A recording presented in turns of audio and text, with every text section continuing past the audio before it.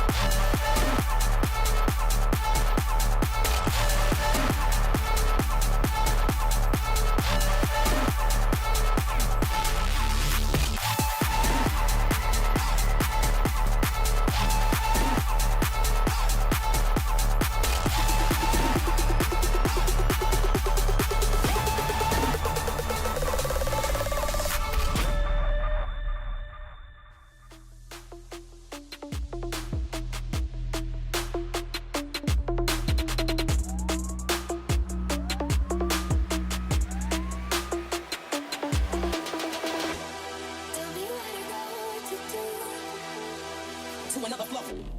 What you want? Tell me what I got to do. To another flow. What you want? Show me the sign.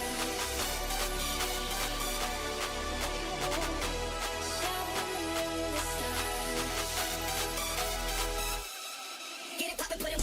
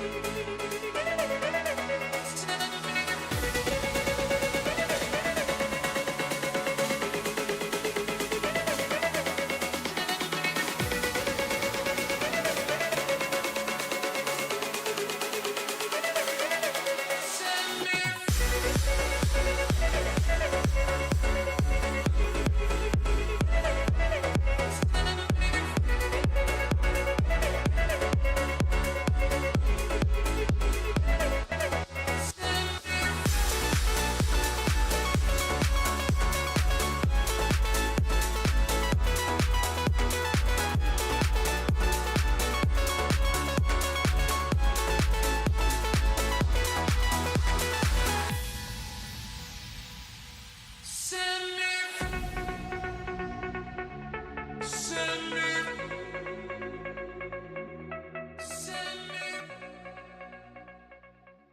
This stream contains fast-flashing images that may affect viewers who are susceptible to photosensitive epilepsy and other photosensitivities. Viewer discretion is advised.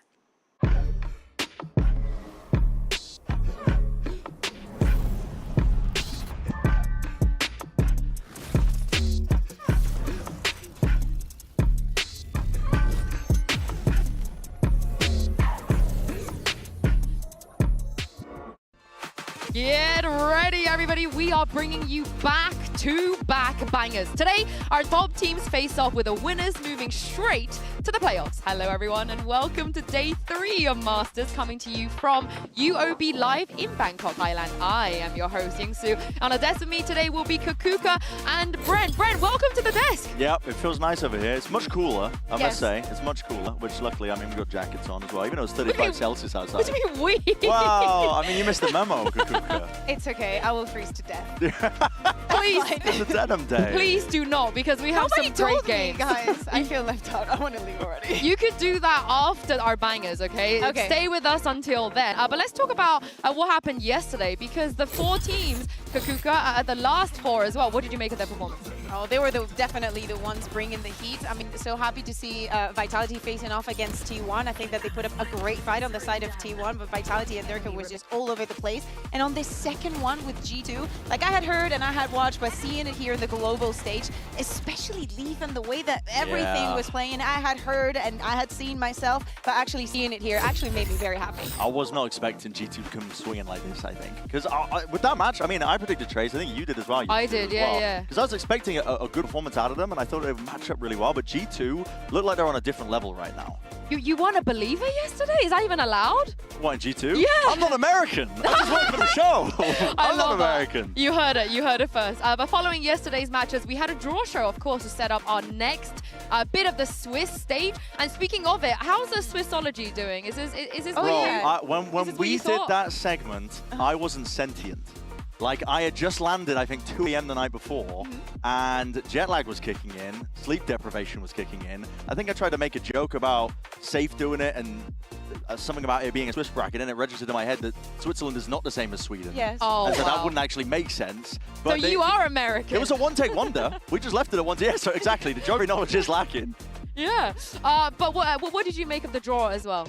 I mean, I like it. I would have had liked to maybe see some Vitality versus G2 because I feel like everybody wants to see that clash happening. We cannot leave this tournament without that match happening, please. But I'm happy with this. I also think that EDG G2 is going to be amazing. I think you will eventually see Vitality G2 the way that things are going right now. There are also some big stakes for today's matches as well. Of course, there will be a spot for in the playoffs of grads, but also championship points. Very, very, very important. And Brent, talk me through, the difference we're seeing here compared to last year. Yeah, I mean, 1 championship point was the difference between Sentinels qualifying for champs last year and not. And in EMEA, I think there was countless examples where teams literally only made it in through 1 point. So if you make playoffs at this point early, you get 4 days to prep, you get a champs point as well. It can make all the difference in the long run. I know it's hard to think long term as well. Yeah. TikTok's rotted our brains. We've got the attention spans of like 20 seconds these days. But if you think about a future, it is important, right? Yeah, I think that if we have the memory exactly of what happened, also it makes me a little bit sad because I remember regionally every single time that we sent a team to a global event, we're cheering for them, and I feel like right now the teams at home are not cheering for them. They want them to not make it out of groups so they do not get those points. Is 1 for just making it to playoffs, it is 5 if you win the entire event. And as we're looking right now with the 4 seed 1 teams who already won kickoff, we're already amounting out on a lot for the beginning of the year. Yeah, the C1 teams are having a great time here so far. They might even have a better time if they can make it to the final, because at the conclusion of Masters Bangkok, 1 player will walk away with the MVP award and the coveted bracelet. We've been talking about contenders every single day as the time have gone on, but so let's talk about them again, because the race, I think, is pretty tight right now. Kakuka, who you got your eyes on?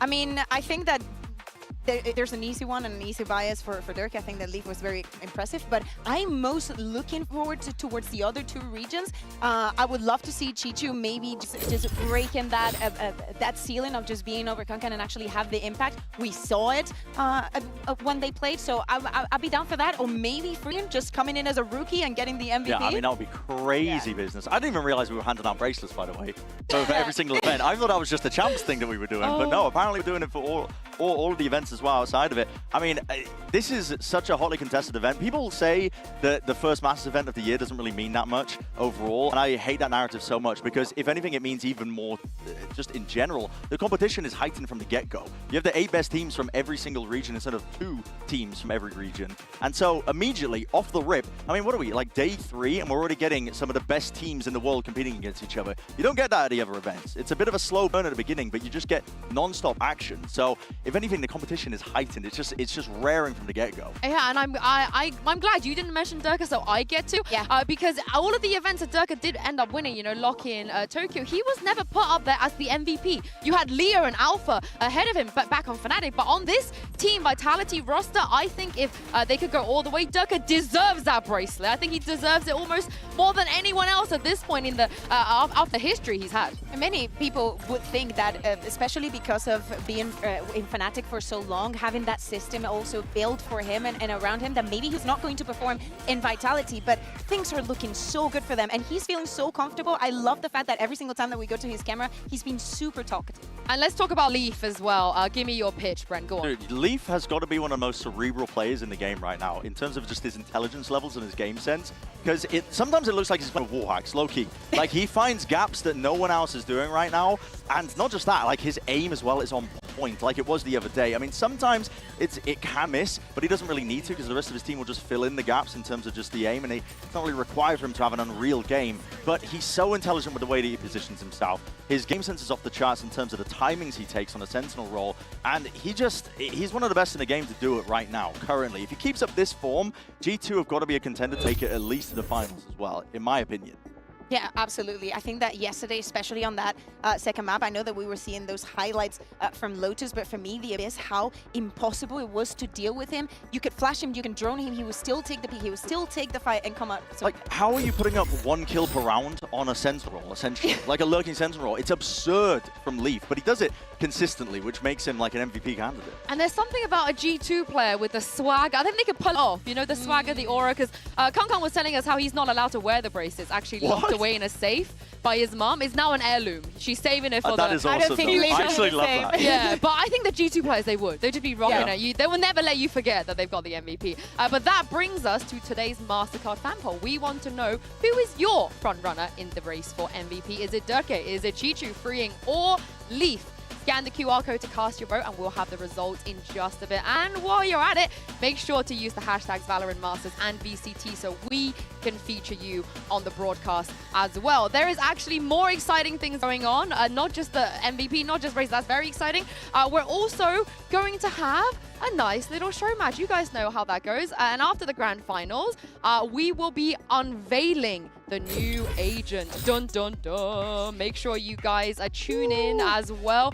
We've got TENS heading up Team Internationals, and they will be taking on Team Thailand, captained by Superbus as well. I honestly, I love how TENS has already made it to another global event after retiring. I'm so for it. I'm so for it. Oh, but it would be so sad if Sentinels don't make it out of groups and then we only have 10s.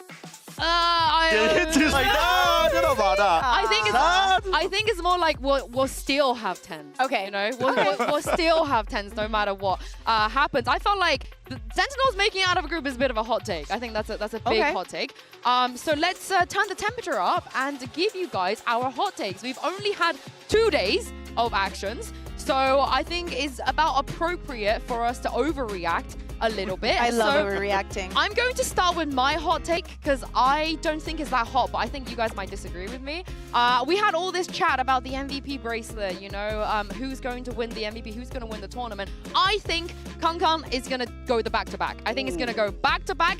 defeat the champs winning curse, come home with another bracelet, so at least he can wear one and save the other one in the safe that his mum can be happy with. I'll go pretty that's like a middle ground for me. You go mild. So I can see it happening. The reason that's the thing. The reason why I'm going mild is if we would have seen the face and the same EDG that we were seeing in China with the comps that they were playing in, just with the neon abuse and what they know they can do in their region, I would have been like, oh, that's a hot take. You know, if they are able to go up against the meta and go up against every single team, I would be, you know, that would be extreme heat. But with them making those changes and actually adapting and looking so good with it, I think that he looks pretty good to get it.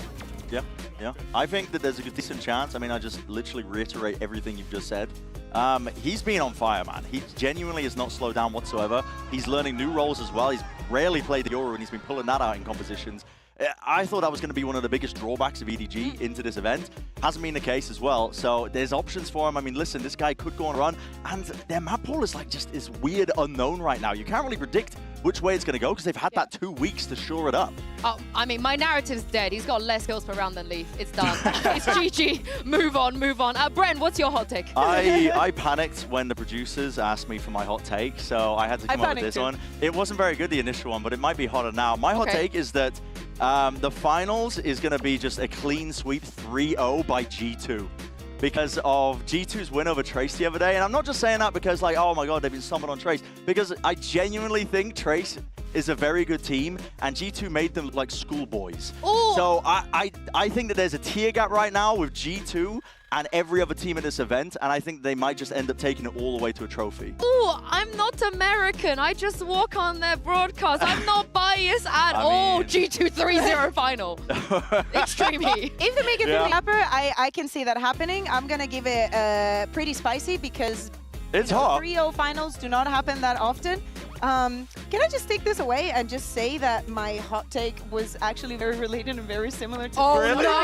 I am so surprised that our producers were go for this. No. Because actually, my hot take is that G2 is going to do what Sentinels did in the first international that we had, which is not drop a single map in the entire tournament. Wait, and that's of like course, the exact same that would include, yeah, but at least, you know, if they... Did you forget to tell me you were moving to Americas? I would never. What's happened? What's I would going never. on? I'd take it with me. What am I going to do without you? What's going on? That's mild. That's mild. I think it's extreme heat because I think EDG will take a map off of them today. They might. Genuinely, that match is going to be so hard to call. I'm down. Yeah, I was going for a very spicy one. I can't.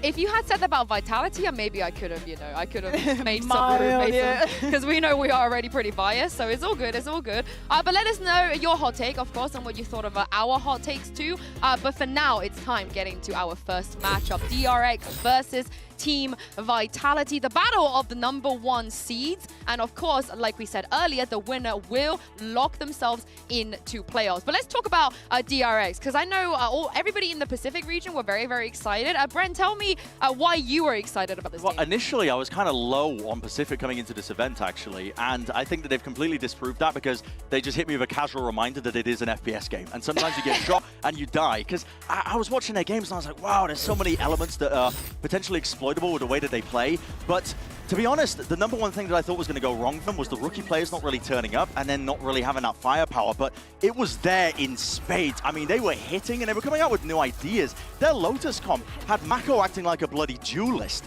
He was double TPing in to initiate the sites and create space for Hyunmin as well. It was beautiful to watch. This is a DRX team that is unlocked, and they're here to try and break that 4th place ceiling. And it is so important, something that you mentioned, the not being nervous, that comes up with the experience that the other players have, but creating that environment and make it also possible with the changes in the composition, with such little time to change things around and have the performance that they had, not many teams will be able to. I'm glad you guys mentioned Mako as well, because he's standing by right now with Mika Fabs.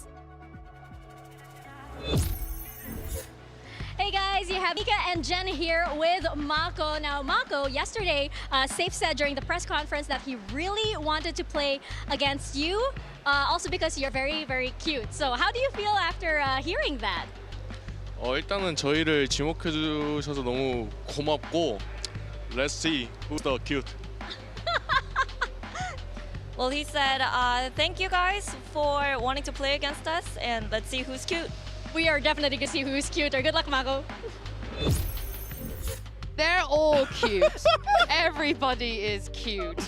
But what is even more cute, I felt like, is the not cute even. I guess menacing even. Bren has been the rookie duos. Yeah, I mean, we kind of mentioned it as well, just like talking them up. But I am so damn impressed with these two players, like Freeing and Hyunmin coming into this roster. There was a hell of a mountain to climb, I think, for DRX to get these guys like situated. And Mako was the one who had to kind of step into the IGL role last year, really get situated like that, and as one of the sole veterans. But this is a team that's come together now at this event, and they're playing them in. They're playing new comps as well. They're really, I think, defining and almost like caught up into the meta in terms of the amount of Euro that they're playing, a bit of double duelist occasionally, but they're mixing it up as well. They look strong, they look on point, and the fact that the rookies are performing is such a huge boon for them, I think, moving forwards into the event.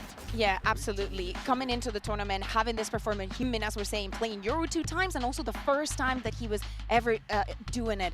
Him feeling comfortable, everybody else around him freeing, all the reps that he has on Nico, so many things that you can learn about such young players. Well, let's get Freeing's thoughts about his own debut in this Omen Player Moment. 안녕하세요. DRX 스프링 노하준이라고 합니다. 일단 정말 뭐 팬도 많고 교정도 세고 정말 강한 팀이라는 걸 이겨서 너무 일단 기분이 좋습니다. 일단 로터스라는 맵에서 초반에는 조금 뭔가 총이 안 맞나? 라는 생각을 했었는데 그 후보 그냥 그 생각을 지워버리고 다시 리마인드 하면서 하니까 되게 저한테 좋은 영향이 돼가지고 좀 좋은 결과를 가져왔던 것 같습니다. 일단은 로터스 C가 이제 들어오는 상황이었는데 이거 저희 팀이 이제 현민이랑 풀백 선수가 이제 C를 맡고 있었는데 한 명씩 죽어가는 거 보고 이거 바로 채워서 막아야겠다라고 하면서 채우고 잡다 보니까 하다 보니까 뭔가 에이스 돼가지고 나이스 이랬던 것 같습니다. 일단은 날아갈 것 같은 기분이고 뭐 한편으로는 뭐 제가 요즘 폼이 좋아서 그런지 이 정도 뭐 할만하다라고 생각했던 것 같습니다. Get in there, the opposite side. Double frag! What just happened? 일단은 의미는 그냥 저희 DRX라는 팀이 진짜 정말 강한 팀이다라고 생각밖에 안 드는 것 같아요.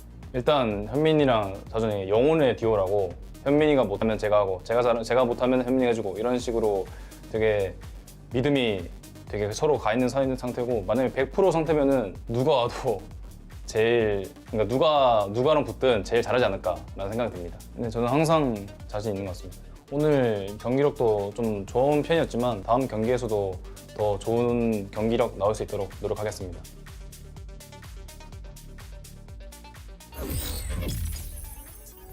We love a humble king. We love a humble king. But this is the thing, though, for DRX coming into this.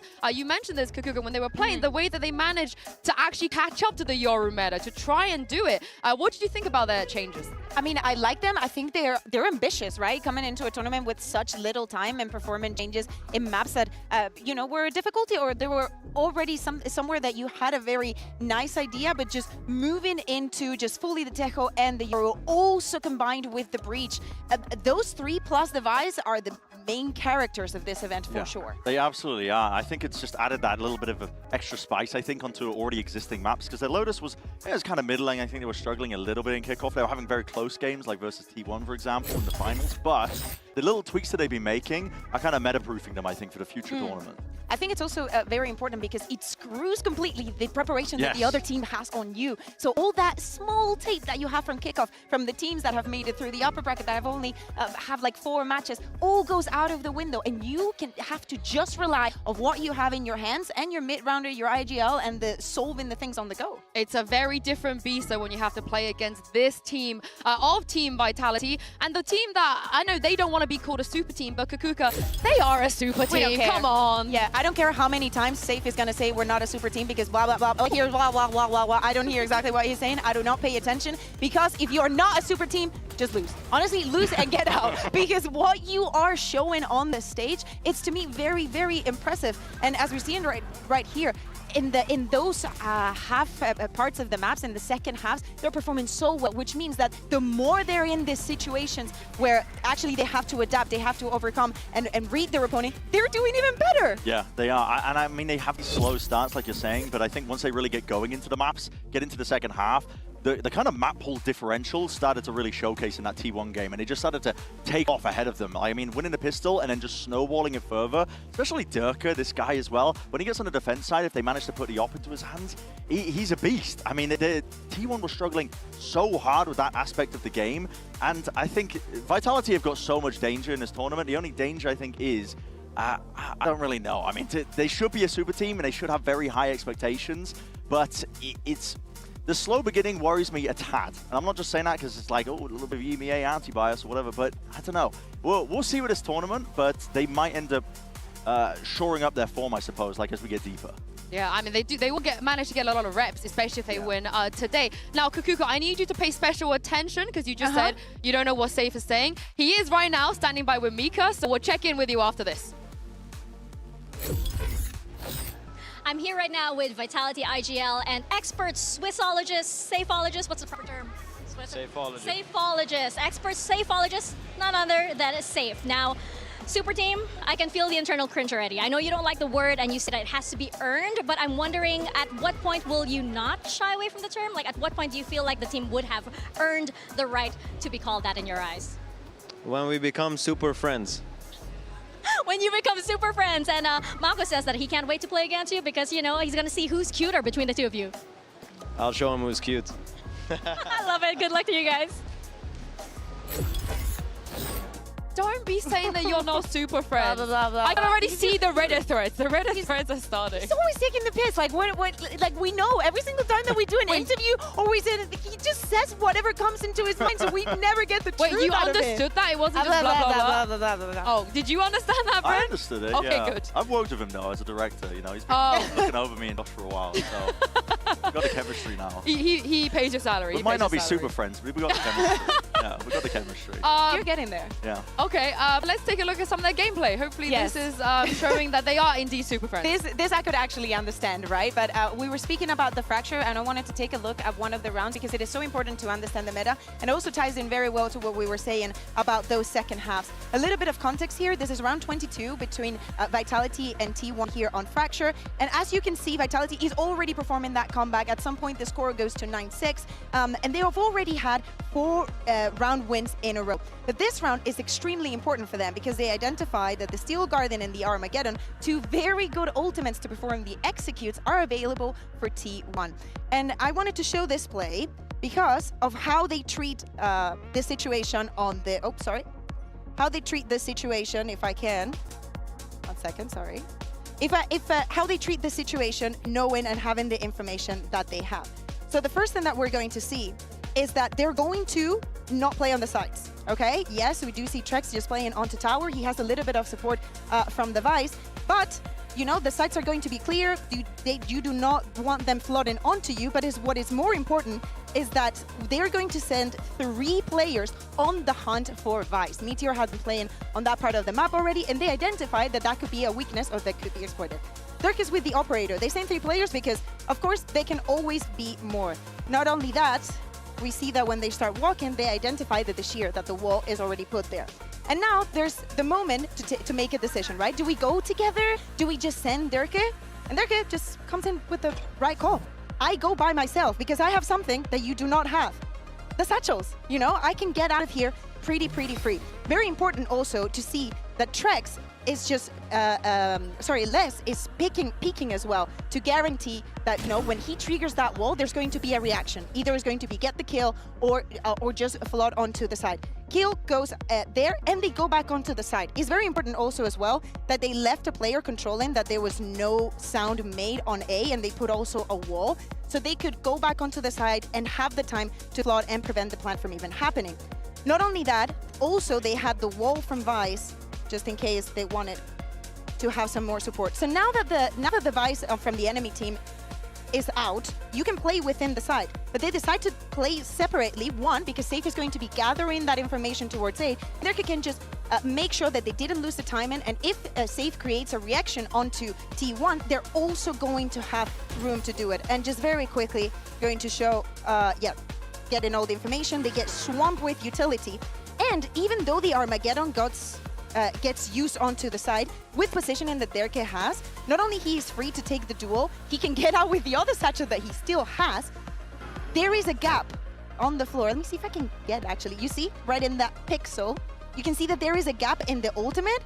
So he can stand in that position freely and have an easy kill. With this, is already a 3v5 situation with 2 players down, and the rest of the utility used from safe to prevent the push coming in from Sand is just beautiful to see. This kind of adaptation onto the Vice, onto the Tejo, is what is going to take them further into the competition. Yeah, and when you're 11-10 up as well to do that, they just play with so much confidence, and I'm glad you showed a Dirk round, because let's be honest, every round at this point is a Dirk round. Because Brent, we have to have a conversation about whether if he is or can become the GOAT of Valorant. That's what I mean. This event is really his time to shine as that GOAT status and cement it, because there's a lot of names that come to mind when you think of just the GOATs in Valorant in terms of just titles earned. But Dirk will be getting up there. I mean, he's been playing the game since the absolute impetus of it, and he is so close as well to reaching a global kill record in 2000.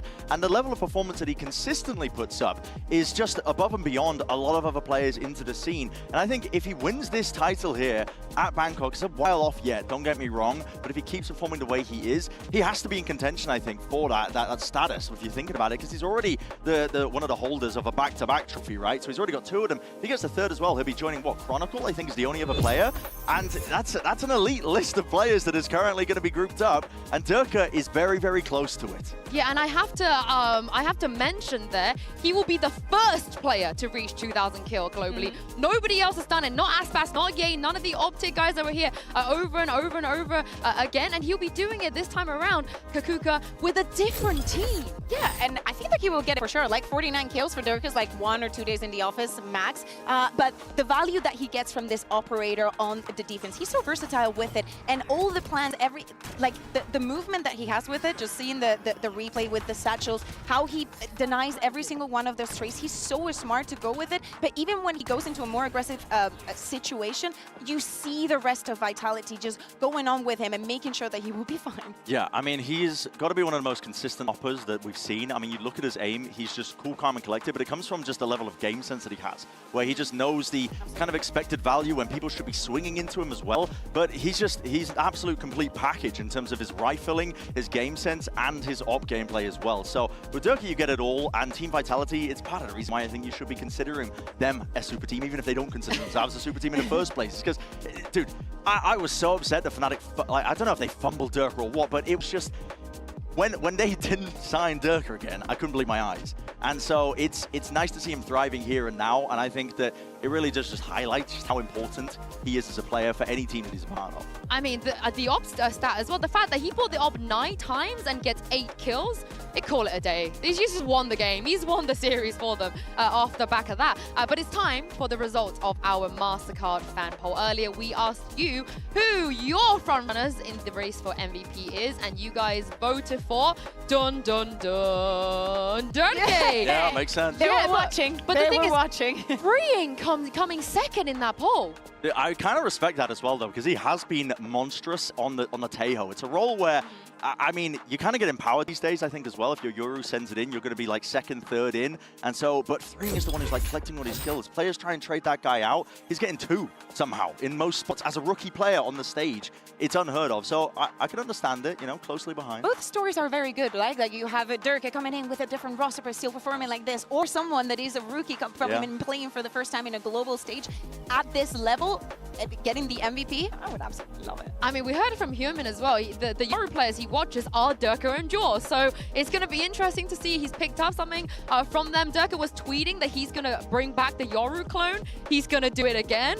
Isaac Wise, do you think is there ever a situation you're not shooting the clone? I think that we should do a highlight just to DRX players looking at the clone And being like, okay, it. we all look at it. Yeah. We all look at. We should. You have to shoot it, right? I would love Durka to run a fake clone play. But I mean, there's scenarios where against Vice, you run the clone in to try and trigger the wall, which is kind of what they were doing in that one instance where he pulled off the fake clone play, right? It was the bonus round against. Yeah. Was it? It was the game that qualified them. Yeah, the game that qualified them. He's like, this, you know, it's the kind of game where you just have to do the It was funny foot. thing. It was foot. Dude, It was foot. it was the right time for it as well. And the fact that he pulled it off, I mean, just balls of steel, man. Honestly, just balls of steel. But that's what I'm saying. You have to shoot the clone now. It doesn't matter. It really does not matter what situation. Just shoot it. Just shoot it. But let's take a look at the predictions from the Talon team, of course, as well. And it looks like Mika and I are the only EDG believers.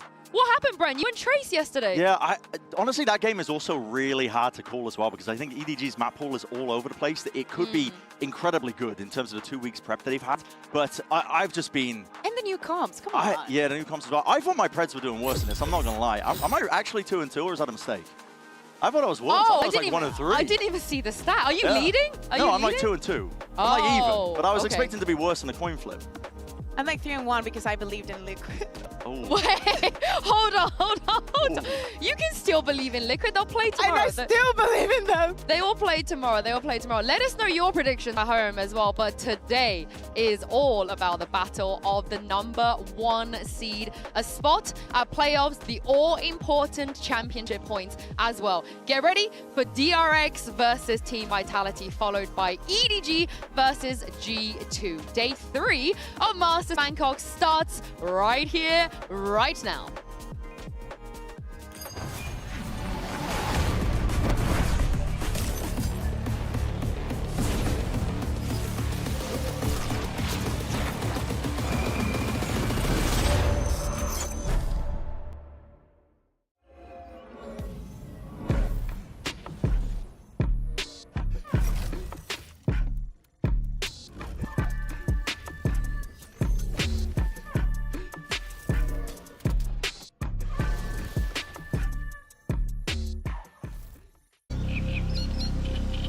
In this new team, I get to play the style I actually like.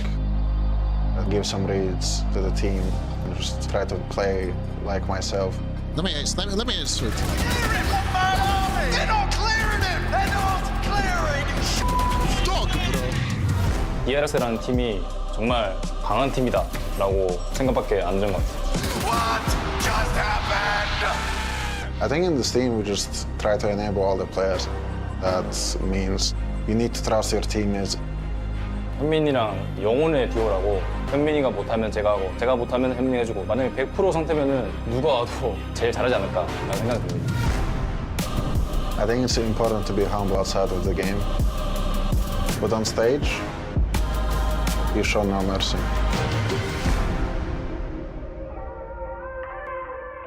Last year on EG, we didn't make any events. But I did go to Champs last year, and I was a spectator, watching all these guys play on the stage. EDG winning live. So it kind of brought back my motivation. Saying, I was here at one point. Why am I not here now? 我认为这不仅仅是粉丝们对我的一种认可，但是在我身上可能也是一种包袱。但是当我站在舞台上开始比赛的时候，我认为我的包袱一切都没有。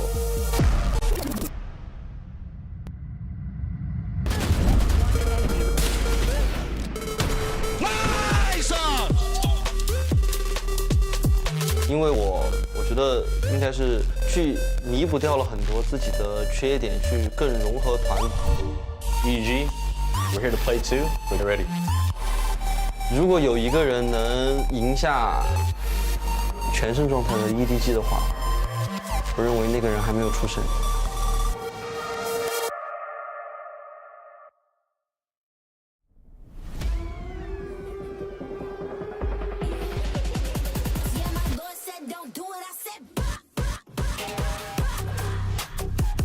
Team Vitality, Hopka, DRX. It's time for the best of EMEA to take on the best of Pacific. The super team facing some of the best rookies we have ever seen in the game, or for a spot at playoffs, and one step closer to the first global trophy of the year.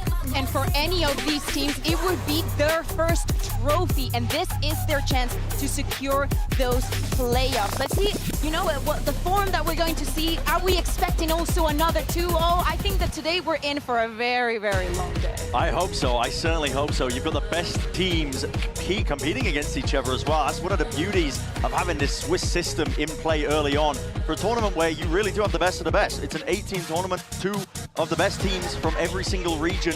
You just get bangers from the rip, and you're starting off here. I mean, it's day 3 and we're getting this already. We are indeed, and the map is going to be very interesting because as you guys remember, in the draw show, DRX were drawn as the first seed, which means they will get to pick the first ban as well. Yeah, exactly. Well, they get to choose whether they're team A or B, and probably they decided to go for the B because both of these teams perma-banned the Pearl. So they kind of forced Vitality to ban the Pearl, and now they can ban the Haven, which brings them into a very, very good light. But I'm surprised that they go for the Abyss on here, Brent. Yeah, I mean, well, Abyss is one of the best maps for DRX, but what I'm really shocked at is that they banned Lotus to go to Split. Yes. That, for me, is the decider, because Lotus is another map which they've looked really good at. I mean, we were talking about how they changed their compositions on that map specifically, and they were looking really improved. And I think if they're going off of Split being a bad map for Vitality because of the EMEA finals, they're going to be mistaken pretty heavily, because that was a Nats masterclass in terms of the calling. That was what made Vitality look silly.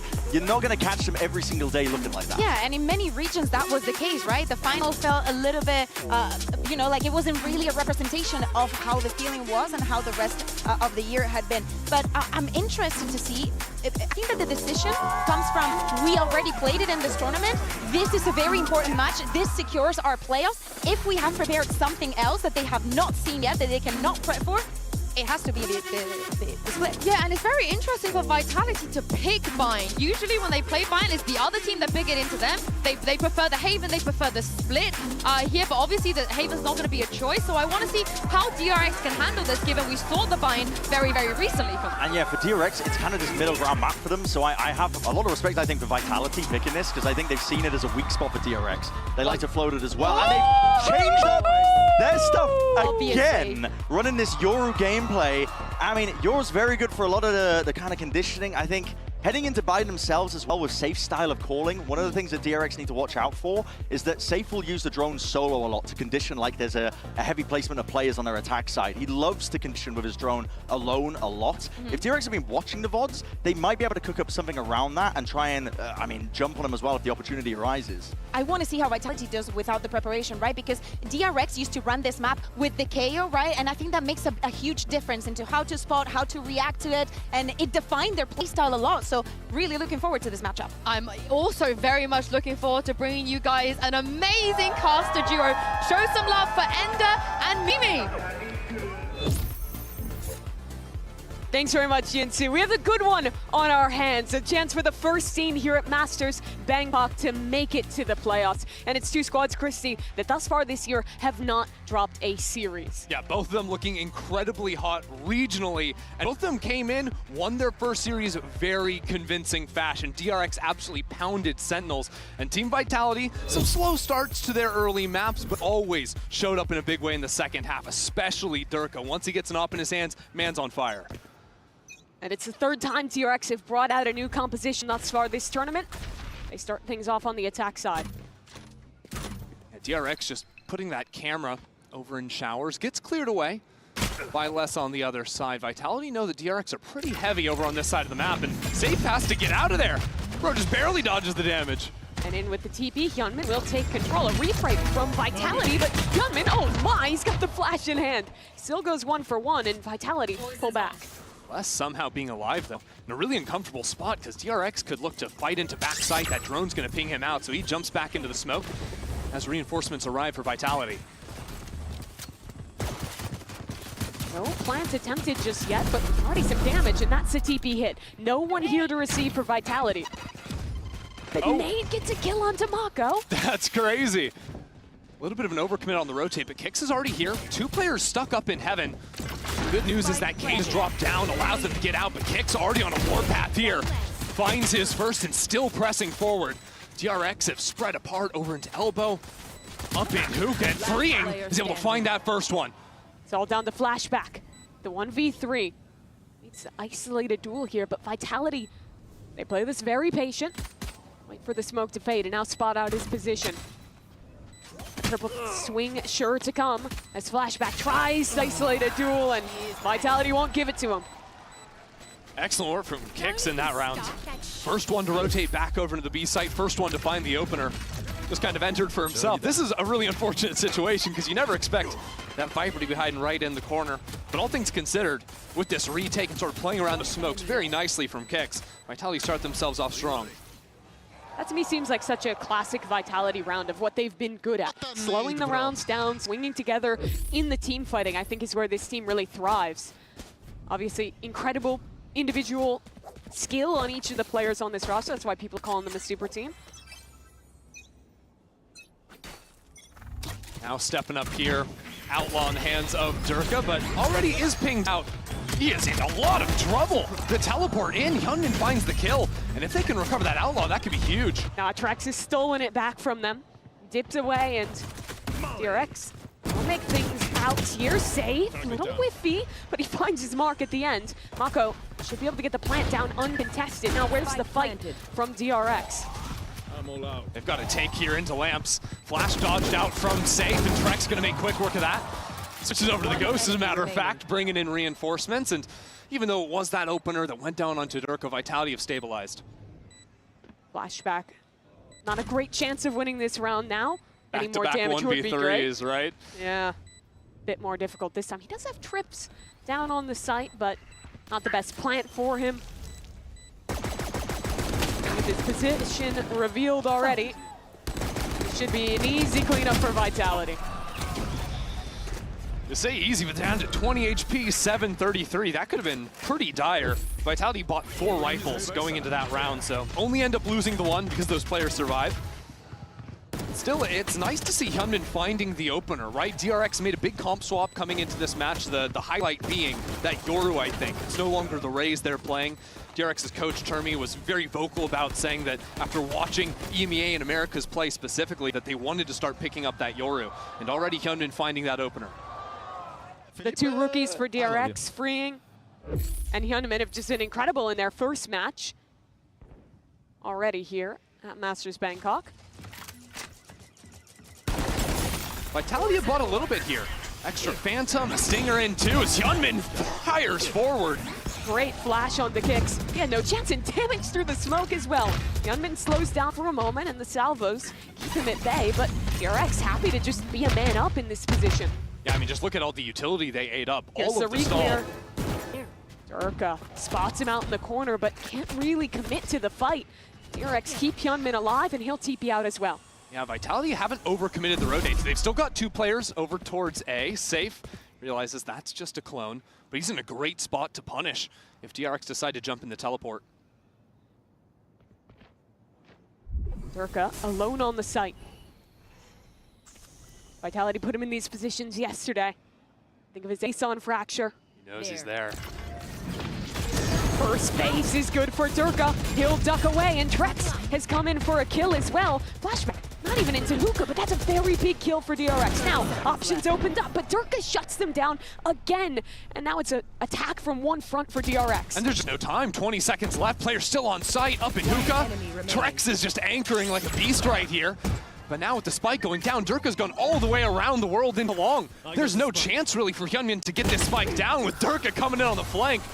He was just dancing around them. The pathing was incredible from Durka that round. Gets the kill towards long, helps his teammate with a double swing in hookah, and then is going for that late reflank as well. Truly incredible in those positions. But it's just back-to-back rounds now where Hyunmin's found that first kill, got an even extra bit of chip damage onto Les. But this time it's Durka with that reposition up into hookah, helping his teammate out there, going for that rewrap that ends up converting that round for Vitality. And like I was saying before the round, like they decided to purchase up a little bit into that too. Vitality had some slow starts yesterday in both of their maps against T1. Required some big second half rallies to end up winning. It's good for them to get a bit of a stronger start today. Already seen them lock in a bit. The DRX now, I mean, we'll see if Hyunmin can find anything. This time it's a Stinger, so maybe a little bit less likely. Flashback's gonna take his chance. Kicks out of the smoke, he gets absolutely nothing. Trex isolated as well, DRX. They've just ran him down on this eco round, and suddenly it's only 2 left alive for Vitality. Yeah, I think we've done the thing where we praised Vitality for having a clean opener, and all of a sudden DRX had just killed them. Flashback getting 3 kills there is just ridiculous. The Sheriff start at the beginning, and then upgrading into the rifle. A flawless round for DRX is crazy on the eco. Yeah, ridiculous. But a very nice round constructed off of that Yoru ult. Thus far, we've seen them go for these early takes and then wait normally that 40 seconds for the breach tail util to come back online. This time, they just slam it in off the Yoru wall, catch the Anchors of Vitality out on their own. Yeah, it felt like when they paused in the past, like you think round 3 when they were just waiting in long, it didn't really fool Vitality. Vitality had space outside showers. Even Durka had the angle where we saw, players' shoulders into long. So I like DRX changing that one up here, especially on the light buy. MasterCard thrifty for DRX to get them on the board. If you compromise your position, you hand them a free Vitality will be able to get a buy back out though, and they're close to some key ults. Let's see this shot one more time. Oh, he just goes for the double jump up. That's why Les wasn't ready for it. Feels a little bit bad, but Vitality shouldn't be scattered in a position like that. Flashback, not one of the rookies on this team. Let's try to do some damage. There for their 2024 run where they only made one global event, but it's definitely come into its own right this year. Now if those first 4 rounds were, a bit lighter from DRX, hold on, safe, spotted out by Flashback. DRX are about to be in a great position the next few rounds. They've got Flashback's ult right now, but all of those heavy hitters, they got 4 monster ults that are going to be coming up very soon. Vitality have not been able to stop DRX from taking long every round, and it puts him in a great position to send the exec. Here comes a pinch to the TP. Safe finds his kill, and there's even more util to help Durka out, so DRX need to expedite onto this site. They've done that, but Bane is just having to swat them away and wasn't ready for Durka to swing in. A plant. Now, which direction did DRX choose to fight? DRX are all just sort of dividing up and taking their ones right now. Finally, Hyunmin's going to regroup over into long. This is the fight that'll mean everything. It's all up to freeing. A little ahead of Les, but the shot's not good enough for 2. Les instead controls that space. And the IGL for DRX has an impossible pass to a good start though. But a pinch from Spawn, and that puts a bow on it for Vitality. So the only round DRX have won over on this B site was when they dominated Hookah, right? That lurk from Flashback. He's found kills there a couple of times, but these other rounds, Vitality have been jumping up into that space, fighting very aggressively. And with DRX only sending 1 player in there, I think if they want to keep going B, they need to put up a little bit more fight there, or risk never really being able to get out into the side itself. Almost every round, Vitality has been able to dominate space in showers control uncontested, which means they're never feeling threatened by TP plays coming back towards A from B late rounds, meaning that they get to have pretty heavy stacks on that B site towards the end of these rounds when DRX is actually going for their exec. Yeah, because we saw in round 1 and 2 DRX were playing over towards the A side, but every round it's been 5 players going to 1 site from DRX. There's not really the threat of late lurks coming in, and truthfully, part of this is going to be the comp swap for DRX, right? Flashback had been playing Viper previously. That wall obviously opens up so many opportunities to find your little timings over towards the A side of the map. On this Cypher, it's a little bit less possible to find the lurk because you've got to walk out into these big open spaces. So the first chance for Termi, DRX's veteran coach, to get a word with the players. It's his 10th global event he's been a part of, and he has a tendency to always make it out of groups with this DRX team. Yeah, it's been a long time. DRX never actually fallen out in the group stage. Last time, 2021. Yeah, and they weren't called DRX back then, were they? No, Vision Strikers, but they did lose to Durka in that tournament back when he was on Fnatic to go out. I don't want to make a habit of it here. Yeah, it is a little funny seeing, so many new teams, I think, on the international stage are not seeing the classics, all right? You don't have Loud, you don't have maybe a Fnatic, but you still got Durka and Les. They're still always showing up to the big stage. And you don't have that same DRX, but with some new rookie players, you keep the IGL Mako in the mix as out of the timeout, DRX turn their attention towards A and take control in showers. Yeah, so there you go, exactly. Shutting down that showers look. This time Vitality's playing a much stronger open on the B side. They're just sending it on A, it looks like here. In goes the Annihilation, a Brim ult as well. Vitality have a smoke to get out front sight, and that's huge for Trex. He'll dip back, but has to dance around, then he's unable to avoid the bullets. Another player just flooding, and that's psychotic from Les. He wanted to take his risk, but it doesn't pay off. Now it's just Kicks and Durka. Yao, you've got a showstopper in hand. They're Seekers too, but these two players are going to have to find some kind of an opening pick before they can commit those big abilities. That stun refresh is just brutal. Still a rocket for Durka. Satchel out. Satchel punch sight, it's perfect onto Hyunmin, but the trade is there from Flashback. And Durka just doesn't have much time to work with here. He's getting wrapped from behind. Still Yuto working against him, and he just wants to keep his gun. Get out of there, man. No chance in a round like that.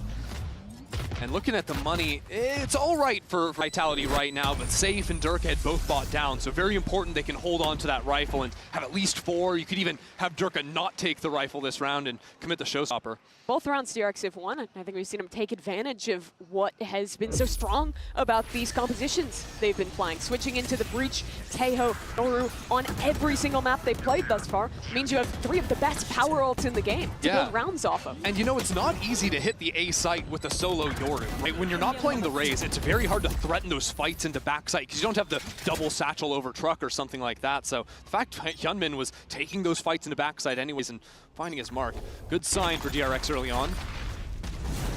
Staying stun over towards Showers. Yeah, that's going to be DRX's typical default now over towards the A side of the map. But this round, Hyunmin and Freeing are testing that space over towards B. It seems like the timeout was to sort of structure these early rounds to show a lot of presence into A, but open up maybe some lurk opportunities. Well, you rarely see players take advantage of that. The silent drone walks his way out, spots 2 players. It can be nice though, because if you don't hear that drone, don't necessarily know that the reclear came in, unless you've got players there to get pinged on out by it. Les being more proactive in holding on this time.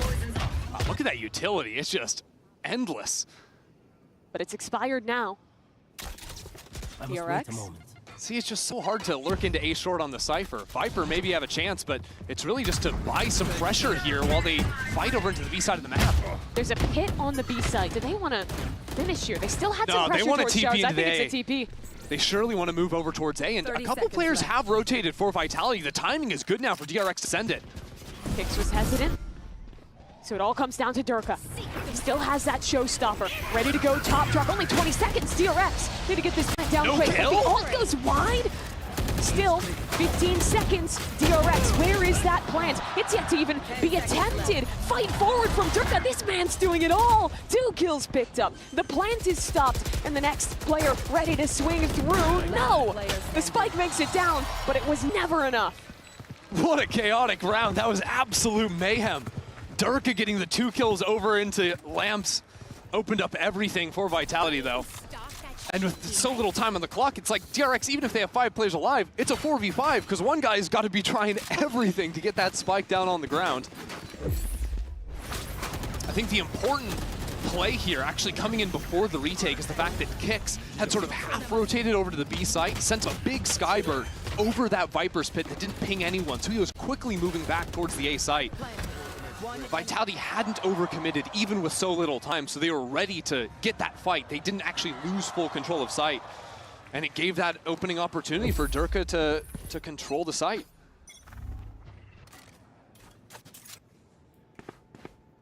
DRX go back to the well of B. Good stun, catches on to Kix.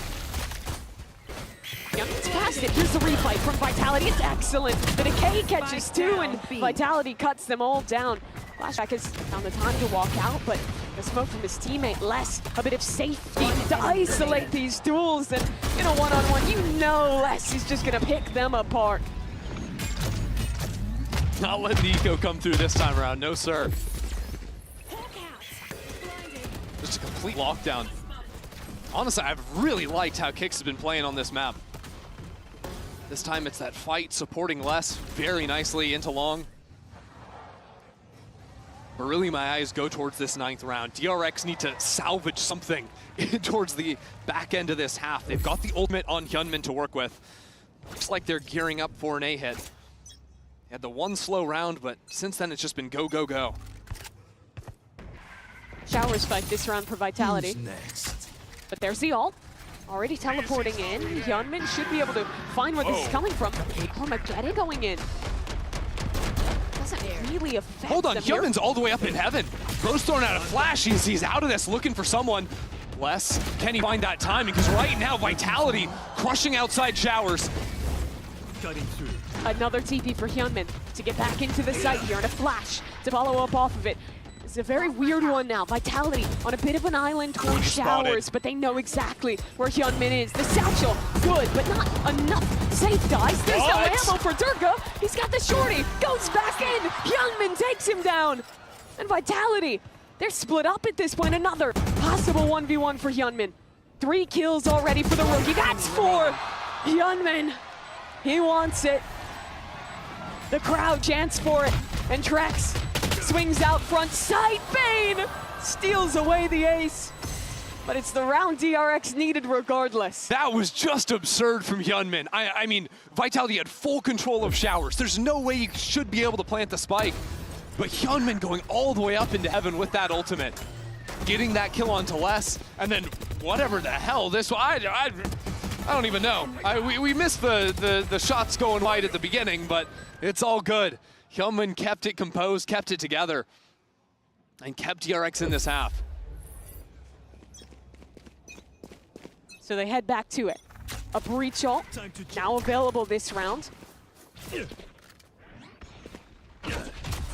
that same look to take Showers. Trex was ready for it. Swung in off of that stun, but couldn't quite catch the timing. You can see, though, that stun timing is nasty with the TP coming in. Back in round 2, Hyunmin found a kill with it. And it'd be hard to replicate that success, but here come DRX. TP front side. Safe is Hey, in get the out of the drone! He's gonna die to the missiles! Oh, that's a tragedy for Safe. But Trex in backside gets that first one. Vitality are still putting up a fight. Lamp's been a constant problem with his fighting to backside. Hasn't been conclusive just yet. Hyunmin still on the prowl, still trying to get a little bit more. And now with an ultimate coming down, Bane and Hyunmin are tearing this side apart. But it evens to a 2 versus 2. And the reposition for Trex. I don't know if Bane is ready for him to be in Showers. It's perfect from Trex. Down A. Now another rookie with his chance for a clutch, but he's not prepared. Vitality immediately answer back. These rounds are just getting a little bit crazy. But you can see that once the dust sort of settles, those individuals on Vitality, they see those angles they can take, whether it's Trex walking into Showers, or then Les trying to go on the complete other side of the site. Getting that late pinch in, those positions are just so unexpected. Yeah, Vitality winning the round, despite Safe just getting cooked by the missiles. Yeah. Well in his drone. Les did recover the op there, so Durka will have another go with that favored weapon of his. It's just another round where DRX have basically nothing. Hero rifle on Hyunmin. If they get some picks, they're 1 off of 2 key ultimates as well. Have a chance to snowball that. But look at Durka under hookah with the op. Actually ends up shooting the drone. So his spot's been revealed. He's got to go into the showstopper and he's going to find it. What's more Durka than that? You think the man's in trouble, and he just sends out, that's a shorty! Not a care in the world from Durka. Donates them an operator. In goes Vitality. And they'll clean up this anti-ego with an absurd quantity of confidence. Yeah, no problem. Les gonna pick up that up, chuck it over to Durka once again. When Vitality were up against T1 on this map, you know, another Pacific team, they've just gotten luck of the draw on that, back-to-back matches. But his op was absolutely beastly. Haven't seen too much of it so far in this half. That's always something DRX, now they're gonna know, is very much on the cards, something they're gonna have to deal with. DRX, with both the Yoru ult and the orbital strike, a really nasty combo, especially if you can breach, stun, body block a player into it. Yeah, ultimate comes in. How much is he actually gonna see here? Hyunmin just gonna see less for the time being. There's the stun, there's the flash, less! He can't see a damn thing. Crazy. Executed by Hyunmin. Trex has made it out. No one's ready for Trex on the site. He didn't do enough though. Needed more than just one. And now it's an off on the retake. That's just the clone. But he'll swing in for more as smoke pops though. Becomes all the more difficult. All right, Durka did grab a Phantom there. Some chances to get back into this round, but DRX are all bundled up on site right now. Great angles to play off of one another. They don't leave anything to chance here.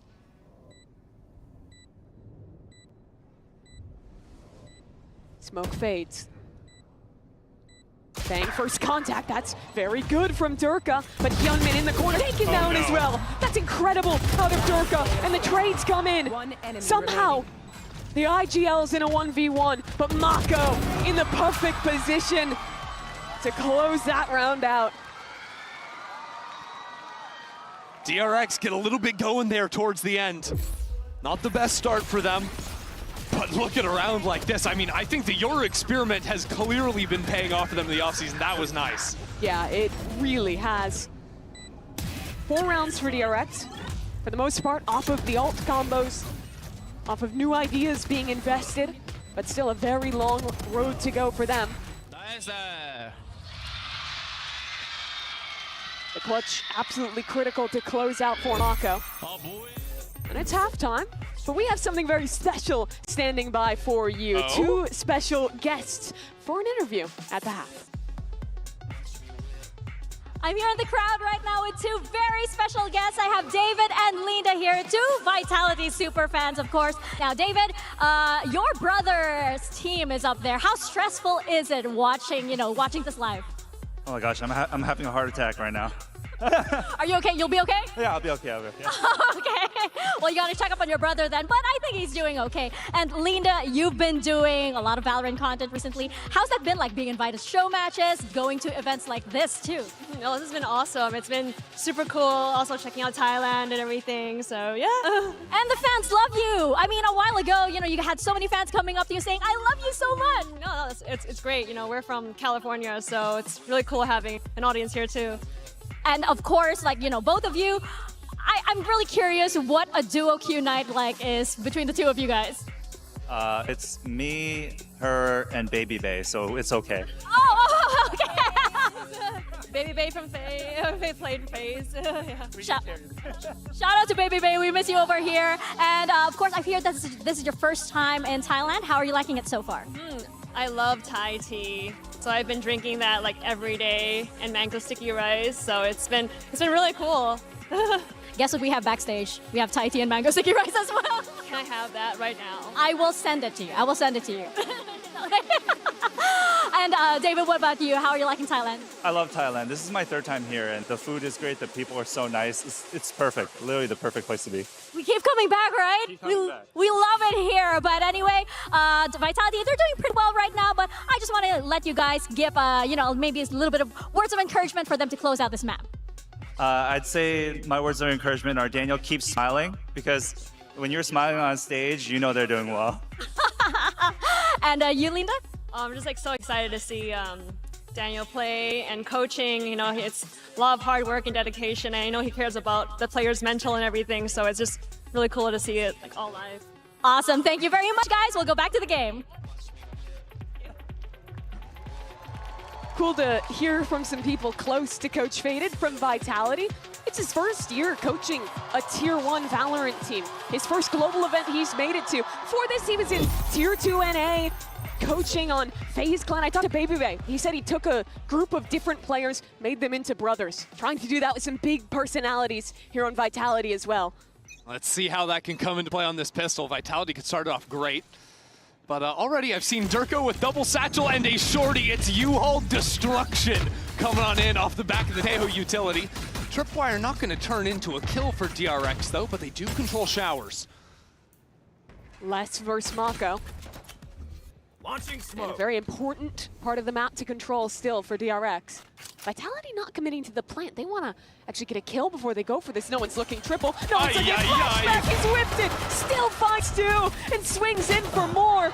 Bit of a redemption for him as Bane finds an opener as well. Kicks trading things back out. It's pandemonium. And Durka only has a shorty? How can he even get a gun out of this? They have him trapped. Locked in, and a swing coming through. The shorty's just not good enough for that. Yeah, don't think he's gonna get it done, as a matter of fact. Madness round right there. I don't know. DRX somehow with flashback sitting here on triple. There's a smoke right there, so Vitality don't really respect the fact that someone could be hiding there. And it turns into a bit of a mess. Kicks finding 3 kills. Oh, what a chaotic way to end that round, but DRX absolutely needed that. Now bring the gap down to 3. Oh, big news here. So an Outlaw was bought up and tossed over. Kicks through that to Durka. And there's 4 players on light armor. Or actually, they switched up. There's only 2 players on light for DRX. That's actually a great call if Mako made that. Make sure they can't get punished by the hero buy. Drone is down.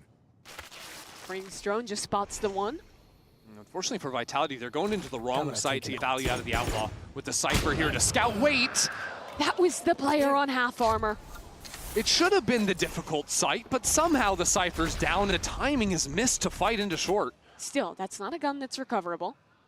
But the problem is now, DRX are playing a very low info comp, so they're going to start walking down in numbers.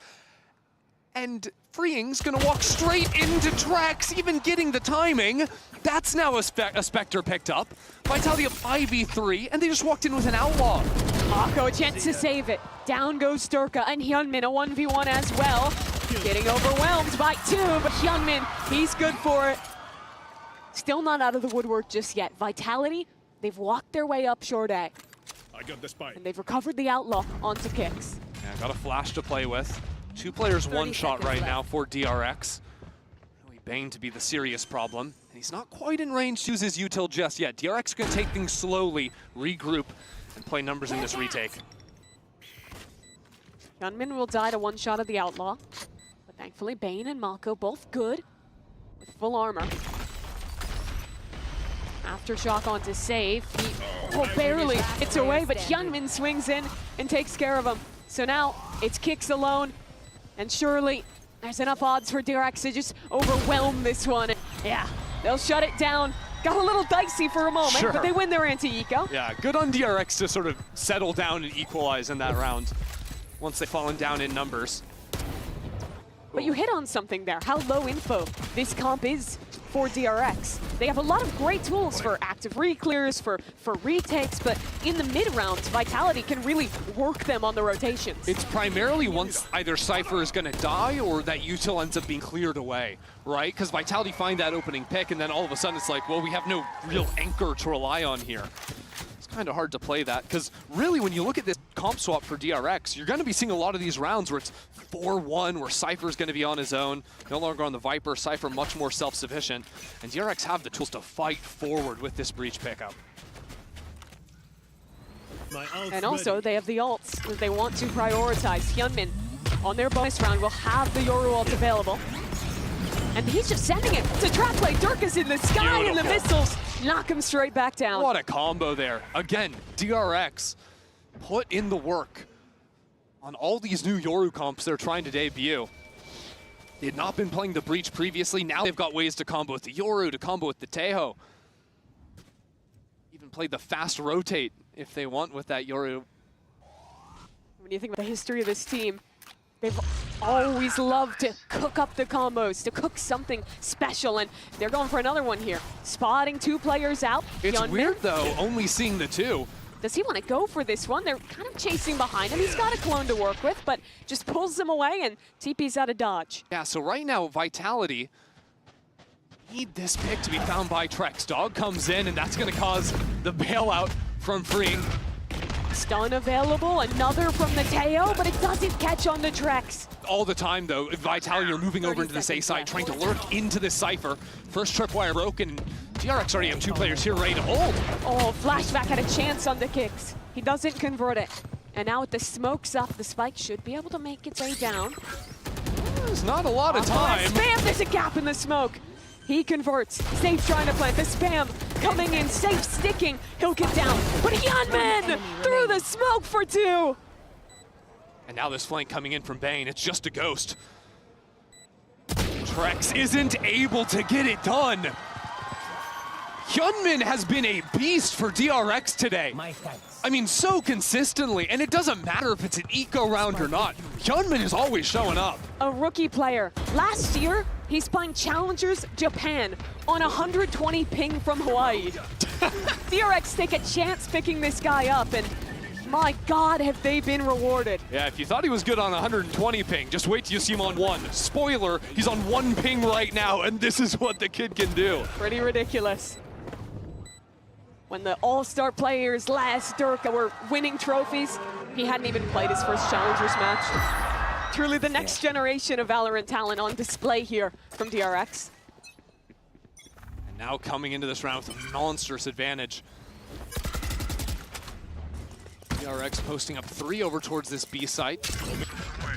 Vitality don't really have ults to dip into here. DRX went full heavy. Very easy to play controlled defensive side here with this Yoru comp. It's just an execute into the B site. Durka, no chance in the air yet again. The worm smokes on a global stage. You love to see it. An interesting one. Bane playing inside the smokes. He's become a worm himself, and they spotted him. He'll get out and over and dip away to safety as well. Vitality, though, still a lot of players ready. When these smokes fall, it's going to be a brawl, and it doesn't go well for Freeing. Bane trying to reply back, but overwhelming odds! They only had a half buy, and Vitality now up 4-2. Hyunmin, the hero of last round, arrives yet again and knows exactly where Les is. Can't take the risk yet. When will he fight? Perfectly timed. Hyunmin, another opportunity, and he rises to that occasion as well. But was it enough? And the 1-on-2 is Flashback. Spotted out by the ult. A double swing from Vitality, and they win the Thrifty. It is genuinely impressive to see Vitality, even in a Master Card Thrifty round that they're securing. The fundamentals of how they're approaching these fights, right? Their timing of going up on the top of the tube, swinging around left side, right side. That's what really won them the round, right? Because it was a little bit of a mess at the start here, but then it was all these fights they took around back site where Mako's swinging in. There's like 3 or 4 different players on his screen. When you watch Vitality play, you're not going to see the same super impressive util ult combos that DRX goes for, but they are damn good at the fundamentals, the team fighting. It's really where they thrived in EMEA. Now all that work that DRX put in to win that bonus round, kind of tossed away. Half makes a little bit more sense. Refight in with that stun. Hyunmin always going to be looking for that. Doesn't get tagged by the stun either. He's going to keep on fighting here. Safe gets out, though. Still, that means DRX maintain control of Fuga. Yeah, and you know, Vitality left the spike over towards A side this entire time. Dirk and Kix just been hanging out together, ready to split on in, but someone's got to go get that spike. We need to get that in our hands before we actually take the site. Or maybe they don't. Eventually. And the ult back side, flashback. Oh, he's in front of it. Yeah, forced into the smoke here. A very good opportunity if he can find the right timing. An ult, information for him to follow up off of. There's very good flashes. Durka can't see a thing, but the follow-up isn't there just yet. Now here comes DRX, a stun onto Kix, but it's just too late. And Vitality winning things out by attrition. A refight into backside, an orbital strike to follow. It's lovely for Vitality. Making quick work there. Ultimate into backside wasn't actually super effective because of how Flashback ended up playing it. But Vitality trade all their teammates out. Weren't thrown off by the Your ult coming into play. Dirk had a rough go of things because he's fully scouted out by that Your ultimate, but Kix at his back from Showers. That wasn't going to be an issue. And again, in these team fights, Vitality just seemingly always coming out on top. Hey, we like fighting in the mud, yeah? Good job. Yeah, that's what it looked like. They're just lathered up in it. Safe, truly an expert in those situations. He was born in the mud. Couldn't have said it better myself, Safe. So the second timeout now invested for DRX here. You win your bonus round, you have all the momentum in the world, get ecoed, and now it's back to square one. Meanwhile, Faded's like, yeah, I don't need it. We're doing just fine. Although I will say, Termi, when he called the timeout in the first half, it was very clear. DRX came in with a plan of how they were going to structure their next 2, 3, 4 rounds. You know, whether it was going to be changing that opening default utility, how they were going to, you know, use that to have a fast hit, then fake it, slow it down. So I've got some faith in DRX to have a good read coming in here and not just have an ult play ready to go or something like that, but rather to understand how Vitality's been breaking them apart in these slower paced rounds and also in the post plan. Really has come down to those final seconds, those final fights where Vitality has thrived. And Fundies have been strong. I also think Vitality have just gotten a lot of space walking into the Cypher side of the map. I'd like to see a DRX with a look where they maybe fight there a little bit more aggressively, or push through on the B side. That could be this round. Is he going for this one? Stun connects on to save, but he's out of it just in time. Fade will make another attempt, and he does better to trade his teammate. Hyunmin's already teleported up to A too. Him and Flashback could lock this down. The lurk is through. Scott catches on the Flashback. A nade at his feet. A sky flash as well as a fake. So well played from Kicks. Still problems though with Hyunmin dropping down into sight. Shower's control isn't coming in anytime soon. Hyunmin's gonna find his mark. Still a problem over in triple, ready and waiting for Trex. Not gonna end up happening. Vitality have the sight and Durka still pushing. Durka still looking for Bane. Wants a little bit extra and he's gonna have it. And now a 1v2 put in front of DRX's leader. Spike still not planted. Vitality an opportunity to go for the TP. And they're still worried about a flank with that early B aggro. Mako biding his time. Here's the plant committed. And starts to walk his way out sight.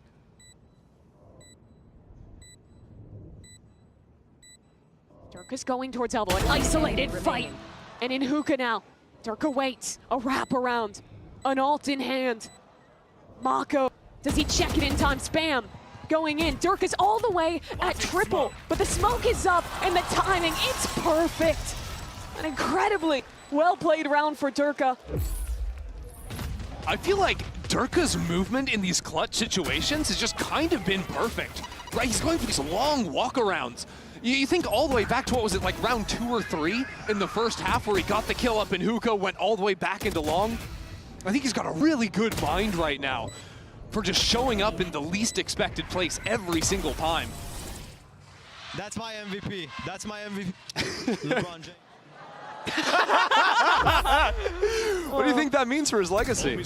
It is very Vitality to, instead of setting up the crossfire, walk all the way through U-Haul, back triple, set up to close out the round. Tough times for DRX now, back down to an ego of their own. Not another one. They've made it happen before. Got some ults to play with. But Vitality have done a really good job of early round scouting, always going into the weak side of the map on their execs. And again, kind of waiting for DRX to play their hand, to show them where their stack is going to be. This time, though, having bodies around the Cypher, Vitality might end up biting wrong.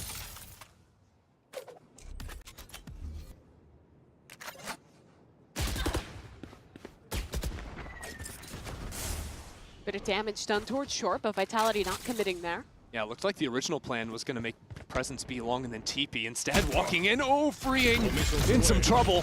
Missiles at the feet to try and stay alive in it, but it's not going to happen. Now here comes the split into the site. Ain't no one to really help him as he's out wide from the missiles. Durka's rocket is good. And Hyunmin, HP just so low, will be traded out. But the TP, okay.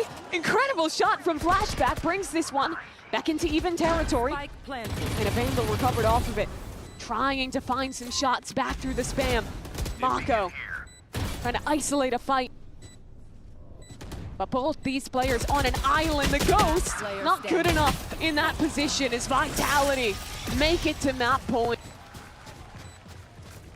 5 rounds down, DRX need to put up something now that they've actually got rifles in hands. Gonna have the ult advantage going into this next round too. And Vitality have done such a good job of just playing these slower, simple rounds.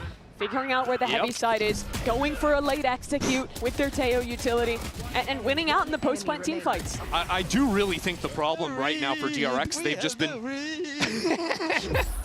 This is a reaction machine. I love it. He's clip farming. But again, it's these rounds where DRX are always playing 4 players on the strong side. And Vitality know they can get these walk-ups and consistently punish into the Cypher with just a little bit of utility shown towards B. It opens up these timings. Viper's pit out of showers. Well, that's annoying. How did DRX respond to that? We've already seen a teleport come over. High camera is broken out. Flashback isn't good for it. And now this site's just falling apart. Dirk is still in a warpath here, getting all up inside the smoke. Spotted out, ultimate to come back on in. DRX have no one to follow off of it actually, and ultimate is gonna come down for freeing. Hyunmin blasting his way through the pit, sees two. And now the sole hope for DRX on this retake. Hyunmin flashed up, and Kicks takes care of him, but the pit is dropped in the chaos. Bane will claim one, and it evens 2 versus 2. No smokes for the Korean squad, and safe on an off angle, somehow freeing, wins it! DRX stay alive! They threw everything into that round. Taeho, breach your ultimates. But they stay alive.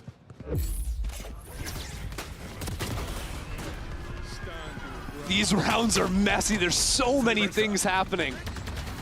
When the particles on the screen alone, it's dizzying. But finally, they come up big in a team fight. But the common thread in these chaotic rounds is freeing and Hyunmin. Those rookies have been so good for DRX.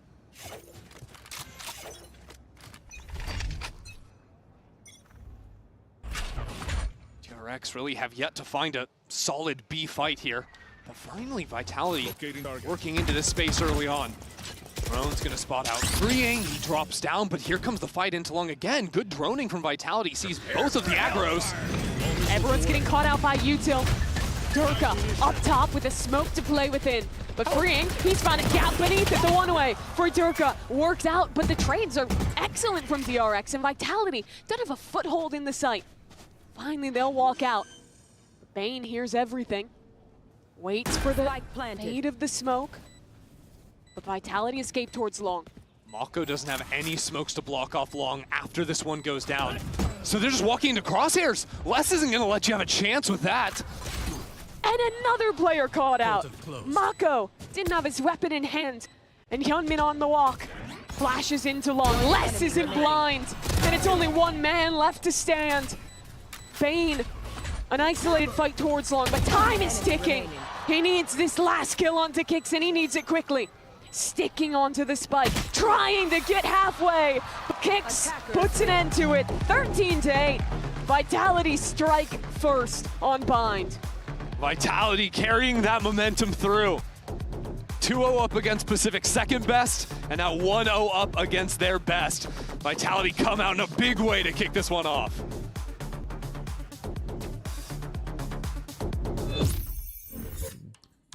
Hello. I'm not doing the hard thing. You're not catching me on that. Why? Are you gonna become a TikTok meme or what? Yeah, I'm Batman. I'm Backman.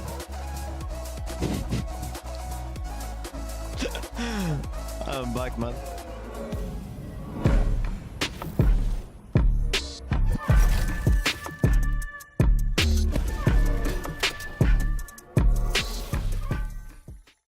Face your death, cause you play a roulette with each step I progress, no less. Go ahead and place the bets, cause we know where we at, we know we top tier. Cause all the hate that you bring, we know it stops here. I'm taking off like a rocket here and stopping here. It's strange how they cannot see the future, but see profit here.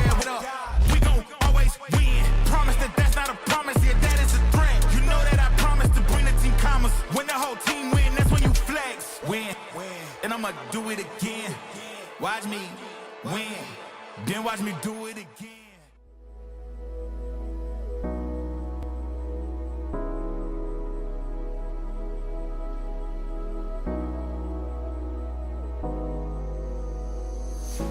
I'm wishing I could go back.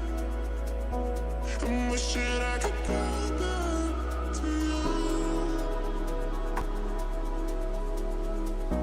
I'm wishing I could go back to you.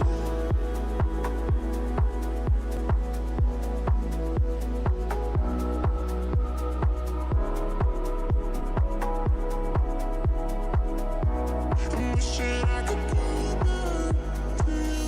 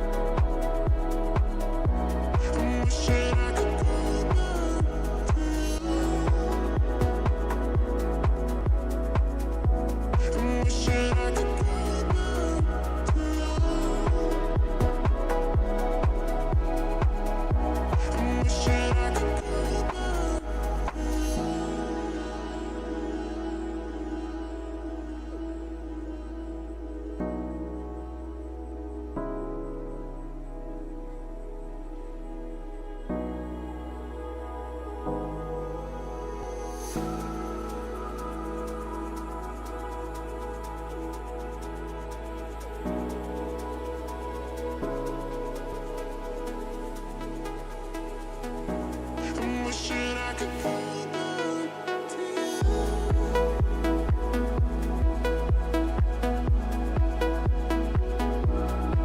I'm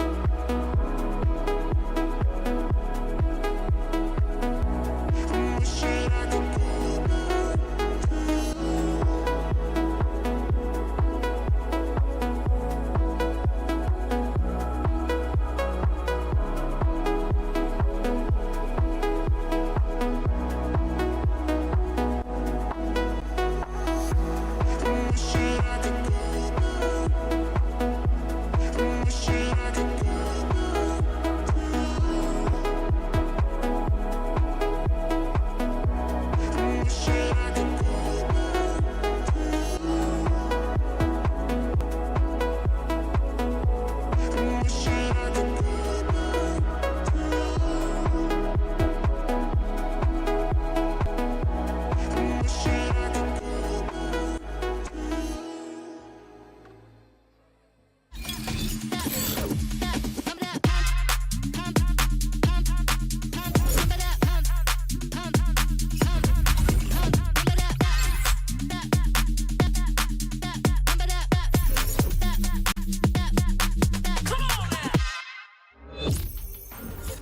I'm here right now with Faded of Vitality. Congratulations on that first map. The team is looking good, as usual. Coming up next, though, is Abyss, and DRX have been known to be comfortable in this map. They actually favor it quite a bit, so how are you feeling about it? Pretty comfortable. I think the boys make good adjustments on our side, so it's going to be a good test of seeing how our Abyss kind of plays out against Pacific. So looking for a good fight. Well, we're excited to see it. Good luck to you guys. It is a good day to be a Team Vitality fan. Their win streak continues. I am your host, and I'm back here with Kakuka and Bren. What happened in their second half? What happened? They took over, man. They absolutely took over. Vitality, though, they look like the real deal, just in terms of just the decision-making on the fly that they made. They're such a good team in terms of just switching it up as well, the conditioning. They slow it down, they speed it up, they get proactive, they're re-clearing. Like, DRX couldn't get comfortable the entire map. Yeah, exactly. Seeing DRX going on to the aggression. There was some micro plays and some adjustments going with the composition that definitely took some effect on Vitality. But as you said, they just walk back, work with the timing, work with the utility. We go back to the drawing board even in game. And it doesn't matter that it's a different composition. They look pretty ready. I mean, for DRX, it is not for a lack of trying, because as we take a look at the HyperX reflex moment of the day, Hyunmin Kakuka, he's just incredible. He was onto something. The other day, when he was debuting with this Yoru, the ults were a little bit hit or miss, but this had to be one of the main characters of this bind. His ultimate usage on every single round had so much impact, and this one in particular, where he gets that kill onto Les and then manages to create all this chaos and ends up getting 4 kills in this round. I love how quickly he's mastering the agent and all the cool things that you can do with it. There's so much micro stuff that he does in this clip as well, where he's inside the smoke and he has to spam down on one player. I mean, there's this reaction here, but just the presence of mind to leave 3 bullets into the clip when he knows that the reclear is happening here.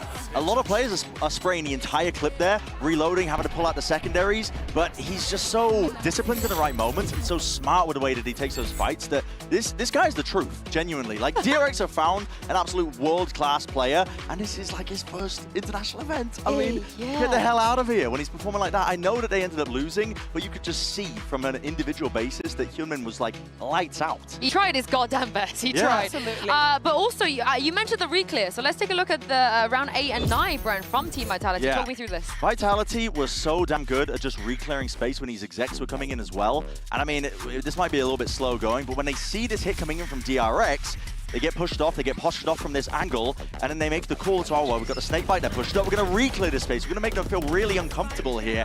Never really, the first few rounds ended up starting where Vitality were happy to let them in and stall them out of this util, but from past that point, they didn't even take a timeout to make this decision. They started to actively re-clear space as the hits were coming through, which is an insane thing to do, I think. It's a high-level team to be constantly switching up the conditioning on the fly over the course of a half without even taking a pause to even think about it.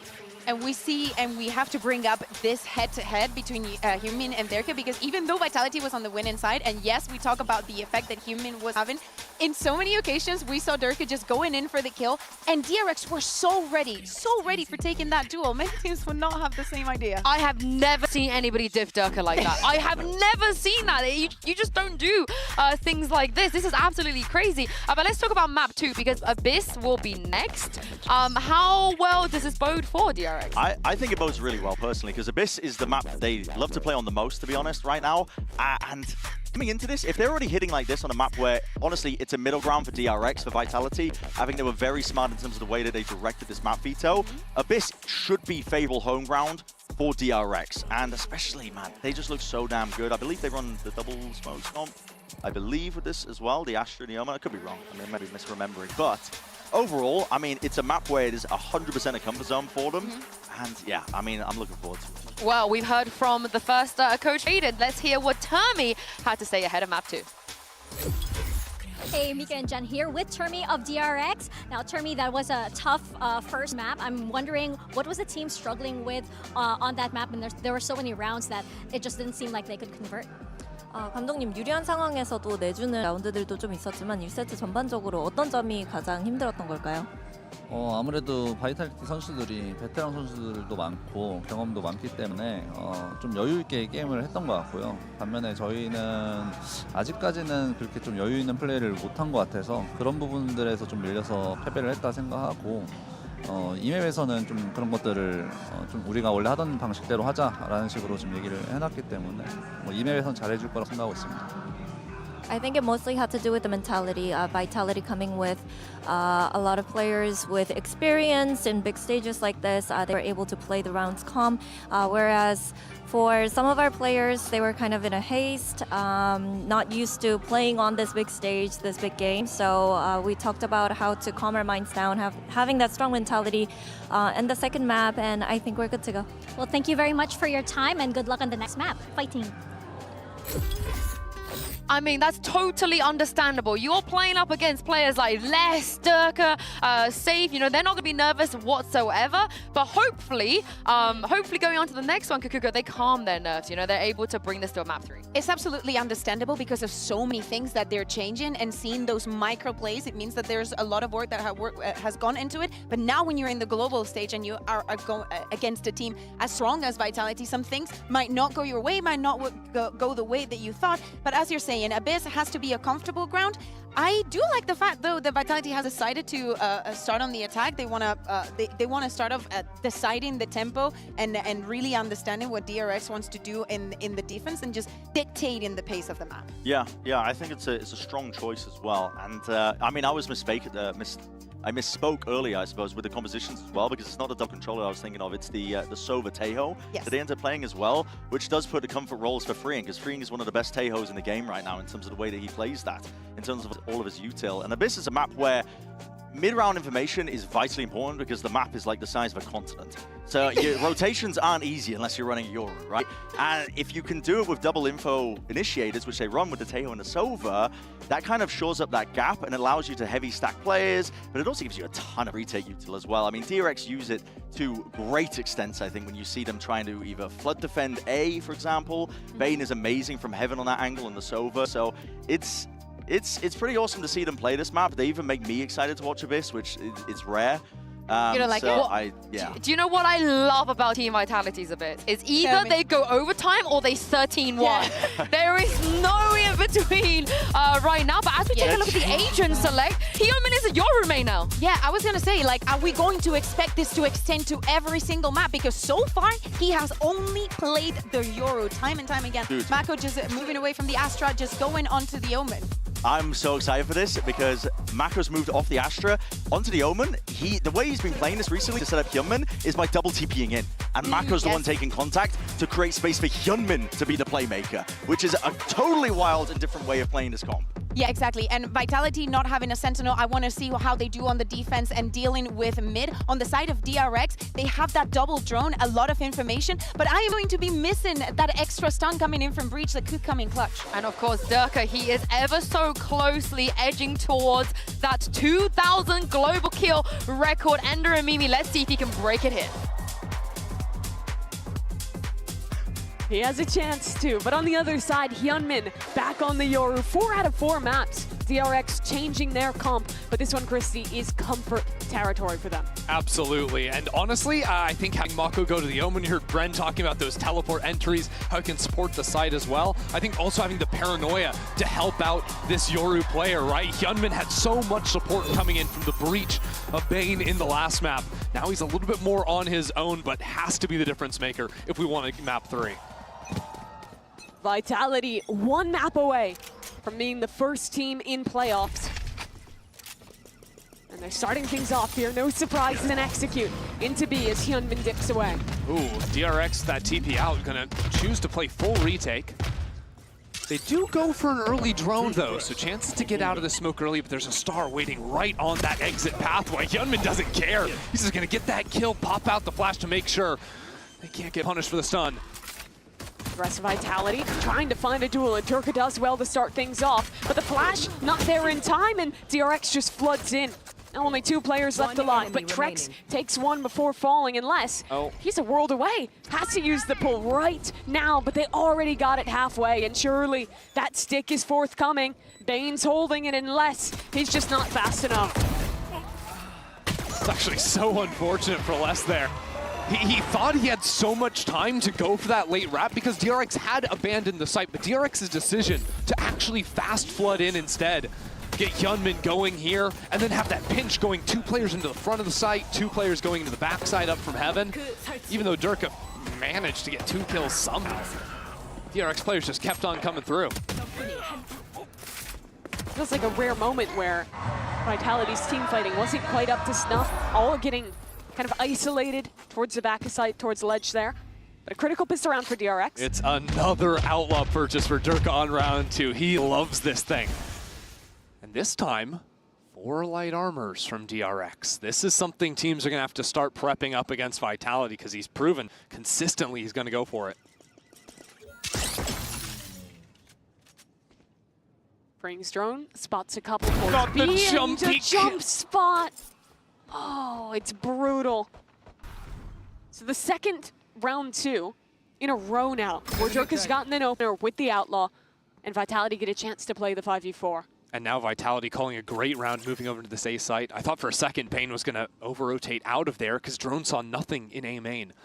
Vitality, just like on Bind, love to exec into the Sentinel. They know DRX plays strong fundamental Valorant, so there's no one ever fighting up in front of the Cypher util. And they have both the Teo and the Sova to deal with those strips. Flashback. Doesn't really catch anything, and no one breaks his start. The flood in from Bane. Durka's below him, and the whip from Flashback. He falls too, and Mako yet again has to try and save the day.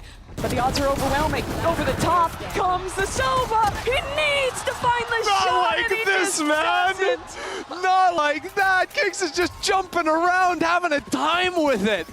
Oh, it's heartbreaking. I feel like I'm watching Bind all over again, you know, not just the Outlaw purchase, but then execing into the Cypher, then fighting up on top of the side. It looks like Tube on B site Bind. How Vitality took those fights once again. That is just silly. And I think that round will be the lesson for the rest of the teams here at Masters Bangkok. You gotta buy full armor. Our reaction as well. Love how much fun they have with it. Really looking to be super friends, as Durka said. Yeah. Very cute, too. The other big narrative to look at this game, of course. Those are all the important things. DRX gonna go for a walk over towards A, but Vitality with a player to contain and ready to just react into the B site here. Oh, Safe might get caught on a bad timing. Oh, no way he jumps out. But that means they get to keep walking and might have a pretty strong timing here. Yeah, but at some point, Vitality are going to realize what's going on. Even if they don't expect 4, they're going to know that DRX are trying something. Unless they manage to find the perfect timing past Safe here. Safe thinks they're walking mid. Surely he turns and checks. Yeah, and Les is down underneath Heaven. He's now not he turning. realizes, okay. 1 for 1. Les isolated. And not looking down at Bane. That's another gun to fall, but Bane, even with that rifle, this should be too much. 1v2. A high-low from Vitality. Dark, the jump, and Dirk is too good. Yeah, even losing the rifles there, it's not too much of a problem for Vitality. They won round 2. They're going to be set for the foreseeable future. Next thing really on my mind is how the ultimates are going to play out, but really, I'm kind of impressed with how Vitality have consistently found these opening picks off the jump peaks, right? We saw it from bottom that round. Previous round, it was Durka getting the jump peak from on top of Library. Okay, it's okay.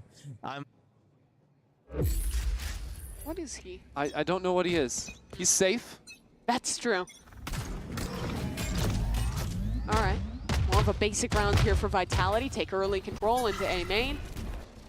Yeah, it's nice to see Vitality still using the util to clear A main, even though really DRX haven't done anything here apart from the last round. And it's a round 4 attacking op for Durka. Oh my gosh. You look at this guy, he's become known for the Yoru, but Abyss is the map to lock the jet, abuse the op. I love just kind of leaving him here in main as well. Now he shows the operator, so less value perhaps. Here. But all things considered, Vitality are probably gonna look to reset back into some kind of a split here. A or B, it's hard to say. They've still got that star in top mid they can tag into. Barely missing the timing on that one, but I think the ping has come in, so Durka is now gonna be the one to hunt for top mid. Oh my god! Wait, Freeing just decided to start fighting. No more jump peeking. He's taking heads. 2 clean one-taps from Freeing. Kick's gonna make his own attempt to hold down towards mid, and he's got the off in hand. Okay. Finally deals with the Teo. And that means he's got Rolling Thunder online as well, so the call comes in from Vitality. It's gonna be a B finish right now. Akko only the only defender from DRX. But I imagine the goal is to try and save it for the post plant.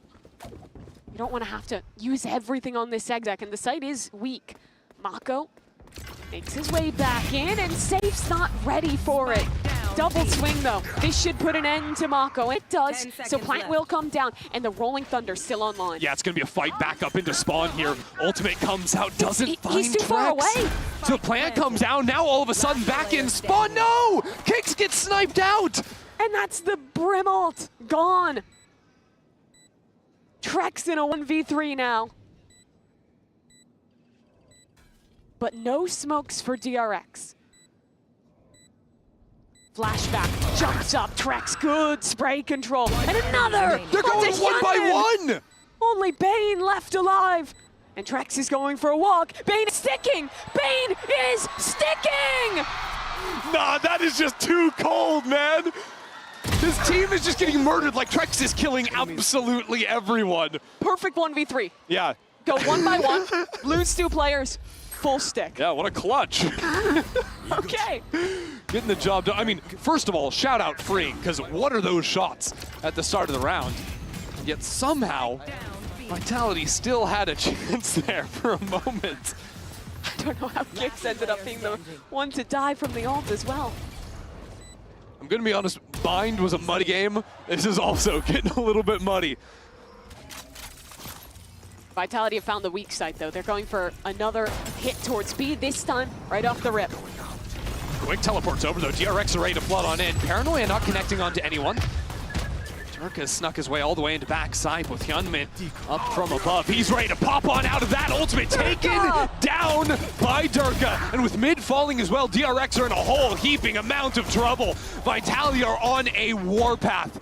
And this B site is falling apart. Freeing just up in heaven with a stinger, but not gonna happen. Durka finds 3 and Vitality get their third 2. The way Vitality navigates that flood retake is impeccable. Durka hitting the impossible shot onto the Yoru coming out of vault, and then making the decision to get ahead of the utility, fighting towards spawn. DRX players just weren't fully ready for that much of a brawl out of Vitality. Look at that POV there. I think Dirk saw Hyunmin on minimap, thought he was right behind him. Look at that, they haven't even planted yet. They don't greed for it at all. They full stop, commit to fighting together, and win it out. And that's what's been winning this series for Vitality. Those forward fights over towards B looking good already for Vitality. Now though, an absolute full save from DRX. They're going back to it. Durka got an updraft away from the util. Sees the shoulder of Hyunmin. And Trex will be the one to convert the kill. DRX had a bit of a stack on this round, but Vitality still get out and start to clean up these kills. Vitality choosing just to walk back into the site. Drone's going to end up seeing them. But the second DRX start checking their backs for a lurk or for the rotate over into the A site, that's when Vitality find their timing. Durka once again up close in their face. Gets the first, the second. And it's just a little bit too much for DRX against his rifle. Except when he's looking the other way. That tends to help. That one's a little more difficult though. 4-2 though, Vitality. Convert the anti-eco, and it seems like they've found the sauce on this one. I'll tell you what though. Freeze, refight against the Flood. I do love watching Trex play, because even on these supportive roles, he's just fragging like crazy. Like in their series versus T1 on Bind, he was popping off. The last time they played Abyss too, his Sova was just absolutely crazy. That's part of what was so impressive about the Vitality run back in EMEA. Everyone was excited for Les, for Durka, for these guys for the first time on a different team than the org that they were an icon of. But then you have the players who were already on Vitality, and they really stepped up. Kicks especially in EMEA was just incredible for this team. And I just feel like these players take such intelligent fights. Like you don't see a lot of times like a Trex or a Kicks like overextending, overfighting on their own. Like Trex only died 2 times in this map so far. Like every fight he takes is just going to be a good one. He's always coming out on top of that. But if we're going to reset into this timeout, right? DRX called their third. I don't think Fated's called a timeout this series. No, it's been all DRX all day.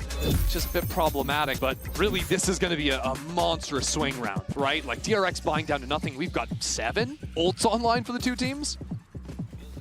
Yeah, might be a bit of chaos in this round yet again. The issue for DRX is they don't have the same amount of power ults that Vitality does. You don't have that Breach ult, you don't have the Stun to combo with the Teo ult either. It's a bit tougher. What they do have is very fast rotate, because with the Omen ult and the Yoru teleports, what they can do is fight up into A main for the first time really, except on the eco, and still quickly reinforce flashback on the B site. Anti-Durka trip goes up top. A little bit nerdy. Yeah, I think he just wants the kill on the dashing Jet, and then wants to get out. There's Durka straight into the trap, but he's not ready to follow it. Oh, he got it! Just in the nick of time, Flashback gets his kill.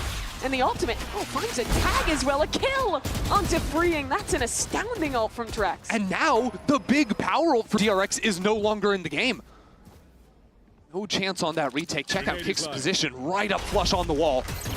Aftershock nullifies the first wave of the retake, but the drone tag is good. Flashback hasn't seen an enemy yet, but he's good for 2. Safe doesn't have his gun out, and Tratz is dead as well. Flashback single-handedly holds on to B. Unless we'll be overwhelmed. What a round from Flashback. Flashback's crisp with it. That reset on the 4th kill was real nice. And it started off, he was making this mad dash towards heaven because he wasn't in position to play off the trip. He hears the Jet updrafting, just full sprinting. But the fact that he gets 2 kills off those trips as the Flood comes in, then he's the only one going heaven. It's not a double swing or anything like that. He's just in a position where he needs those kills. Getting to them is massive because, we heard Coach Termy talking in between, maps 1 and 2, saying some of the players on DRX just didn't feel super confident in the fights they were taking. For a rookie, especially having a round like that, get your mojo back is huge. It's a really clear play from DRX. A TP up for Mako. I think a dart to follow that up, but no one got caught in the fly trap. Once again, Vitality, you see these early round aggro and reset away from that. This time making sure that Safe's going to hang out, make sure no one walks up on him. He's got the drone too if they wanted to work a late split into the 8 side through vents. Freeing. Dangerous game running past Durka there. Holding out the ult in case there's a possibility of a fight back into A main with the Paranoia lined up. Flashback's got to be great again. Vitality just want to bully this kid. This is how it ends. That's an ult in A main, that no one is there to receive it, and instead, it's Flashback under pressure. You're on your own. Teo's not here, so nothing to flush him out of his position. Trex taking down the spike on the floor, and Durka over top. Flashback, a chance to isolate another duel as he dips back and joins with the rest of his team. Reinforcements have arrived for DRX. Bane gets the spam shot, and here they are, right up in front of the Cosmic Divide. DRX on the prowl. Hyunmin taken down by Durka. And without their duelist, the support staff has to step up in a big way. Flashback's been good, but Durka is just better. He wants his record this game. 4 kills from Durka. A round that didn't look all that good for Vitality. Again, DRX starting off with an opener. Get their player out on site. But it's all Durka all day. It's tough too, because if Flashback keeps playing like this, he could completely disrupt the Vitality game plan of just execing into his site. Unfortunately, was only able to get that first one, fell back for the retake, and Durka's not going to let you retake into him, no sir. No, he will not. It's 14-5 right now. Kind of ridiculous. Drone going out. Safe drones in towards A. This time, not as big of a trap like, and Durka's just running past one ways. Okay, this guy doesn't give a damn. Playing within the missiles, eventually gets caught off, and Bane has a gun from that. An isolated fight onto Kix, but Kix won't let him get away with it. Another challenger. The gun picked up into the hands of Freeing, and he's better at the task. Finds a kill and more from Freeing as well. In just a half second, they win that eco. Yeah, DRX keep finding some of these ecos across the 2 maps. Feels like they shouldn't really have a chance, but you're right. Freeing getting the rifle in hand. Hyunmin on the Hero Guardian gets his before he falls too. A Master card thrifty. And yeah, that drop from Freeing. If he doesn't seize that timing, DRX don't have a chance for this round. Great movement on the last kill from Freeing as well.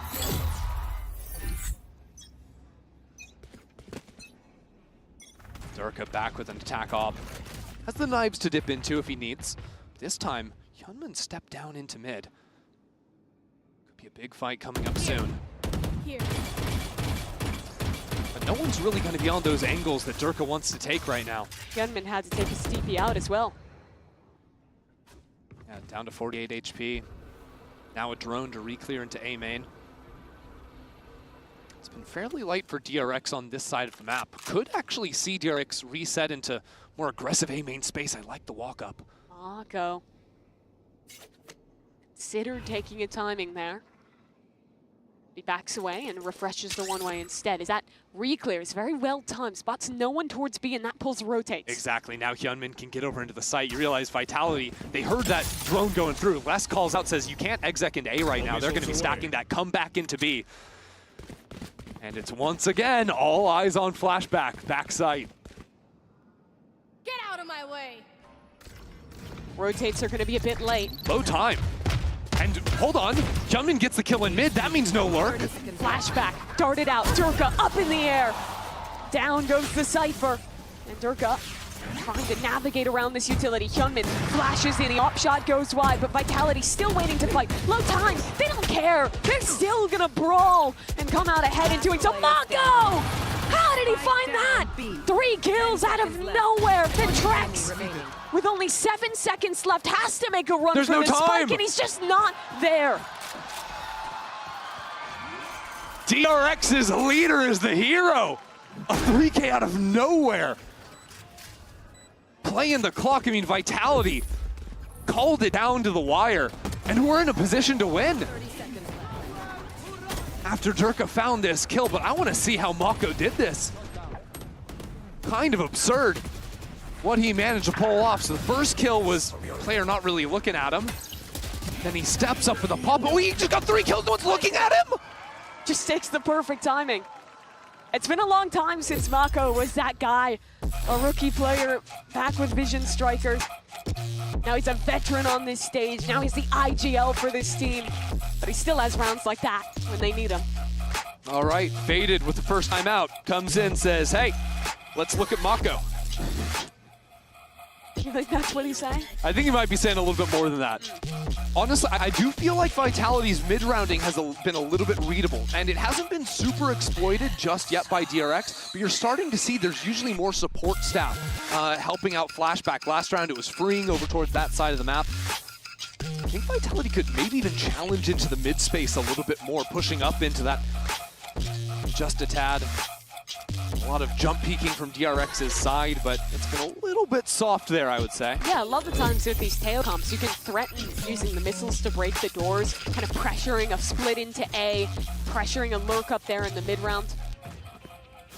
But the other strength of their comp is, hey guys, remember we have triple initiator.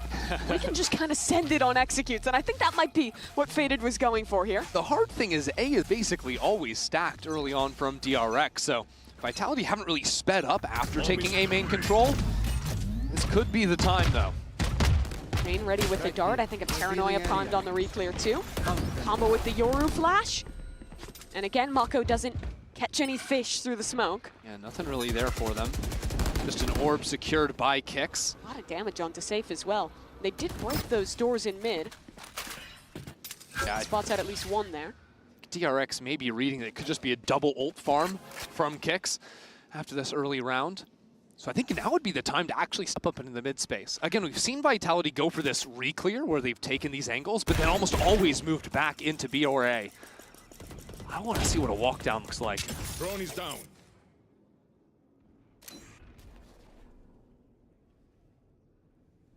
Instead, they might just go back into A. But I like this, going into A instead of B, because you can see DRX, they're again being told that it's always these late rounds into the Cypher. And now Trex is taking this space up into mid. I love this. He can choose to go for a quick split into A or just catch the rotates out from the off angle. Trex chooses to charge forward. As the execute comes through, Mako and Bane, a great dart, unbroken. No one was out on site with Durka, and the spike is still in main, 20 seconds. And Vitality, they're running on fumes at this point, and Bane in the perfect position needs to go massive, but he can't. Les steps up to the plate and allows his team a plant.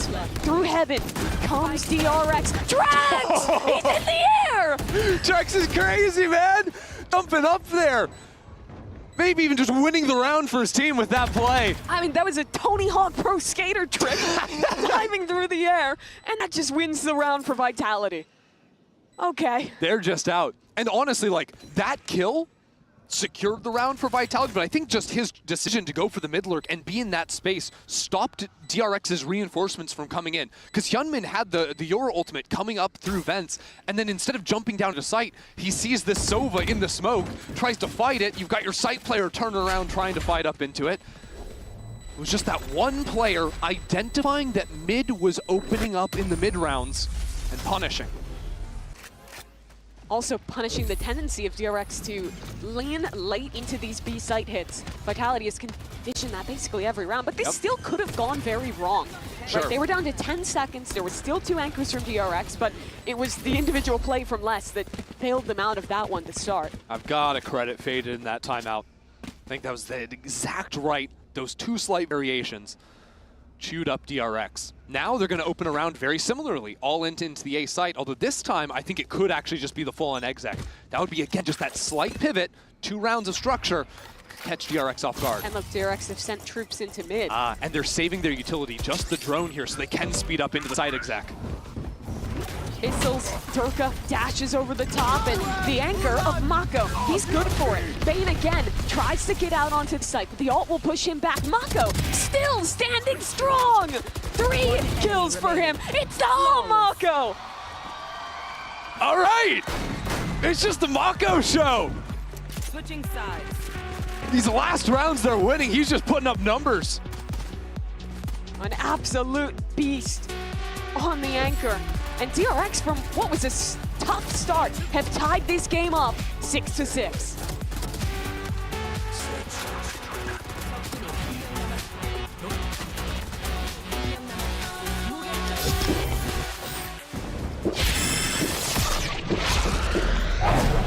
Red Bull gives you wings. Frequencies are meant to be UV. Ultraviolet try to see through me. I get when you don't see. I get when you don't see. Take care when you don't see too.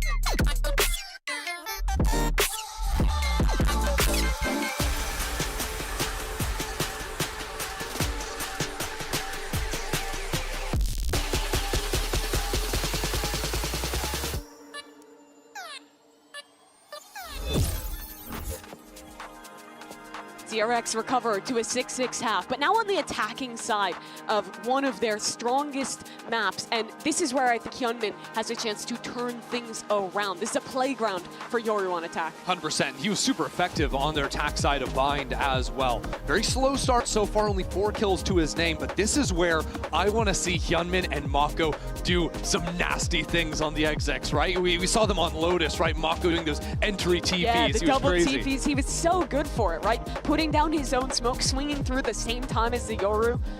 And this is something that Vitality can't have really prepped for because it's another new comp from DRX. Exactly, and DRX have clearly done their homework. I think when they've been losing rounds, it's been a lot to do with just the sort of overwhelmed fighting 5-on-5. But whenever it's DRX running a set play off of ultimates or, you know, supportive utility going there with Hyunmin, that's where they've been very effective, and that's where they need to be on point in the second half. So a slow way to start this one off. Just early cage, camera in mid. A lot of times you'll see Cyphers just play this space to break down that vent. Yeah, flashback spams for that, busts it down. Threatens a quicker A split eventually. Interesting to see DRX play such a slow round though. On Bind, it was all just these 5 hits over and over and over again. Abyss, a map that favors that. It didn't feel like they were ever really going for slower rounds on Bind. Yeah, maybe even trying to sell some kind of a fake. There are 3 players from Vitality on B holding fairly aggressive lines, so Vitality not so fooled right now, still holding their ground. Less with that top side angle that's become very popular for controller players. Recon just came back up. DRX ready to go. Drone does not get the suppression onto Les. So he'll smoke up, and both players will have to fight forward because of the missiles, but Durka dashes out. Les, though, is taken down, and that's a great start to this half for Hyunmin. Durka around his teammate's spot, trying to find something here as DRX starting to lose out on the time. Safe! So good from him to take down both of the players. That's DRX's foothold on the site gone. And only 17 seconds. Bane has to try and shuffle out, but there's 3 players holding. And Vitality shut them out. That's a good way to start off the second half too for Safe. He'd been having a real tough one in that first half. Get some confidence there, get that ult charged up as well. Not too bad. This early play on the dive again was nice. You know, sort of using that smoke to pop on out. There was a paranoia that went into the right side of sight, so Durka couldn't actually catch him. Or stall out on those players. But really, it was just Safe getting out into backside, doing his job. Someone thought they were going to buy Durka the outlaw. Instead, he decides to go for it himself. One of the biggest things to look out for Vitality's second half is Durka getting an operator online. Oh, you think Durka doesn't pull himself up by his own bootstraps? Very individualistic. No need for handouts from his teammates on this half, at least. All right. Flash comes in, and hold on, the Classics are doing way too much. Now, Trex is still an issue up in top side, but that's just a ghost in hand. Durka's got an outlaw. Safe's got to be really effective here with the rifle. Drone into the site. From both teams, in fact, saying hi to each other from the site. The missiles are going to be huge, though. Dashing. Going to swing off of them, but the outlaw, second shot, finds its mark. How's he still alive? Durka for 2, Safe eventually wrangles the Vandal, but there's missiles on freeing. And time is starting to become a factor. But Durka holding strong with the outlaw. One shot goes wide, but he won't miss twice. DRX making things a little scary there. The 2 opening Classic kills are wild. But Durka is just kind of fearless on this exec. I mean, I don't know many Jets that are going to be just dashing forward with the outlaw in hand, then switching over to the Classic and getting the kill. No scope. Yeah, double outlaw shots. Okay. I guess the no scope is the one that missed, and then he was like, okay, I guess I'll go in. Can't go for the montage. It's kind of been a montage map for him, up to 19 kills. Weapons up, comms open. 2 players on regen shields for DRX. Those make some good victims. 4 Safe now outlaw as the Vandal's been passed over to Durka. Hard to get these fast execs into the B site though, because Kix always has the stun ready. TRX this time bait that out, now into back Leslie's site. still tops up. Is anyone looking at him? Hyunmin, just in the nick of time, takes a peek above him and deals with the Brazilian as Hyunmin himself just gonna take this site basically alone. Durka on the timing to fight in, and he dips into his own clone, loses sight. Trying to use the clone as a shield is crazy. But DRX still having position in backside and B main. Vitality have a lot to do. Dash up on top side. Durka might actually have it in him. I mean, he's just dancing around him right now, freeing, holding his ground, but as the classic comes out, Durka gets a third. Vitality on pace to potentially steal this round away. Durka on 4. Durka holding up to half. Flashback comes into him, and Durka sits him down. It's the ace for Vitality's duelist. His first global event off Fnatic, trying to make a name for himself on a new roster. And on the verge of breaking records doing it. All 5 kills in this round. I mean, the positioning, the way he isolated these fights, saving bullets in the Vandal there. 2 bullets to get that kill, then he gets into the knives. I mean, his pathing's just crazy. It's just cinema. And that's a bonus round 1 for Vitality. It is peak Durka. TRX into a half by now. Who's next? I don't know if that's gonna be enough to shut him down. He's peeking up in A main. Again. Oh, okay, spamming through. No one has traded him out, but Hyunmin from behind with a stinger puts an end to Vitality's hold of main. These ecos! TRX keep on doing it. Question is, does Hyunmin want to keep fighting into backside? Trek's not ready for him. Turns around and Hyunmin makes it happen. These rounds just don't make sense to You me. get aced and you immediately turn around and win a half by. Outrageous stuff from TRX. Just mental. Hyunmin went into this half with 4 kills.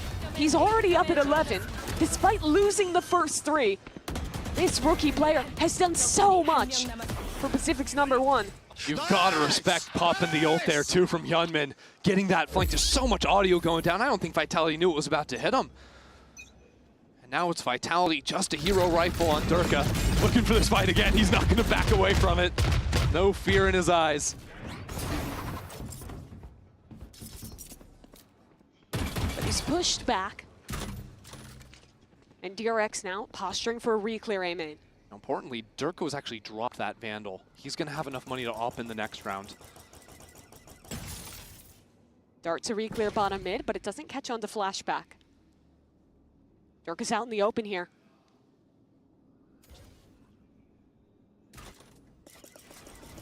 This drone's going to hear everything. TRX have to choose to snap into this exec now. Durka's just full walking this flank. His team won't be able to hold long though. Only some sheriffs to lock down this site. So he has an isolated position. He dives into this smoke. Gets ahead of the entries from DRX, and now things get a bit awkward. Safe can't do anything though. But the flank is finally activated. He used the updraft to get over the tripwire. And now with his hero rifle, could he do it? Flashback out in the open. Durka wins that duel. Spike planted. Last only has a classic, it doesn't matter. Gets a kill there. And with just a hero rifle to start, Durka has a chance to win this round for Vitality. Smokes up. No tap on the spike just yet. The missiles go in early. It all comes back to Durka. He has to defend his teammate.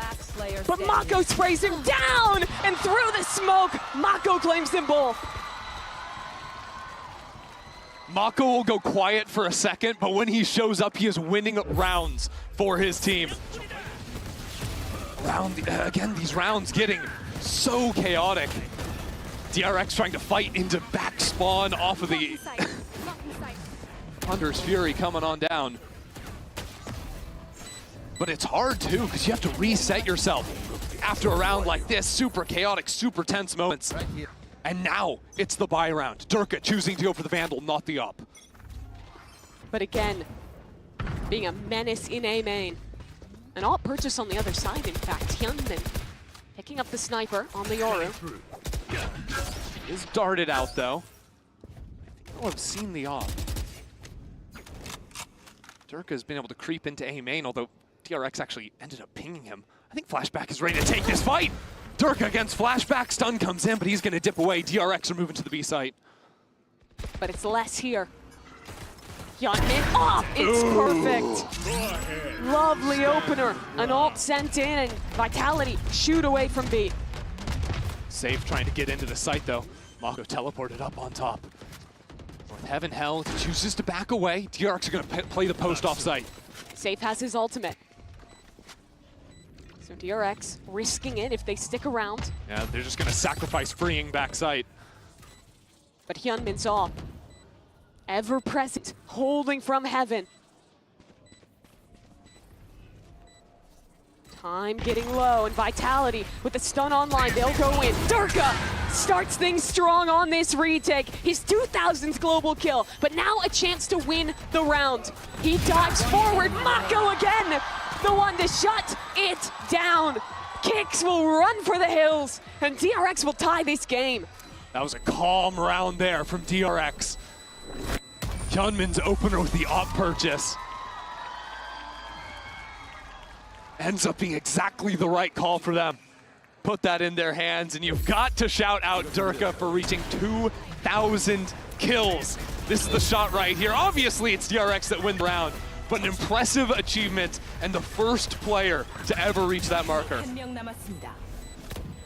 Truly one of those players in contention for that GOAT status, now doing it with another team. But we're gonna have to see even more from him for Vitality to close this map out, because they've lost the last 3 in the row, and now it's gonna be a timeout for the second time. Ever since they got eco'd on round 16, right? It was just wild. It ends up going down that way. And I think, well, what have we really seen from DRX? We've seen DRX find a few opening fights that go their way. The messiness of the post plants, right? Where DRX are fighting forward very consistently into Vitality's face and sort of flustering them in those fights. A lot of those have been going Vitality's way all day, but it's kind of changed in the last couple of rounds. In Vitality's game against T1, especially on Fracture, very often they would leave Durka alone to control a main all by himself, and T1 really struggled to push him out of those positions. I think DRX have done a much better job of making concerted effort to re-clear space in A main, not let Durka just go for those confidence plays quite as often, and then play into these post plans later on. Yeah, you're right. Even when it's like the half buy from Vitality, Durka's on a hero rifle, it hasn't felt like he's had the fights actually coming his way with his mid walks. The last round when he's in A main, couldn't really get that fight going for him there either. And obviously he still has almost double the kills of That's very true. The highest kill player on DRX, but DRX is winning these rounds off of team play. Interesting round from Vitality. So the hero rifle is on Kicks. Durka's got the knives. Kicks actually bought down to nothing.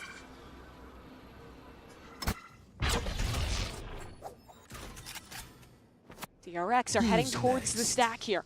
Safe is a scrumptious piece of bait in main. Just a ghost to work with. He'll bide all the attention. He's trying to ping for the op shots through the smoke. That's ridiculous. Okay. Hyunmin stunned up, but flashback finds Durka. That's one of the 2 hero weapons gone. Safe tries to take his time, but yeah, you're just gonna get spammed away. I love the choice to toss the op over to flashback when Hyunmin's gonna enter with the ulti. Very disciplined from DRX. They don't rush into this round. They're now in a 3v5 and can recompose before committing. Once pressed. Kicks!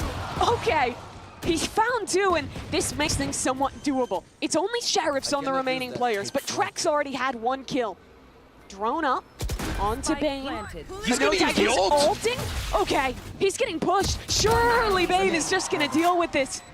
Les silently drops, but Bane jump peeks and baits him out, but in the open! And now it's a 1v1. The former champion has got a rifle, and it's a 1v1 against the rookie. He's sticking halfway. Missiles coming in, but Les achieves his goal. Stun off the next tap. Les backs out of the smoke, wins the round. He's always been good for it. That was just perfect from Les. The Red Bull clutch. And we'll watch it again because everything went DRX's way. But all of a sudden, you have these couple of kills come down when Trex jumps down onto the bottom of a rope. Then you've got the Sheriff in Les's hand. He actually used his Astropole to try and set up for the Sova ult coming down. Through all of that madness, then secures the 2 kills to consume the round. And Les just plays that so perfectly. Just sidesteps the stun, gets the 1-tap. And that's the momentum for DRX broken. Vitality have a stun here ready from Kix. Ready to fight if DRX was gonna enter on in. Could even use the Rolling Thunder. Hold that thought, Durka still fighting on site. Pushing forward right up on top of Yunmin. Ring will trade him out with the ultimate coming back on in. Look, DRX are getting wild with it. How's he done that? Diving out from heaven. And Mako gets away with his life as well.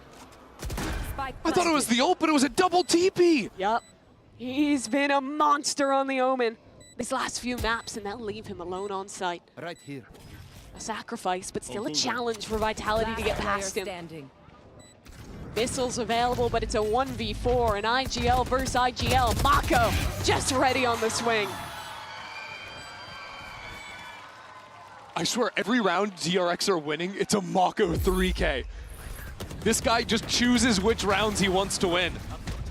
I want to see his entry path here. Dumps into the first smoke, then goes back into the corner.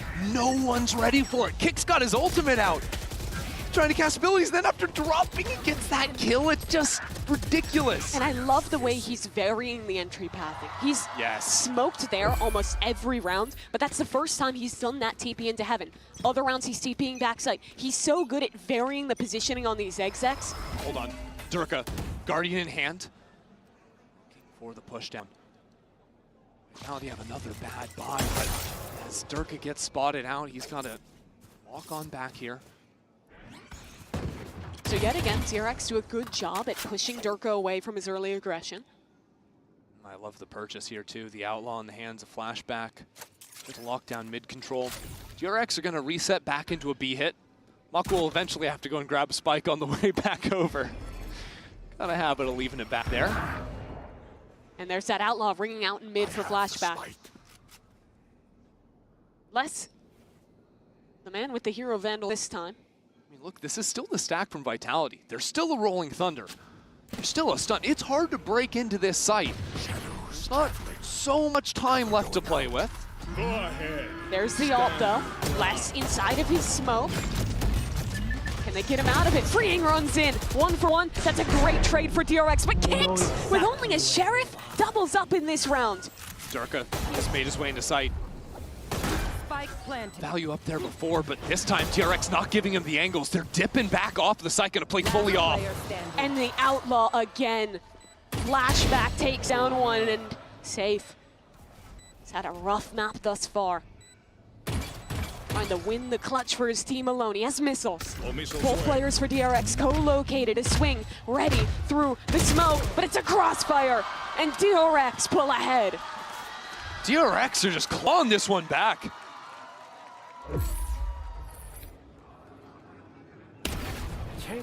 Flashback started to find his mark on these mid-fights. Whether it's the Outlaw or the Op a couple rounds back. I like the way they're not over-committing to these fights on site. DRX have really started dipping back into these off-site post plants. Just sort of abusing the gun advantage where they have it. Not letting themselves get bullied off the site by Vitality's util. All missiles away. So a new look for DRX. Heavy pressure in towards mid. This is going to draw a lot of players off of sites. I really like this, because Vitality, you know, they've got a lot of active util with the drones to re-clear, but you don't have a Cypher or Vise, anything like this. Mid, if DRX show early presence, you've got to pull players over. Drone is down. And we'll find some info on the re-clear towards A. I like this Spotting out too, one. because Mako has ult, so he could sort of find a pick over here, still teleport back into an A exec, and even leave Flashback as a second lurker. Safe on the jiggle. They're holding the angle, perfectly timed swing. That gets the opener, but DRX are just going to want to exec as a reaction, and Safe is here alone. Problem is Vitality are moving quickly, and DRX haven't snapped the hit just yet. He's going to have support by the time they enter into this site, but he's spotted out in the corner. Teo missiles in, but there's a stun that's arrived from Kicks, and DRX are still not out. 30 seconds, ult coming in. Vitality trying to hold strong, but the ult is perfect. Takes down Safe. Mako TPing ahead, but Trex on an off angle. 4-1, another for this man. They're smoked off in main. It's only 15 seconds, and DRX, I think they're forced to save. They just can't get out of main. Mako tried to be the hero teleporting into sight, but this time Vitality were waiting for it. His trickery wasn't going to work again. And DRX did a lot right that round. The pressure into mid. They lose a player over on B, sure, but they still give time before reacting to let Vitality full rotate on their defense. They re-cleared mid early, then they're allowed to full rotate back in towards the A site. And then by the time DRX are execing, they've completely lost their timing. Yeah, it looked like the smoke Mako was trying to TP out of went down at the same time he was casting it. Tough news. And the site anchors from Team Vitality, Trex especially, have done such a good job at finding the gaps in the utility, getting ahead of these smokes. Because the way that DRX enters these sites, with the Yoru, with the Omen, they're all TPing deep and generally fighting backside, stopping a flood. If you're ahead, you can eat away at those 3 support players who have just thrown their util running into the smokes. Yeah, exactly, right? And if those entry agents ever end up dying, it's really hard for them to continually get out. Vitality's done a great job of sort of locking down mains with Breed Blast, stuns, Astra pulls, etc. They can keep on cycling those through. So that'll be DRX on the timeout. I'm looking at their money right now, and you'll be happy to know if you're a DRX fan, it does look like they have enough money to go for an operator. Hard to see if they're going to commit to that. They've been sort of back and forth on that for a moment, whether or not they wanted Flashback to have that.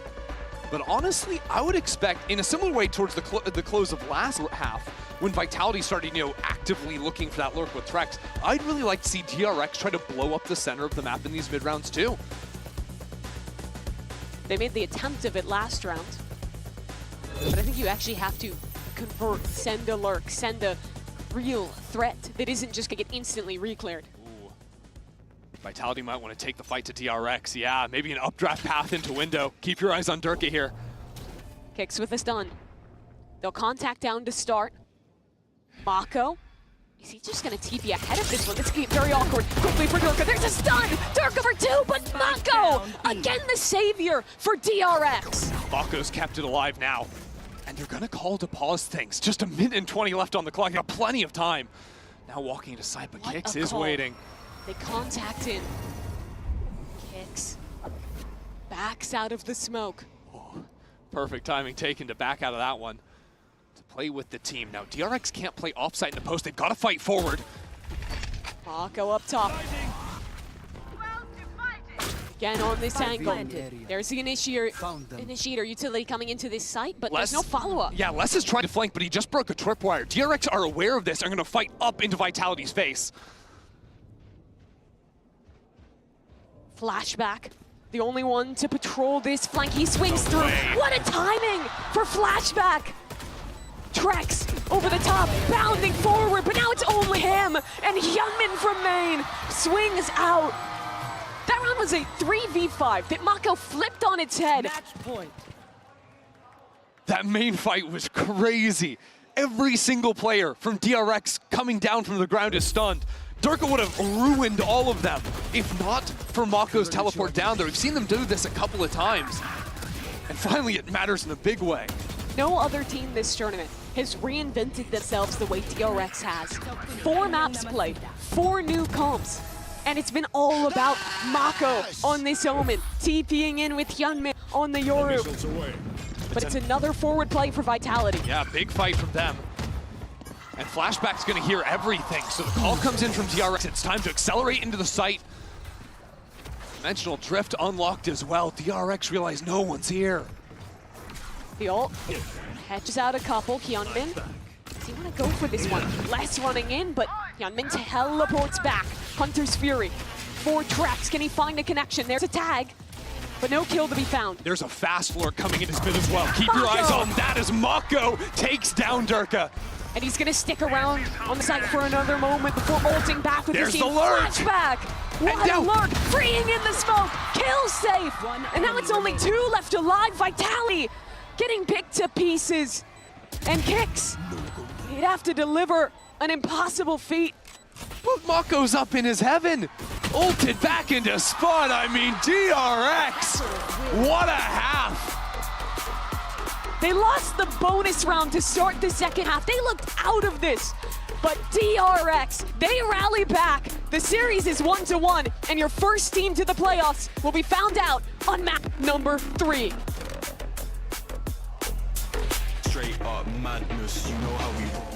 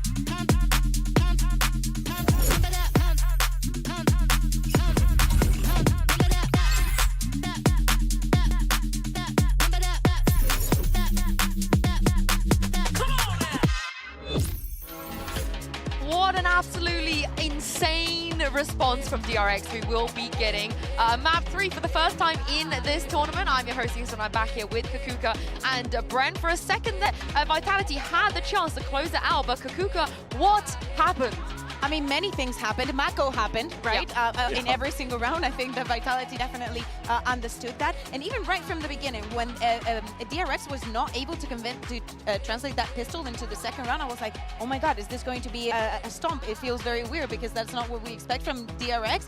But man, round and round again, they proved how well this composition and every single thing that is new that they're bringing in, it makes them feel so comfortable. Yeah, I mean, Abyss is a comfort pick for a reason with it, and even with the composition switch-ups, but even a little micro plays that some of these DRX players are pulling out, like Flashback here with a setup, specifically designed to punish the Jet, and I was worried he was going to miss the timing onto this one. But the first half, I think, was defined by a lot of the, you know, other players outside of Mako really showing up to win them rounds single-handedly. And when it got to that second half, it was literally just Mako shutting down the rabid dog that is Durka. Because they needed a Herculean effort out of somebody to just put a stop to that guy. Yeah, exactly. But as you're saying, DRX had so many ways to stop Vitality right on their tracks when they were trying to execute. As you're saying, if it's not like a couple of salvos putting a free in a good position, this that we just saw, there were so many situations where Vitality, just because of their usage of the time, for them not having a sentinel, for Flashback being on the other side, having so much effect on them. Yeah, and we have to talk about Mako. I felt like we could talk about Mako for like this entire post-map, because we heard it from Termi, Bren. The players were really, really nervous on map 1, but Mako, not him. Yeah, and he's that veteran presence. He's been asked to step up for this roster as well last year, to step into the IGL role, something that was uncomfortable for him, and to lead a team of veteran of rookie players. And he's kind of had to do it again this year. But in this map in particular, he was the player stepping up. He was the one putting up the numbers, getting the multi-kills, flood defending at the right time, creating chaos and making incredible plays. There's no one more consistent, I think, at spamming smokes into the post line than Mako. Post changes with the pings. Absolutely. Not uncomfortable for him at all. He was riding, and I think that he was riding that momentum, right? That DRX were getting. He was spearheading it time and time again. That is ridiculous for an Omen play. We understand it also, and it suits him so well. Like the round where he just doubled TPs behind the side. He is so independently good at just making himself look at like a duelist flexing in the game. I mean, it's not just that he did step up, it's he has to. If you have 4 other players that are a little bit nervous, that are more of kind of a rookie status, and you've been to global events 10 times, in these moments, you have to step up. And he did it against the Durka that dropped 32 kills, Kukuka, and in doing so becomes the first player ever to make 2,000 at global events. I'm happy that it's him, you know, it suits him a lot. You say 32 kills as if it's a surprise, but it's just another a regular day. Yeah, it's just a regular day. But he needs to keep that in his head. He had a good performance.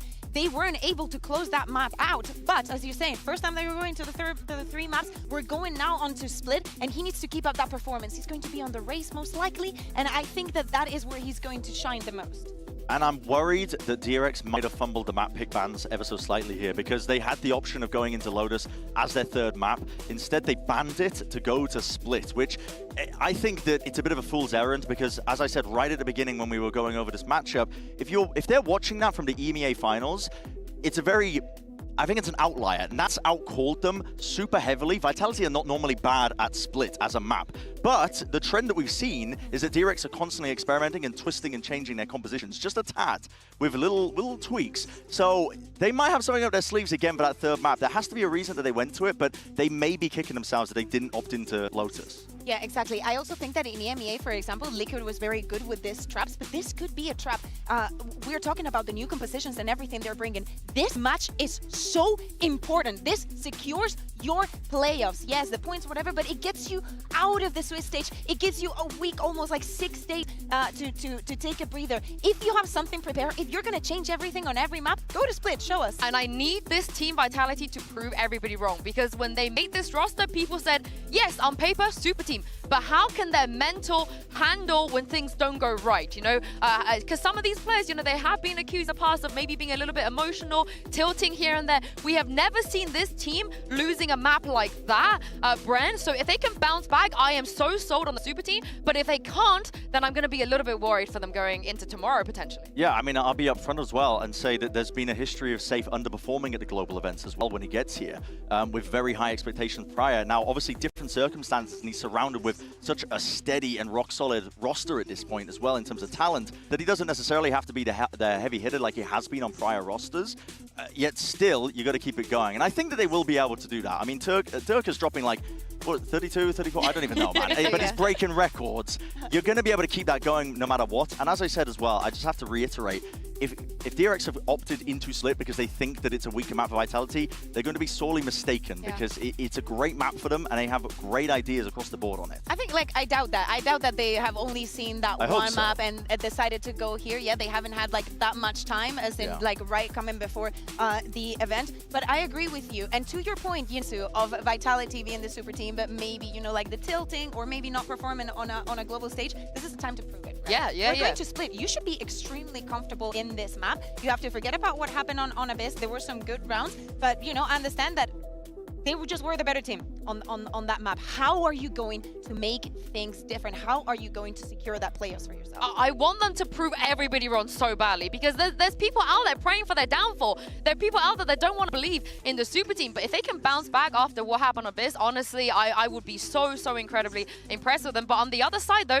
the momentum is with DRX, you know, with their leader Mako stepping up like this, and Flashback looking great. Hyunmin also, amazing. He's going toe-to-toe with Durka, literally toe-to-toe. Like, many people cannot do that and come up on top. The duels that he was taking, how he was facing it, the Yoru, the way that he's using it, sometimes like sending the clone and just being in the back waiting for it, so you just see the clone and you don't realize that he's actually there. It's amazing. Yeah, and I think for DRX as well, Mako has bought you a lifeline by bringing you to his third map. He's no stranger to it. He was doing it at Champs last year with the rookies, and again, making the twists and changes, these little things. Hyunmin just opting fully into the Yoru, and it's such an interesting dynamic as well. We saw it a little bit with Mako, right, with the double TPs. We saw him pulling it out on Abyss on just one of the rounds, but it's such an interesting push and pull dynamic that they have to set up Hyunmin for success. I think that in this map, who I want to see shine is Less. I think that he had a rough start at the beginning of kickoff. We understand that, you know, the language is new here and there, but in the international stage, he's had some very good rounds already,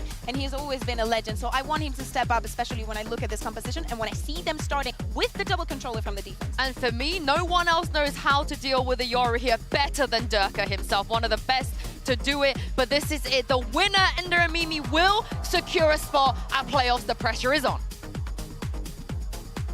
That it is. Both these teams yet to drop a series in their 2025 season. And for Team Vitality, after losing that second half, they are on the ropes. Dirk dropped 32 kills to lose that map. Vitality's got to prove that it's not the Durka's show, that they're really a super team if they want to come back and make the playoffs. Absolutely here for DRX again coming into the comp swap. Now seeing Hyunmin still on that Yoru, but with the breach to back him up. That combo was so effective. Back on bind. No Rays might have some people concerned, but DRX have proven they're the master of this comp after the work they put in between kickoff and now. Durka, he's not stopping. He's walked all the way through. That is not fair. Demonic from Durka. And you know what? Put the Durka versus Mako to bed. You know, Mako had a great second half, but Durka finds that opener. Now, A-Site is going to be weakened. Actually, Trex has nowhere really to go. Gets out in the nick of time. Still taking that fight because there's no smokes without the Omen Stars to come down. Somehow, DRX have to get out of main. Camera taken out. Hyunmin, that's a very big kill. He's even the score and gotten even more. Flashback on the refight towards ramp is excellent. And now Durka, again, he's blinded and gone. DRX, this is a 4v5, but they have systematically dismantled Vitality. Hyunmin's fighting them everywhere. Bottom screens, heaven. Now he's back on ramp. Just give me kills, give me kills. He's asking for it, he wants it, but Les is still in play. Hold on, it's a 1v2 now. Freeing does have missiles and a drone that Les is just giving up on breaking. Okay. Poor guy's revealed now. Yeah, that's why Freeing is the Teo GOAT. You know, one trick this during chaos. We don't talk about the Teo drone movement enough. He's got tech like that. Closes out the round two, no problem. So it's a silly way to end, but an incredible pistol round there for DRX, keeping the momentum from game one. But really, I'm just glad to see Hyunmin have a great opener here on the pistol. No doubt, really, that he had a quiet second match, but was so pivotal in the rounds they won back at the start. Couldn't even see Les. And really, I think Hyunmin's going to be the pivotal player. On defense this time, Vitality don't invest in that eco outlaw that we've seen them buy up for Durka so many times. Yeah, Les would have had to lose everything to make him get that. The attack side, or if you get the spike down, it's a little bit more forgiving to go for that purchase. Let's see if Flashback walks into the 4 stack in mid this round. He's looking for the insurance. He's just got a ghost in hand. Hearing all those rotates actually opens up a great opportunity for him to peek on in here. Sees 2-3 players. Gets his kill. He's like, nah, I'm done. Very reserved from him. Vitality with classics, just gonna try and waterfall out of heaven here. But everyone from DRX gets away from the initial high rate of utility. And And they have a chance to fight back in and should lock this one up quite cleanly. I'll tell you what, though. The kills are going in all the right places right now for DRX. Obviously, Bring gets some at the end there. He's halfway up to his ultimate, but Hyunmin, after the 3K and the 2 there, he's just 1 off now. DRX could seriously have some chances to win this bonus. Coach Sturmy was diagnosing after map 1 that his young players were getting a little nervous, making mistakes. That has not been the case these last 2 maps now at all. I think DRX have done a much better job at slowing down these rounds, not panicking in the chaos, setting up the double swings, and actually beating Vitality in the team fights. And it doesn't help that the older guy is the one that's hard securing the rounds in the last map. Mako will see what he can do, but already Hyunmin's got that Your ultimate. Ready to drift on into the site. Safe now revealed. He's in a tough position. Vitality are trying to flood out to help him, and Les is the first to arrive to the fight. First one goes his way. Still more players enter the fray. Vitality are doing an excellent job of holding on to this site. The smoke to anchor them in to pinch back into Pillar is exactly what they needed to take this round. Safe would have been a dead man on site if it wasn't for Les taking the risk, running out Heaven and protecting him. Very nicely done. I like, too, that Safe dropped that smoke, not in A main, but on the right-hand side there, where you'd see like old Sages try to exec with the wall. It allowed basically all of his team to flood out into the site, whether it was dropping into Heaven especially, or even Durka going out into Rafters. Sort of removed all the angles that DRX wanted to fight up against him. Flashback smoked off yet again. He does have a rifle, but 30 seconds should left. be too tall an ask.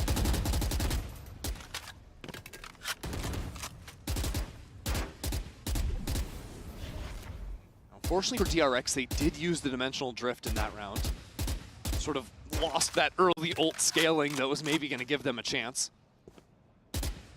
10 seconds left. I want to see how much they choose to continue to lean into whether it's going to be these hard execs or if they have a more slower approach, more default answer. Because when they were playing this comp back on map 1 in Bind, right, it was so much of these just 5-player hits onto sites over and over, trying to cycle through their ultimates, get those execs going.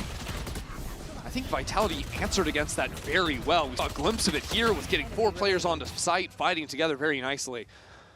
I think if DRX are going to really challenge on this attack side, I'm going to see some slower rounds and try to poke some holes in the Vitality defense.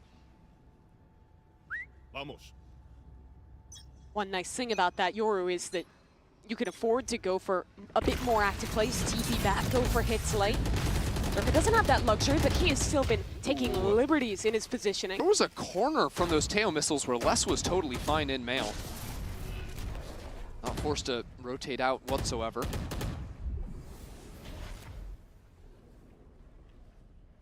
DRX doesn't follow up off of it.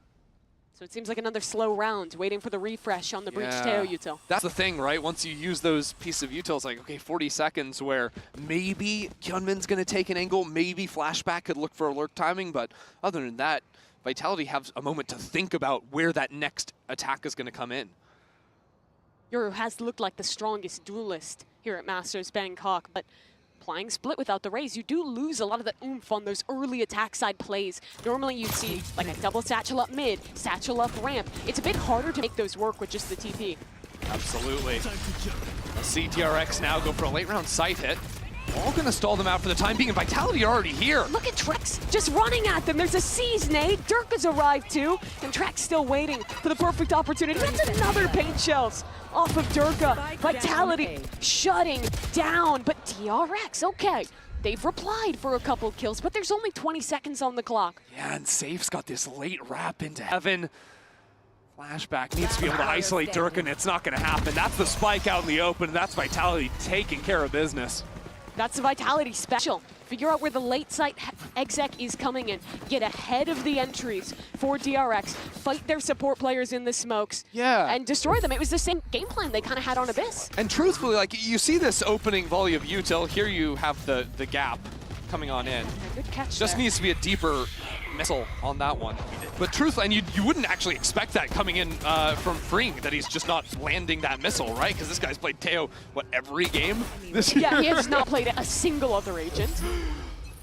Kind of silly, but truthfully, I think DRX needs to seize some space off that util, or it's too easy for Vitality to read it. DRX have done this B hit a fair few times this half already. All missiles away. Stun, missiles in, but again, Vitality have 2 players out on site. Durka's gonna get out as well. And a Paranoia, but DRX this time, the ones to win out on the brawl. They fight backside, they get their 3. Just every half buy goes their way. Trex dropped down out of heaven as well. Hyunmin's gonna be on the hunt. Just a picture-perfect round from DRX. Didn't catch exactly how that fight went down inside of the Omen smoke, but I don't think Safe had his gun out. Mako just sprayed him down with a stinger and opened up the entry pathing for Hyunmin, the TP into back site. And when we talk about this comp without the Raze being a bit more difficult to go for those early mid dives, the early ramp dives, the strength is when you are execing into these sites, having the double TP with Mako. It is so cool the way that DRX are playing the game this tournament, because across all of their maps, they are playing almost exactly the same comp, sometimes changing the breach for a Sova on their Abyss. But other than that, it has been basically this comp and this same idea every single map. And it's really rare in Valorant you see a team that's so willing to commit to one style. But it's worked for them so far. The work has paid off. DRX secure a MasterCard Thrifty. I feel like they're just getting them non-stop. And there's that TP from Mako. Yeah, so it was a Paranoia that Safe was trying to cast and just wasn't ready for that fight to come his way. That was a great reset of a shot, too. Taking it from heaven back towards spawn. Not too shabby. Hyunmin's mechanics have just been monstrous all tournament long.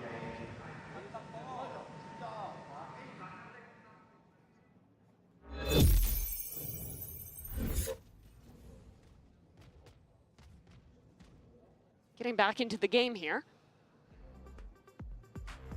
Oh, it looks like we're going to be taking a bit of a tech pause. But no, okay. We are in the match, all right. Yes. Little late to arrive in this one. All good.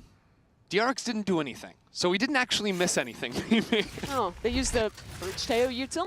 Oh, that back in 40 seconds. Yeah, you but didn't miss a thing. That happened 2 rounds ago, right? Where they didn't actually seize any space off of it, and Vitality just were able to lean into a site, have 4 players ready to go there and shut DRX down. So, big concern for that happening again. It can get a little bit telegraphed too. If they're going for insta-breach Teo util, it's normally not going to be a side exec.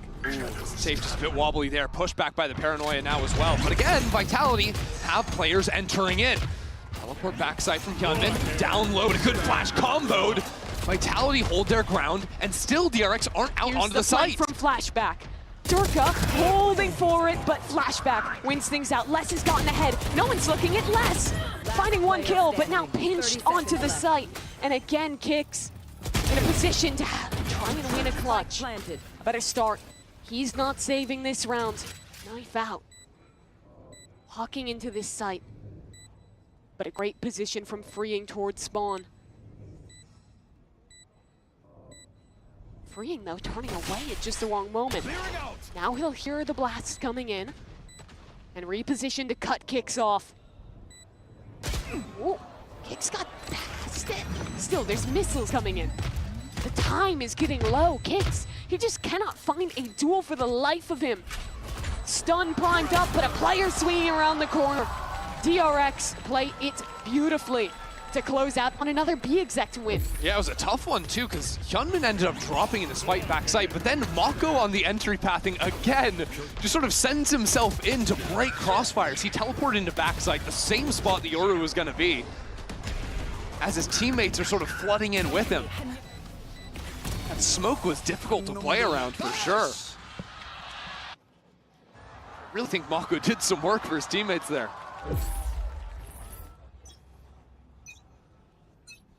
Looks like the same util ready in mid for DRX. This time Hyunmin's gonna follow it up and get an opener onto Les. There you go. Finally got what they came for. At the same time, Vitality. There's no way he walks through the smoke again. Yeah, he's the hero rifle though, so he's gonna get a little bit aggro. Playing the off angle instead of the full aggro piece. You know DRX are waiting for something. Smoke fades. Uh-oh, he knows he's in the corner. Flashed up. Mako kills his teammate, but Dirk is still alive. Satchel gets him out of dodge. And DRX will look elsewhere. Yeah, look at them run, going in defense, but Safe is here with Paranoia. Doesn't catch him. Oh, what is going on?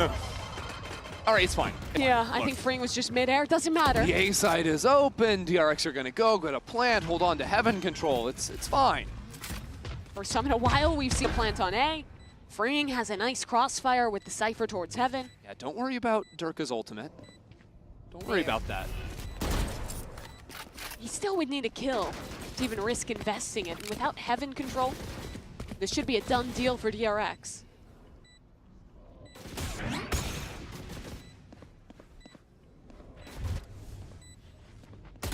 Durka will run. I'd like to see Kicks try and get some ult orbs here. Yeah. 3 off the Rolling Thunder. The scouting TV on out. And now, check this out, Freeing is wrapping around from heaven, so gets that shot. I like the way DRX are calling right now. I think they have a chance to kill Durka. Flashback is already towards heaven. Oh yeah. Oh, he's getting missile out too. Flashback dives in and the gun is gone. Very thorough for DRX. And a nice round as well in the anti-eco. You know, not getting fooled out by that B main fight. Yeah, they lose one player, but they instantly clear out of that space. You gotta start to think about a timeout for Faded. It's been 3 rounds in a row won for DRX. Finding success on their B execs, starting to get some success in taking fights in mid. And running away with this half now. Yeah, I'm sort of wondering if there could be some kind of an aggro piece coming through from Durka with the rocket. I think A-main has been surprisingly weak round on round from DRX rather. Because again, you don't have the raise, so like you were talking about, you know, you're not going to see the double satchel plays up towards ramps, those types of things. I think there could be options to try and snipe off Flashback, who's just been playing A-main control round over round over round.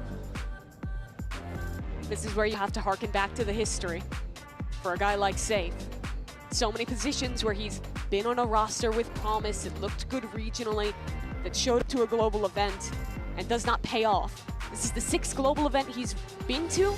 He's only won 4 matches, including the first game Vitality won.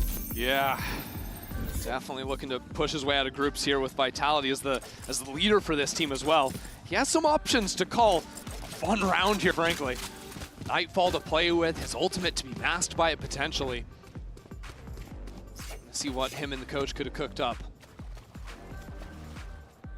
Again, DRX going back to their favorite ideas of pressuring towards B main, threatening the execute with the Yoru TP backside. I wonder if it's just going to be a trap in mid off the showstopper, or if Durka might try to get out in front of this default util that's been in mid. Who's next? The ult into main. Safe spotted out by this one.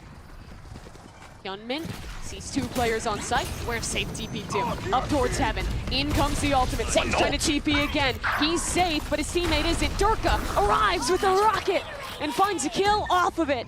But now, the swing from DRX from backside, it's perfectly coordinated between the rookies.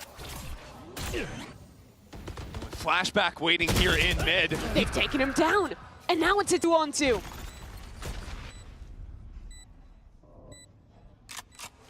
Mako's been in his backside ever since he got that ultimate down, but now Vitality, how do they call around this? There's a smoke on site. A little bit awkward for them. Freeing the timing. He's getting spammed. Doesn't even know they're coming from spawn. They're walking just on the other side of the smoke.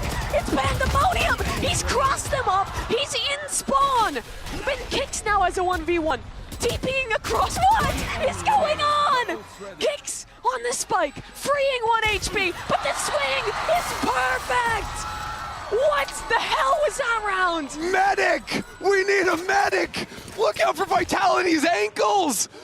DRX is just teleporting all over him, dodging through smokes. And we've got a Yor ult coming in behind him. We've got Omen ulting backside, and then whatever Freeing just did. Okay. I just gotta see that again. I genuinely am at a loss for words. We'll see it from Mako's POV because... The fact that they started both backside and it ends up still in a 2v2. We're into the next round. We'll move on. Ignore that. Mako already TP'd up onto the high angle.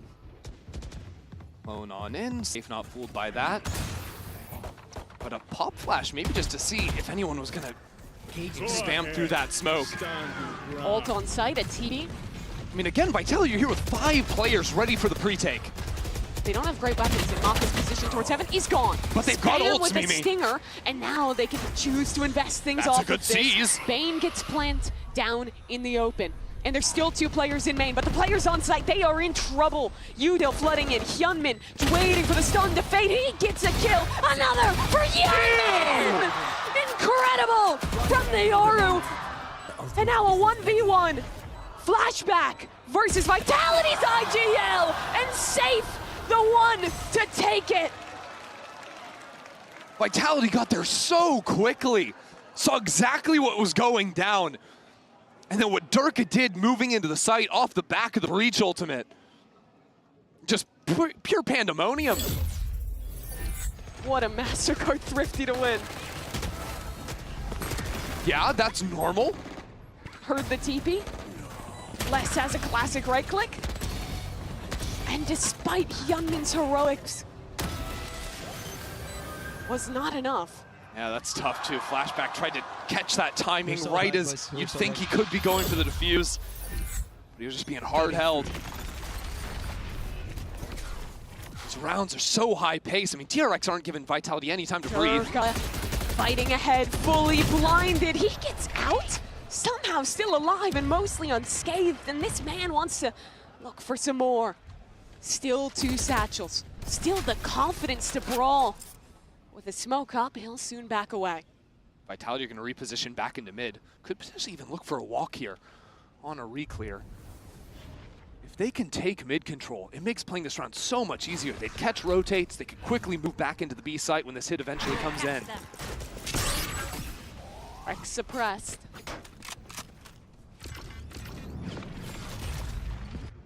If they try to exec now, though, they're going to get hit by a triple Nightfall, ultimate, and back sight. But that's why there's 2 players mid, ready to fight in. But for that flank to be good, they have to hold strong on sight, unless is shut down the lurk. Now with 3v5, and DRX says nothing. Little scream there with the heavy shot, and ooh, Durka saw that teleport. Hold on, B main. DRX are still in this round, trying to step on through, freeing, dominating this server. But in a 2v3, Pain shells, comboed with mollies coming down. He's gonna have to do so much work. And here's that drop. Pushing the smoke, taking his timing! But now it turns on to Bane. No time, it's turning away. Durka is there, Durka with 4. Keeping it close. What a chaotic round. But Vitality figure it out.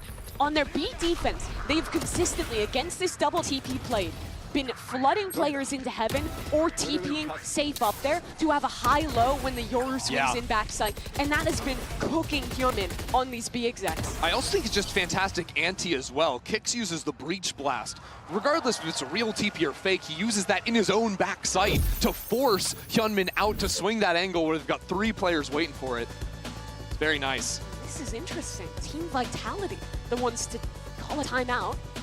Excuse me, I think that was just an error. DRX instead. Yeah. The ones to go for this. That makes a lot more sense after losing 2 critical rounds in a row and after Vitality have finally figured out how to deal with their B exec. I mean, look, problem number 1, Vitality have 4 players on every site that DRX are trying to exec. I mean, Safe knows exactly what DRX are trying to do. And if I'm thinking about it, the only real looks that DRX have shown has been Flashback coming in through mid as they're execing into the B site, right? I wonder if there could be a little bit more attention put over towards A. I know DRX don't want to fight that as a team, really, unless they've got the ultimates. But at the same time, it feels like an area of the map that they have just been completely forgetting.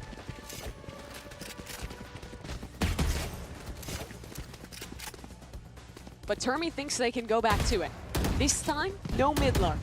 All 5 players B main, and Vitality expected a change up out the timeout. They have 4 stacked towards A. They thought too hard about it.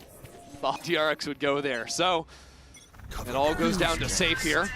On the eye. Oh, the ultimate's going up through mid. Didn't even catch that. But Hyunmin is all the way past it. And Safe on this site is completely alone, is forced to teleport out. DRX yet again have B. It's nice pathing though and being up on Rafter. Okay, he gives up the spot. That's all right.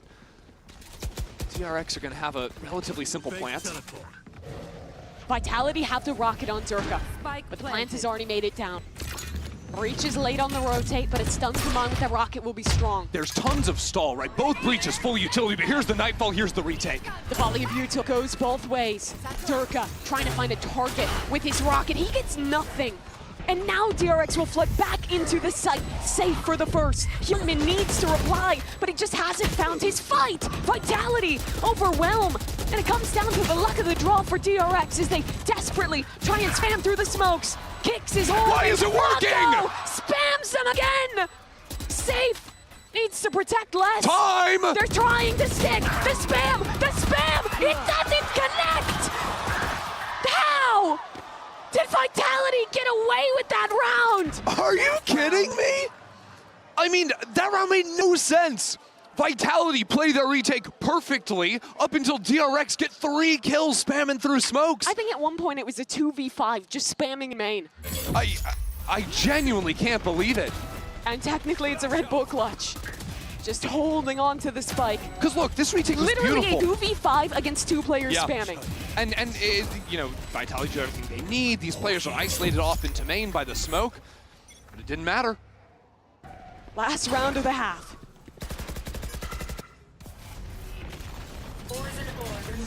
Unless only as a Bucky. Young steepied up mid. However, they're behind less. He still goes 1-for-1. That might just be good enough. Is there a refight here? Yeah, Vitality want to fight back up into mid. Trex is there. But unfortunately, Safe stuck off by a Cypher trip in mid. And now the ult coming into A. It could just be the omens for a moment. It's a risk to go for the plant here. This spot on ramp could be everything. Here's the jump peak, but now caged Great off. cage. Safe though, tucks in. As Mako finally gets the plant down. Does DRX go for a re-clear on ramp? For now, they're comfortable with the crossfire in main. Cat catches onto a player in the corner. He has no help besides the stun from his teammate coming in.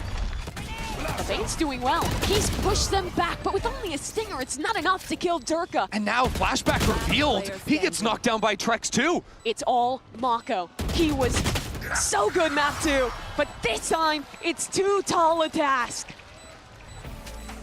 Mayhem round after. I mean, this is what you wanted to see. It's Vitality versus DRX. EMEA's best versus Pacific's best on our first map 3 here in Thailand, going all the way.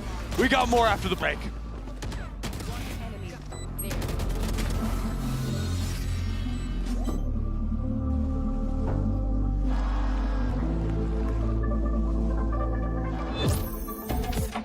Had it with your old phone? We've got you. At Verizon, trade in any old phone for iPhone 16 Pro on us, on any plan. And get iPad and Apple Watch Series 10, all 3 on us. That's up to $2,000 in value, only on Verizon. Red Bull gives you wings. Fancy on a fast car. This is how you make me feel. Don't stress me now.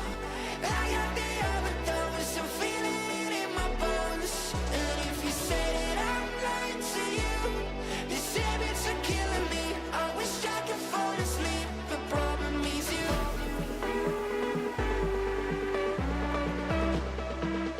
Oh, I got the overdose.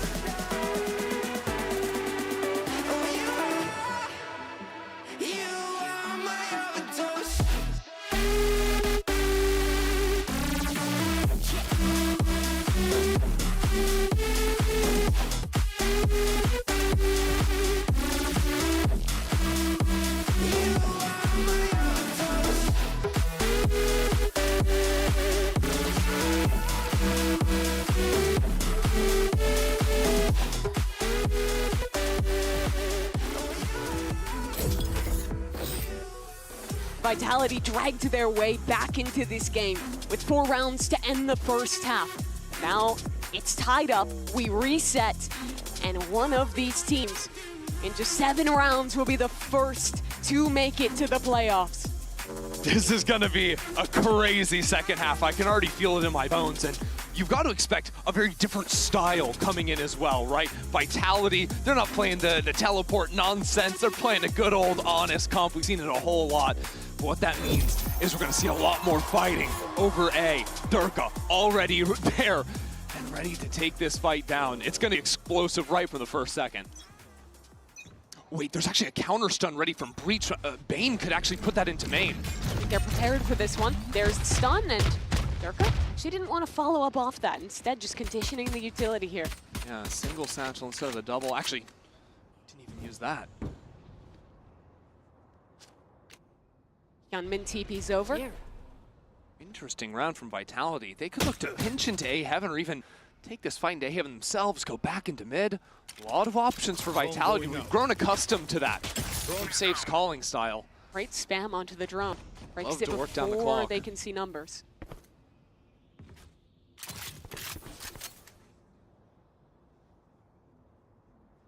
Stun ready to go into this fight, back spawn. Freeing. Tagged up by it, but he gets out no problem. Flashback on the side. Alone, a familiar position after last map. But still, it's another pause in this round. Vitality loves slowing down the mid round, but this time they lose a member. And now, just about 30 seconds left, they'll finally commit into the A site. Freeing, overwhelmed, still does well to find one. Two off of Freeing, holding the site alone. What do these teams have? Nothing on Vitality, but there's Paranoia, a flash for DRX. Maka's just got to get into position. Aftershock available. But he guesses wrong on the plant position. Both players backside. A Paranoia. A flash or a stun rather on Bane as well. That's a lot of util. Vitality called out by it, but both escape for now. Bane holds. Trex jump peeking in. Mako tries to hold the line, but now it's a 1v1 and there's surely he doesn't do that. Oh, 10 HP versus 100. 1 HP? That's crazy. Unbelievable. Vitality taking back a pistol. Kind of a crazy spot too, because what Free was doing on site here on the 3K was just wild. But Vitality kept their cool in this 2 versus 2. Kicks got forced into a lot of retakes on the first half. But that's the guy we saw in EMEA. It really shocked people with his performance there.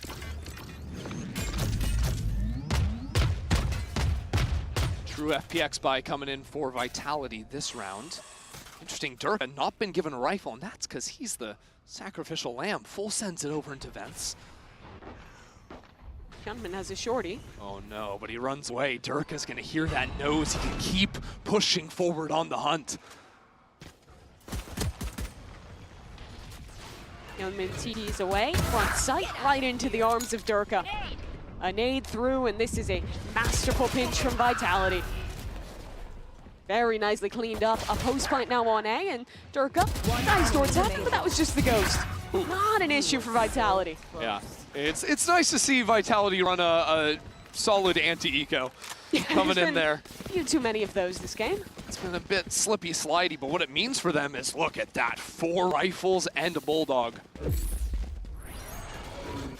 DRX knew there were so many light armors, and Outlaw would absolutely carve here. I don't think they've realized it. One enemy remaining.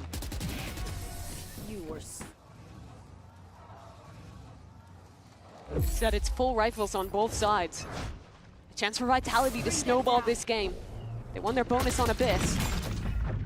And Kicks holding onto the stun, not committing it already. Instead, for this late swing, there's the stun. No one caught in that line. And now the drone's been pulled out. That's a lot of the scouting from DRX off the table. There. Vitality maybe gonna explore a bit towards mid here. Two players working over there. Again, they're setting themselves up for the opportunity to split back into mid, to split into A with the mid players. It's their pistol round again.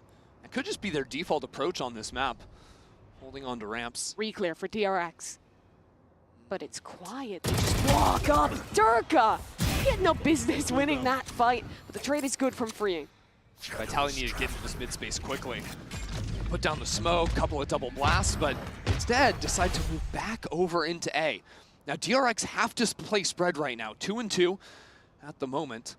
There's still a lot of these uncomfortable tripwires to break, and no raise to really deal with them. Kix has a full belt to utility, but Freeing is repositioned into the site. If they walk it, they're all 30 jumpable. seconds left. Is Les gonna figure it out? No, they get caught off, but no one there to convert with this spam. Flashback spammed Oh my word! by Les. And now Freeing is alone in this site. No They one's don't looking know. at him. No They one don't is know. looking at Freeing. He's whipping the shots, and it's only 1-for-1. carrier killed. But still only 10 seconds. Plant has to come down, and it'll be 10 uncontested. seconds left. Once again, it's these two planted. players on the retake. Kicks tucked in the corner, and there's just no way DRX are gonna clear that. Mako in a 1v3, he was so good for them back on Abyss. But now the crossfires, just not possible. And for the second time this series, Vitality in position to win their bonus round. It's a heartbreaker for Freeing back on site because it was kind of handed to him, you know? The spam goes on to flashback. Vitality think the site is empty, but he can't secure the first kill fast enough to transfer over for the second. And he's been on such good form in this third map. I mean, he is killing it. But to have that kill slip away from him, that could be the moment that loses this map.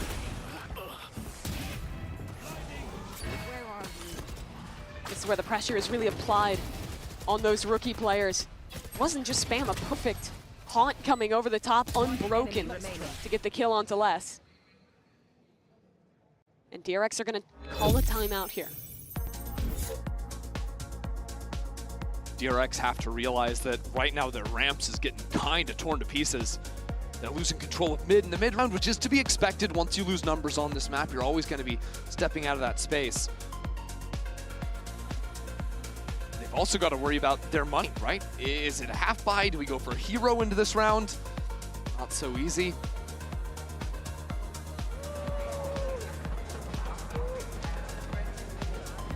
A lot of fans out for DRX here in Bangkok. A team that a lot of people underrated after some of the performances in Pacific. Yeah, all the hype of this tournament was kind of a G2. If you watch Americas, you think G2 is the best team in the world. If you watch EMEA, you think Vitality is the best team in the world. And if you watch Champions, you think EDG is the best team in the world. Yeah, it makes sense. Everyone's sleeping on DRX. And you know what? Maybe after Bind, people kept doing so, but they fought back on Abyss, now they need to fight back again. They were always Pacific's best team. The best team from Asia, even before Pacific was a thing. But then the first ever trophy for an Asian team goes to Genji, not DRX last year. Must have been heartbreaking for guys like Mako, who've been on this team for years. 10 global events hunting for a trophy. Yeah, back from the Vision Strikers days too. We're into round 16. It'll be the hero buy for Hyunmin. That's worked for them in this series previously. Being Stinger too, but we'll see. Right now, DRX have control over ramp. Vitality moving slowly back over into that space, and I think actually if this ends up turning into an A-hit, DRX are in a good position to rotate on over with the teleport back screens, having Bane up in heaven too, and his stun shouldn't be too far from coming back online. With how slow Vitality play though, they're oftentimes waiting out those gate crashes. This time though, Hyunmin gets in position. Oh, a chance against Les, but he doesn't convert. DRX have kind of given up heaven control too. Freeing on the Stinger, drop down into hell. He's holding out the ultimate. Maybe considering a re-clear. Oh, again, these timings just barely avoiding DRX. Bane does get his first though, and now Vitality finally showing the pivot. Look at that ultimate, completely dissecting the map. The spike forced away from the team, the rotate's coming in. DRX have 3 players here and ready. Mako again as the anchor. Hyunmin, great flash, converts off of Mako's paranoia as well. Vitality have to He's go. sticking it. They have to get into this site, and that's a good start because Mako only has a pistol. There's a Sheriff on flashback too. But the 10 time seconds? is so low. Mako dealt with flashback alive. He could be the one to save this round. Les holding strong, but missiles, they're coming in. They don't stop the plant. And Kix again on 1 HP gets a kill. Now Freeing to try and win a clutch, but Kix shuts it down. He's on 10 HP again, Mimi. The pistol round, Kix clutches it on 10. And again here, very nearly slips away from Vitality. DRX did great work finding this fight up towards heaven. But after that, Hyunmin couldn't get the next one. The mismatch of guns really hurting DRX there. If the missiles arrived a second earlier, yeah, they win that round. But unfortunately, for them, it doesn't happen, and Kek's just a beast in those positions. Okay, Durka's got the attack up again. He's been really loving this so far. He's kind of on the wrong side of the map to do it. You don't really want to be walking into the Cypher with that. You're going to get spotted out by a camera, no problem.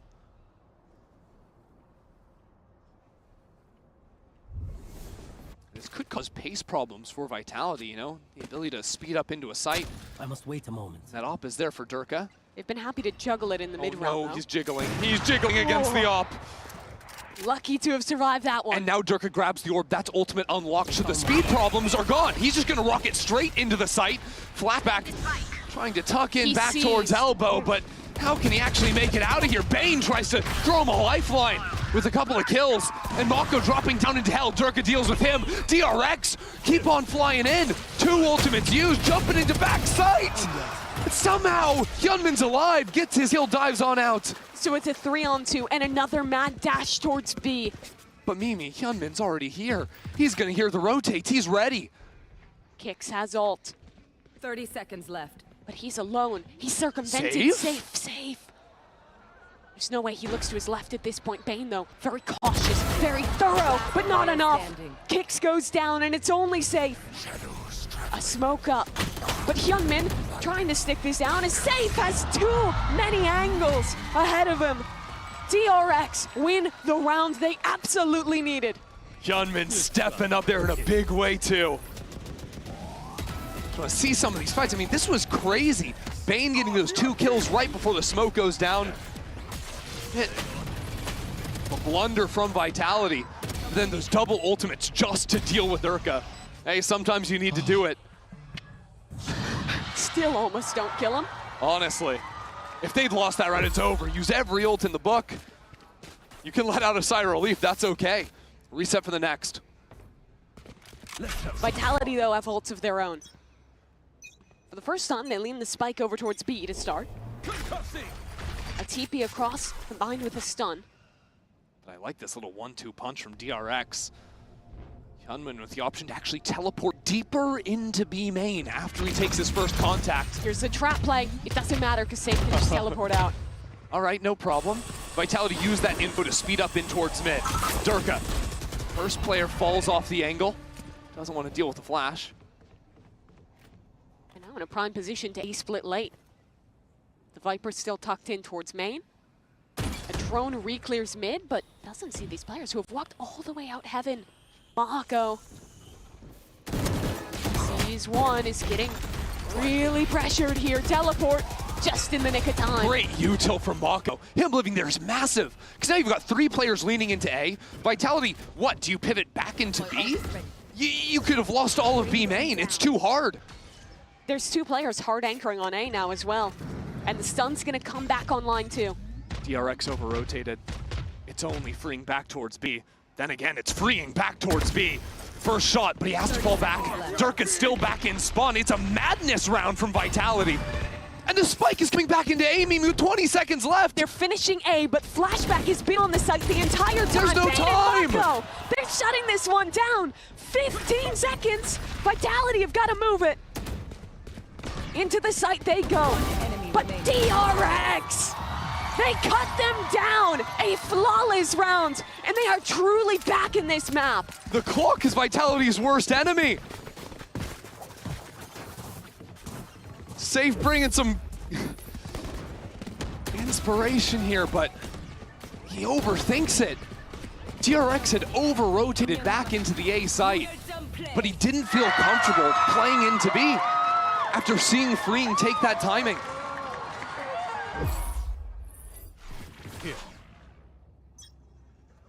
Here. Vitality will speed things up on the eco round. All 5 members over towards the A site. Double satchel in for Durka. He's pulled back by a tripwire and cut down by Hyunmin. Safe? He won that fight, and now it's a 4v4. Still, the guns are bad for Vitality, and they didn't make it into A. A Heaven kind of gapped right now. Flash to get freeing back onto a line of some sort, but actually the Molly's going to push him back. You can see Vitality, nice util, even in the ecos. Right into CT? They crouched so you couldn't see the heads moving forward. It's all up to Bane. Right Smoke there. in his face. He's worried about this, but Vitality, they're walking the other way. They're wrapping all the way to B. There's only one man here, but it's Mako. Yeah, you're not going to fool him. Sorry. It's just not going to happen. And now it's just an awkward one. Vitality Wait, Les? two with a stinger. And Kex has one with a stinger of his own. Hold on. It could happen. Les has the pit. If they even want to. There it goes down. Mako in a 1-on-2. How many rounds has he been retaking down in numbers? Both players low. And playing together in the pit. They swing through, and the trade's good from Les. It's Eco on Eco as Vitality take back control. I think Les just got 3 kills ratting through smokes. He got the 2 in aim. I mean, we're going to have to watch that and see exactly how that went down. A Master card thrifty from him. And here's Les. Okay, they walk in, and then he spams the second. Yeah. Through. I mean, the last kill was a spam shot too. He's reading it off minimap. And that's how DRX fall behind again.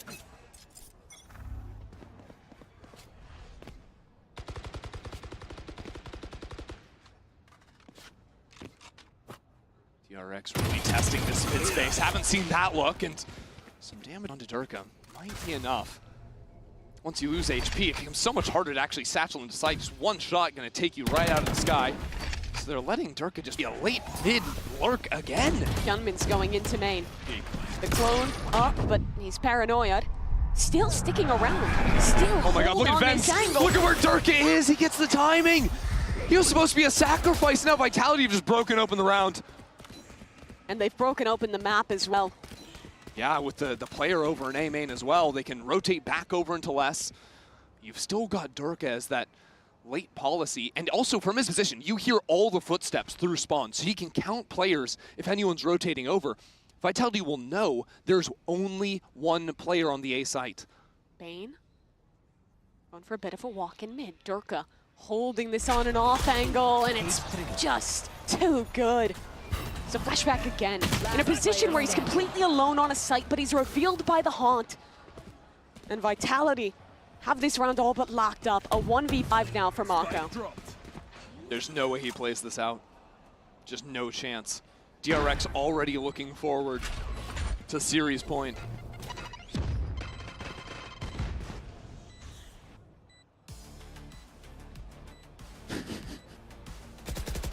Les already thinking about it.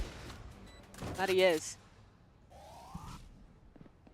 They had chances here, DRX, but losing that eco round has spun the momentum on its head. And that's what's so difficult about Vitality. The way that they let Durka play on attack side is so unique. Speaking of Durka, he's on the hunt, I fear. And there goes your last chance at a rifle. They're putting Durka in positions where he is going alone up mid, where they're leaving him alone on lurks, and he is always good for it. Yeah, I love it too, because take the picture and you're dead, sorry. Yeah, this is We'll put in the memorial. Taken down by the lurking rays. But it's such a great call too, right? Because Durka had been taken down solo. He's useless on the exec, so why not let him limit test in mid a bit? Okay, DRX, it's a full force. We've got stingers, but we've got ultimates. Eyes on Hyunmin and Mako with the ults to get into sights. To retake, to go for an aggro piece. I mean, he's just using it to scout. They've got a stun ready to fight off that. He's trying to body block too. What a play, but he can't connect at a critical moment. The rookie falters. Bring them down. And now the best chance in this round for DRX is gone. Vitality still take their time. 4 seconds in, they haven't even had to leave spawn just yet. You know, Vitality are a bit split on the map right now. 2 players over towards B. They're going to rotate the spike back through spawn. Mako and Flashback are the 2 rifles, though. What a call for DRX.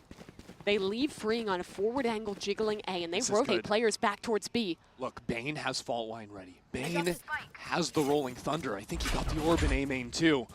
So with limited time on the clock, once again, this could be the problem for Vitality. TP into backside, a cage to isolate the fight, huge from flashback, but in comes the rocket for Durka, it's gone! Mako rips the star out of this round unless his lurk was revealed. DRX. All missiles away. Jump, spot him out. But the spike needs to make it in, 15 seconds left, Vitality. They're not playing They're it. saving. 10 Maybe seconds hunting for left. some kills. It's just not going to happen. Mako did so much that round. The macro on defense to take the risk, repost Teo on a forward line A, late stack into B. And then he's also the man to take Durka out of the sky. Yep. And not even let him shoot the rocket. It's a great hold. And now DRX can just about buy up.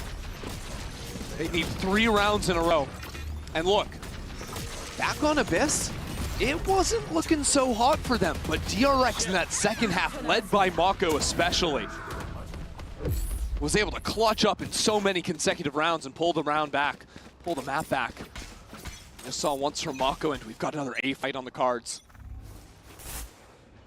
Again, Bane has the stun ready to go to interrupt Durka. He's got to use his satchel to escape from the combo.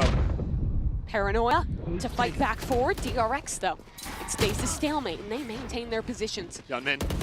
And freeing on a high-low setup. Do well. Hyunmin needed more, though. It's traded out. Safe is low, and Bane has to dip away. How are Vitality going to call their way out of this one? They've given information of all 3 players here, and Bane is just killing them. Mako on the trade as well. So we turn our eyes to Trex. A 1v2. That off angle, I mean, come on. And Mako ready to swing in from heaven. DRX, 2 rounds away from overtime. I feel like Bane has been lights out on these A anchors. Like, unimpressive first half, but consistently we saw in the first couple A hits of the second half, he's finding 2 kills. Here locking down heaven with Mako. Vitality have gotten on ramp consistently, but it's been really hard for them to push on through into sight.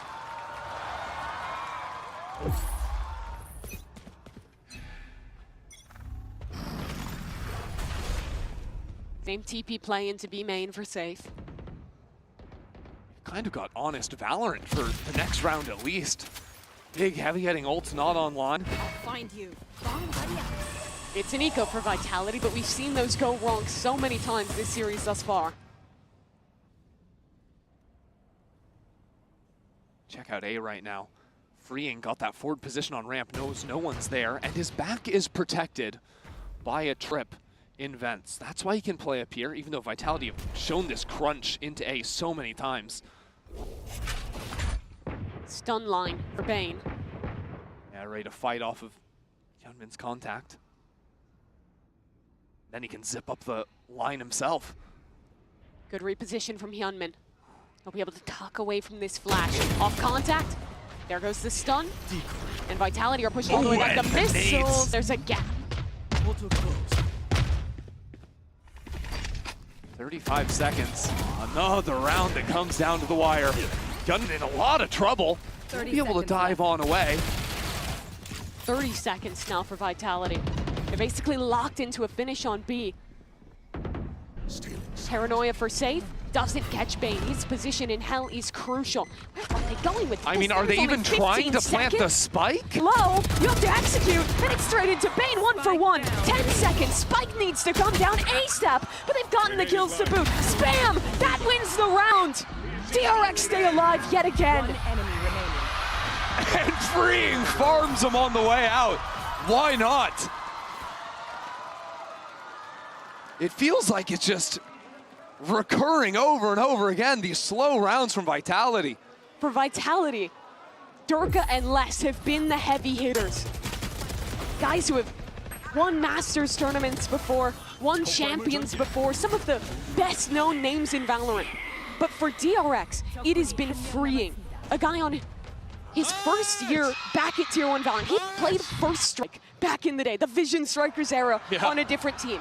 Took a 2-year break from Valorant.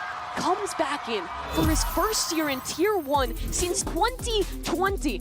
And he's dominating alongside a guy who's only played 1 year of Challengers in his career. I mean, he's just having a monstrous game right now. 24 and 13. Think about that. He's only died 13 times, and we're going into round 24. The scoreline is 12-11 in Vitality's favor. Like, I don't think he's been dying in the rounds that DRX actually win. Not really. He's always the guy alive. You shift eyes, though, to Faded, the rookie coach for Team Vitality. Their IGL say to try and find the call to shore up this game. Remember, neither of these teams have lost a series this year. This is uncharted territory that is getting this down to the wire for both of them. DRX, technically with their backs against the wall, but riding the momentum of the last 5 out of the last 7 rounds, that's got to feel good. Difference makers in this round. Kicks 1 off the ultimate. Durka 2 off. Vitality are going to close off those abilities coming online. Could even be a less lurk. Breaks the camera, dips away. Another 1-3-1 round for Vitality. That flash timing there, making it uncomfortable to get into vents, but Durka realizes they've never really fought us here. They always get vent in control, but they haven't broken this vent trip the last few rounds. TRX have played so restrained at time, always falling back, not giving any space. Vitality picking up the pace, trying to move on in, but again, get stalled away and pushed back out. And the KO missiles get DRX back into heaven. Okay. Kick still has stun ready. That blast pack is trying to bait, and it's going to be a push towards B. It's not drone. This could be a ton of information. Spots out the fade.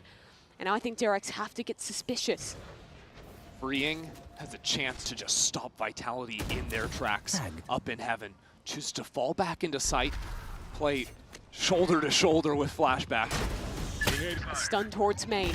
30 seconds left, and Durka, he opens the round. The Haunt, unbroken, and Flashback getting overwhelmed. He still goes 1-4-1 before falling. And still holding on to this side, still somehow still alive, but it's not enough! Vitality! It took them a long time, but the super team from EMEA are the first squad in the playoffs. Just a phenomenal series from these two teams. Bind goes Vitality's way pretty convincingly, and then back-to-back 13-11s. This is what you expect from some of the best in the world. Fighting fiercely up on that stage, but at the end, it is EMEA's best on top. And it's gotta feel so good for Safe. After falling at 5 global events before, to get to this time qualify to the playoffs with a team of superstars around him, living up to the lofty expectations set for Vitality. And even when the going gets tough, finding a way to push through it. We also had Durka back on the second map, hit 2,000 kills at Globals. Dropped 25 more in map 3 as well. Look, he was the first to hit 2,000. Mimi, I think he might be the first to hit 3, to hit 4,000, maybe even 5,000. He's working towards that goal. He's been elite for a long time playing to the top. Les as well, rolling back to some of the memories of him on Loud with those incredible looks on Viper. Think about it, it was him with the Stinger getting the 3K in that one eco round. Could have been the difference maker. And for those two guys, Durka and Les, it's their first global event they've attended without Fnatic and Loud, respectively. The teams that they were synonymous with for their whole career. Showing that they're not just members of those historic rosters, but superstars in 2025. Difference makers in their own right. This game was just, I mean, the whole series just felt like so topsy-turvy. You'd see these streaks of rounds going back and forth between the teams as they got better leads, as individual players stepped up. Don't forget what Mako was doing all across that map number 2. This DRX team might have lost, but they are looking fierce still. That they are. DRX again coming into this tournament, debuting a new comp on every map they have played. I think one of the teams at the cutting edge of the meta with the Yoru Breach Teo ideas. Next, they're playing solo Yoru on mine. They're playing the split. They've forgotten about the raise. They don't even need it. At the end of the day, it's these few eco rounds, right? Les winning that fight here. You know, Hyunmin not finding that shot on the ultimate at the end. So many rounds coming down to the very last second. Yeah, that does make me a little concerned about Vitality in the future. I think pick up the pace. Let's stop losing on time. Show some harder execs sometimes. But look at Save. I mean, he's having so much fun out there the whole time, screaming and yelling. Just an incredible moment for the IGL. Living up to the expectations, making it to the playoffs. And I couldn't think of anyone better to check in with than Safe in your Verizon post-match interview. Alright สวัสดีครับทุกคนขอบคุณมากนะครับ and the crowd was electrifying.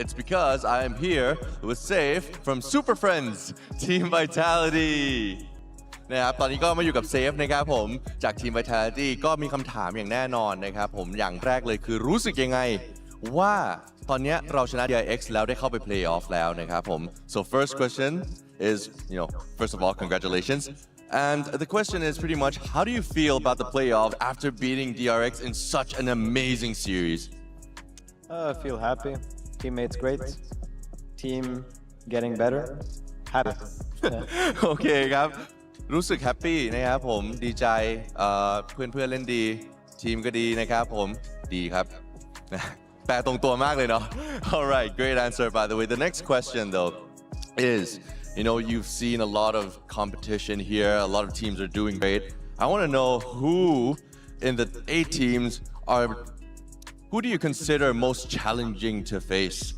in the rest of the teams in this competition I think everyone is very challenging to face because they all qualified somehow, right? They had to be either best or second best in their region, and so like everyone's hard. I guess everyone talks a lot, and I guess if you follow the talk, then G2 is like the challenge. But I don't know if I follow the talk. Oh, we'll find out. เอาเลยครับสำหรับผมเองก็คิดว่าทุกทีมก็ต้องมีเก่งอยู่แล้วนะครับผมต้องติวคำถามใหม่ก่อนเนาะเพราะว่าถามว่ากลัวทีมไหนที่สุดนะครับก็คิดว่าทุกทีมเนี่ยเก่งอยู่แล้วเพราะว่าผ่านเข้ามาถึงที่นี่ได้เนี่ยไม่มีทีมไหนที่ไม่กลัวหรอกนะครับแต่ถ้าเกิดว่าเอาจริงๆเนี่ยถ้าทุกทีมเก่งเท่ากันก็ต้องเป็นเรื่องของฝีมือปากแล้วล่ะนะครับทีมไหนพูดเยอะสุดซึ่งตอนนี้ก็น่าจะเป็น G2 แต่ก็ไม่รู้เหมือนกันว่าตอนเจอแล้วจะเป็นยังไงก็ต้องรอติดตามชมนะครับผม Anyways that would be it for now Thank you so much for your interview Congratulations again on the amazing win in this intense series And และสำหรับตอนนี้นะครับผมเรายังไม่จบยังมีต่อครับผม And for now we still have one more match to go so please stick around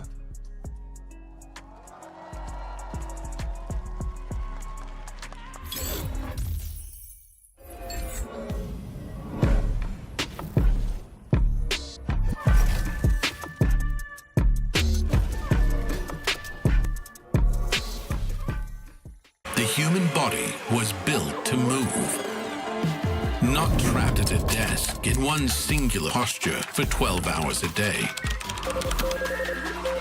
It's time your chair evolved. This is Secret Lab Titan Evo. Ergonomically engineered for you, gamers, hybrid workers, artists, backing your every move.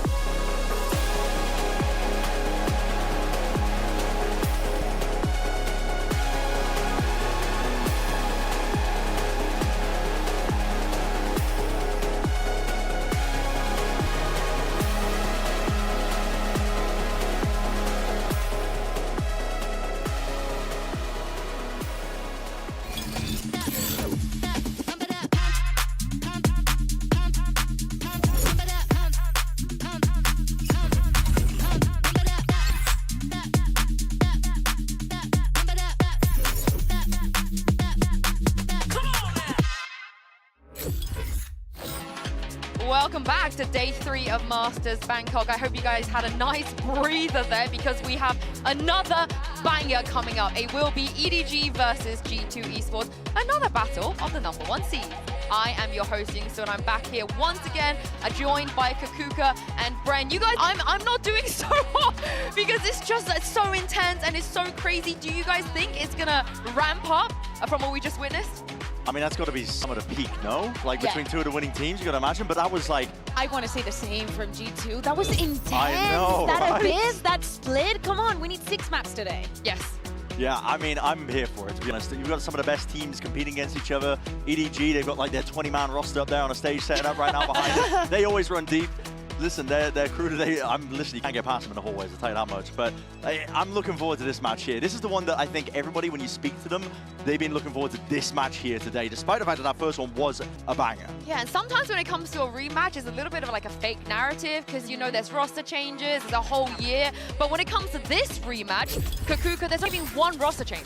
Yeah, exactly. Only on the side of Juggernaut. And it's so crazy to think about champs because the last time that EDG lost in an international, in a global stage, was against G2, and that was their last one. They became champions after that. And for G2, it was devastating because that was the last win that they had at Champions. And so, of course, there's a lot of history going on to this, but the teams and the way that they face and play the game have changed a lot. Absolutely, but listen, G2, one of the few teams that have made EDG bleed, and there's one thing that EDG don't like, it's looking mortal. Because these guys, they're out to set out a dynasty at the end of the day as well, as an org that can potentially get as well a back-to-back from Champs itself, which no team has managed to do. And they're looking primed to potentially do it. They've got 2 weeks of a break as well. They've shored up a lot of their maps. G2 have got a hell of a task. I mean, we mentioned EDG, they're the 2024 champions, but let's hear from another champs winner. Jogamo is standing by with me, Kafaz. I'm standing here right now with Jogamo of G2. Now, we know you're so excited for this match. We've seen all of the social media content, all of the jersey swaps and everything. And it's not every day you get 2 former champion duelists, you know, going head-to-head. So I have to ask you, whenever you go up against a really powerful duelist like Kong Kong, do you find yourself adjusting your own playstyle because you guys are usually the first point of contact? Yeah, I would say definitely going against like a stronger duelist like Kong Kong, I definitely would adjust my playstyle a little bit more than normal. But I can't be too passive, can't be too aggressive. I got to find the right spot to figure out what he's doing. But he's also doing the same thing that I'm doing. So it's like battle of the giants right now. So I'm excited to play him, like I said, and I can't wait to play. It's a mind games, right? We're excited to see it. Good luck out there. I think Jog summed it up really well there. He's kind of like the Goldilocks sort of duelist. He's always just right, you know? When he's passive, it's great. When he's aggressive, it's great. At this point, I feel like Bren, he could do no wrong. Yeah, both of them, him and Kang Kang that was talking about as well, his counterpart across the stage, they both have the ability to just take control of the moment in the game. I think to understand the timings and when they should potentially push and just command a play themselves. Like Jogamo has inserted himself into G2, and this is something they were sorely missing last year as a team. That oomph factor, which Jogamo has added in. Yeah, I completely agree, and it's love to see how all the pieces merge so well together. You're not going to see, especially when you look at the score, someone just completely obliterating the other team. Is everybody showing up absolutely lethal in some of these duels. And as we're seeing, they converted 19 out of 19 first kills, meaning that if they get that opener, the round is going for themselves. But again, that was the first match. Yeah, it certainly was. I mean, this is the game versus Trace here. I mean, just to add on to this, if you're unfamiliar with Trace as well, if you're just watching this and tuning in, Trace are not a bad team by any margins at all, actually. And they had a pretty sizable chance, I think, in terms of like matching up against G2 quite well. But G2, they made them look like a tier 2 team here at one of our biggest events of the year. They are really cementing themselves that there's almost like this tier gap between them and a lot of the rest of the competition. But now they're up against some of the heaviest hitters, if not, you know, listen, the big brother team, which is EDG. Yeah, and for G2, you know, we talk about how amazing they're looking. And a lot of that has come down to the way that Trent, Kakuka, has been playing that Tejo. Yeah, extremely proactive in his decision-making. I think that it is very easy for the rest of the team to play around it. Look at this beautiful play with the TP and both the Salvos and the Armageddon. There is so much going on.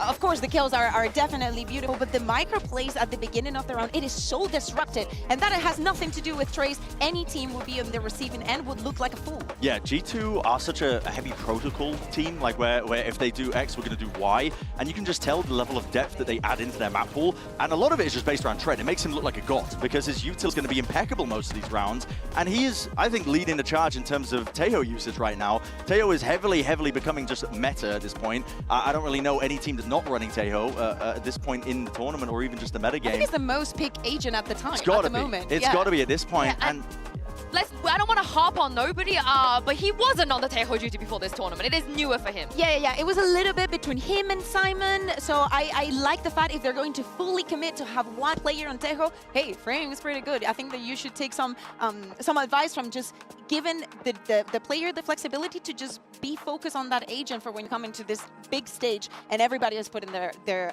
time into perfection in it. And speaking of perfection, Leaf, at this point, you know, we speak about MVP contenders, and he's definitely got to be up there. He's frying. He's absolutely frying, or at least he was in the Trace game, and he has frequently throughout America's kickoff as well. And he's just such an intelligent player. I'm gonna rehash what I was saying earlier when we were talking about him in kind of MVP contention earlier on. But his level of game sense makes it look like he's sometimes playing with Warhawks, and he can just spot these gaps and where to play. And it's not just that, it's the aim on top of it. He's got it all together. It is so difficult in that situation when you have 3 people pushing you. And let me tell you, with EDG, that will happen today. To be able to isolate those kills and to be so cold and stay so calm in those situations. You can't give him 1v1s like that. Maybe not even 2v1s. Maybe 3v1 is a little bit safer, right? EDG, they gotta be a little bit more disciplined today. Yeah, but the difference is like of a millisecond. I think that there on Lotus we had some examples also on C, and then when he moves on to the chamber, when we saw him yesterday, I was lost.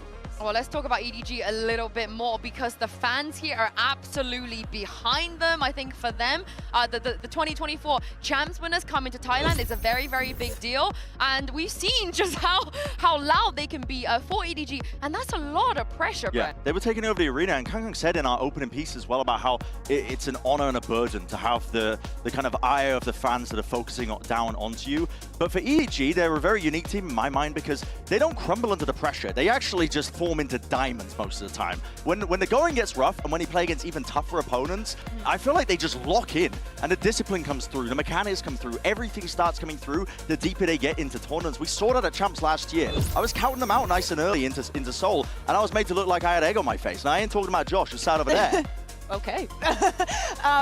Yeah, in regards to EDG, I really like the face that they're showing here today, because I agree with you. They become even bigger when they go against big opponents, because regionally, and I remember what reviewed, there were some of the things that I see and I think this is not going to work against this and this. This is like very specific because of how they play and what agents they play also in China, and how is like maybe not up to speed with what the rest of the world is doing. Do you like what we saw in terms of comms against Liquid? Absolutely love it. The fact that they are able to change things like this, like bringing in the Yoru for Kankan. We know that he had played it regionally, and he had won 1 map out of 5 that he had done, but it was something that definitely was on the to-do list for this event. If you want to thrive, you have to be on the Yoru, and not only on the Yoru, you want the Taeho, you want the Vice, you want to be up to speed with the rest of the world. Yeah, they've definitely caught up. They used those 2 weeks and they've used them well, and it's added this unknown right now. There's question marks with EDG's map pool, and I think that's a major difficulty for G2. They love to counter-strike, they love to prep for teams. EDG,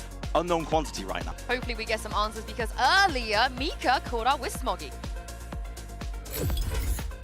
Hey guys, Mika and Luna here with Smoggy, and that means the defending champions are back. Now, last year at Champions Seoul, EDG was only defeated by G2, so this makes it a very, very exciting matchup. You are facing them once again, and many say that this roster of G2 is better because of Jogemo.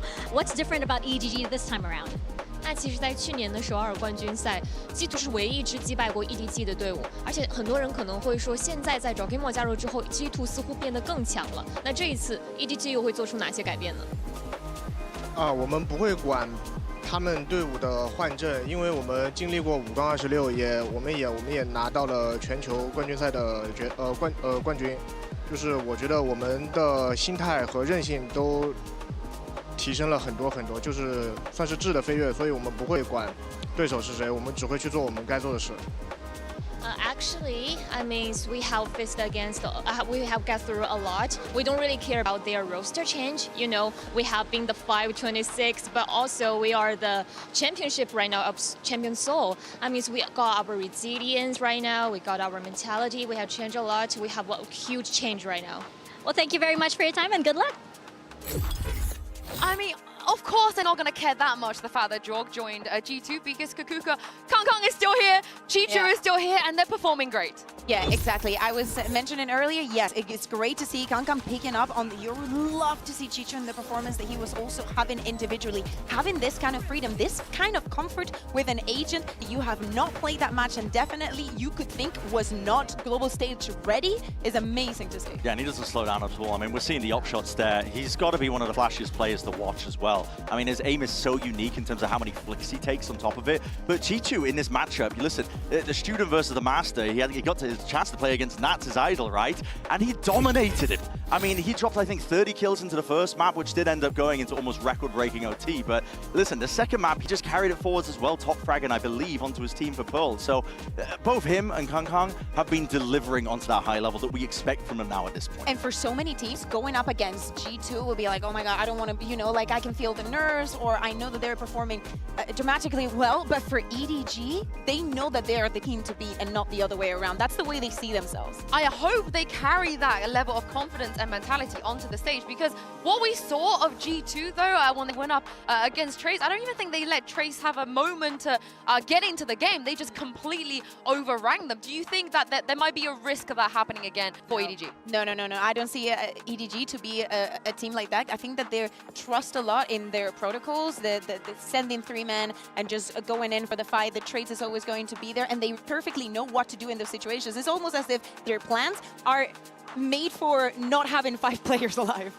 Yeah, I mean, I think that G2 are such a heavy prep team, and they're just going to be focusing probably on their own game coming into this, because there's so many unknowns of what EDG could potentially be running as a comp. But as I mentioned earlier, like, EDG are a team that sometimes they can play down to their opponents, but they definitely play up. When their opponents are really, really good, they're going to pull on their star players, putting up amazing numbers. The discipline's going to be there, the trades are going to be intact. So EDG are fully capable, I think, of giving G2 a really, really good game and testing them. There is one thing that I think can be known, is because EDG, they have a permaban, right? If they don't take away the Abyss, they might have to go Pearl, which means, Bren, nobody wants to play Pearl against G2. I think that would be a silly thing to do in this tournament. It would be.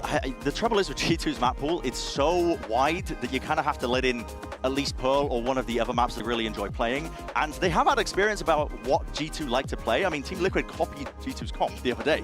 So they have BBL's direct... comp. BBL's comp. Did BBL do it first? Okay, BBL my bad. I wasn't familiar with BBL's game. I'm sorry. I wasn't familiar with their game. But they have experience. It's not going to be the same because G2 are going to be more well-versed on it. But they have experience playing against it. That's more than some teams can ask for. Yeah, exactly. And I think that for today, the nerves are not going to be a quantity that they should be worried. They'll already see themselves winning. Well, this is it. It's time for the second banger of today, and to send it down to stage to bring out our teams. Here is G2 taking on EDG.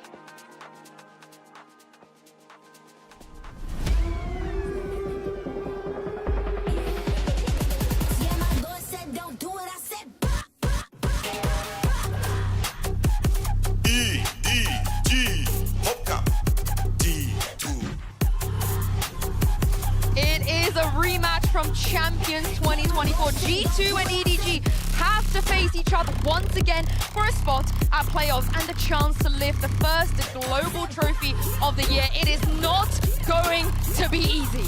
No, and EDG, remember what it's like losing on the international stage. The last time that they did so was against G2. They will not let it happen again.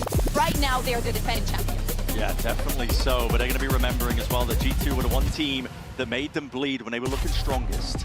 Yeah, and I'm so intrigued to see the map. Vito's here, like we've spoken about already. G2's map will just look so good. EDG have to pick their poison here. After what I saw yesterday on Abyss, I don't think that they want to go there. Yeah, but then they have to go to the Pearl if they take away the Abyss. And to remind you guys, EDG do come in here as the first seed because of what happened at the draw. And it looks like they picked their poison. We are going to get Pearl instantly. Yeah, Pearl. Exactly. Oh my god, a little bit more chamber. And Bind as the second map is also kind of interesting because, listen, G2 have been banning this now in their most recent 2 matches, but I feel like they might have just left it open as a bit of a trap play because G2 can play Haven as well. They lean away from it sometimes, but I'm worried a little bit for EDG I wanna run into the narrative of what we were seeing in the previous match of like Pickett leaving split as the last man for DRX. I think that for G2, this is kind of like a similar situation.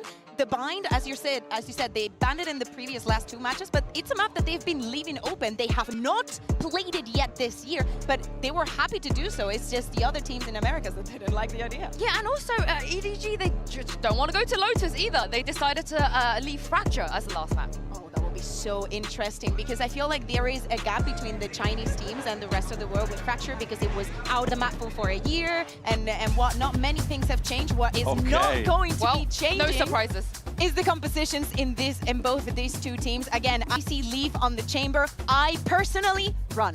Yeah, this is going to be such an interesting game as well. And if EDG have done a bit more preparation as well, there's potential then for, I think, to really punish Leaf and his setups with the rendezvous, the TP. It puts the chamber in predictable places on Pearl. There's only so much you can really be tethered to those spots. So there's potential for nobody to really play spoiler to him, I think, as well, with the salvos at work.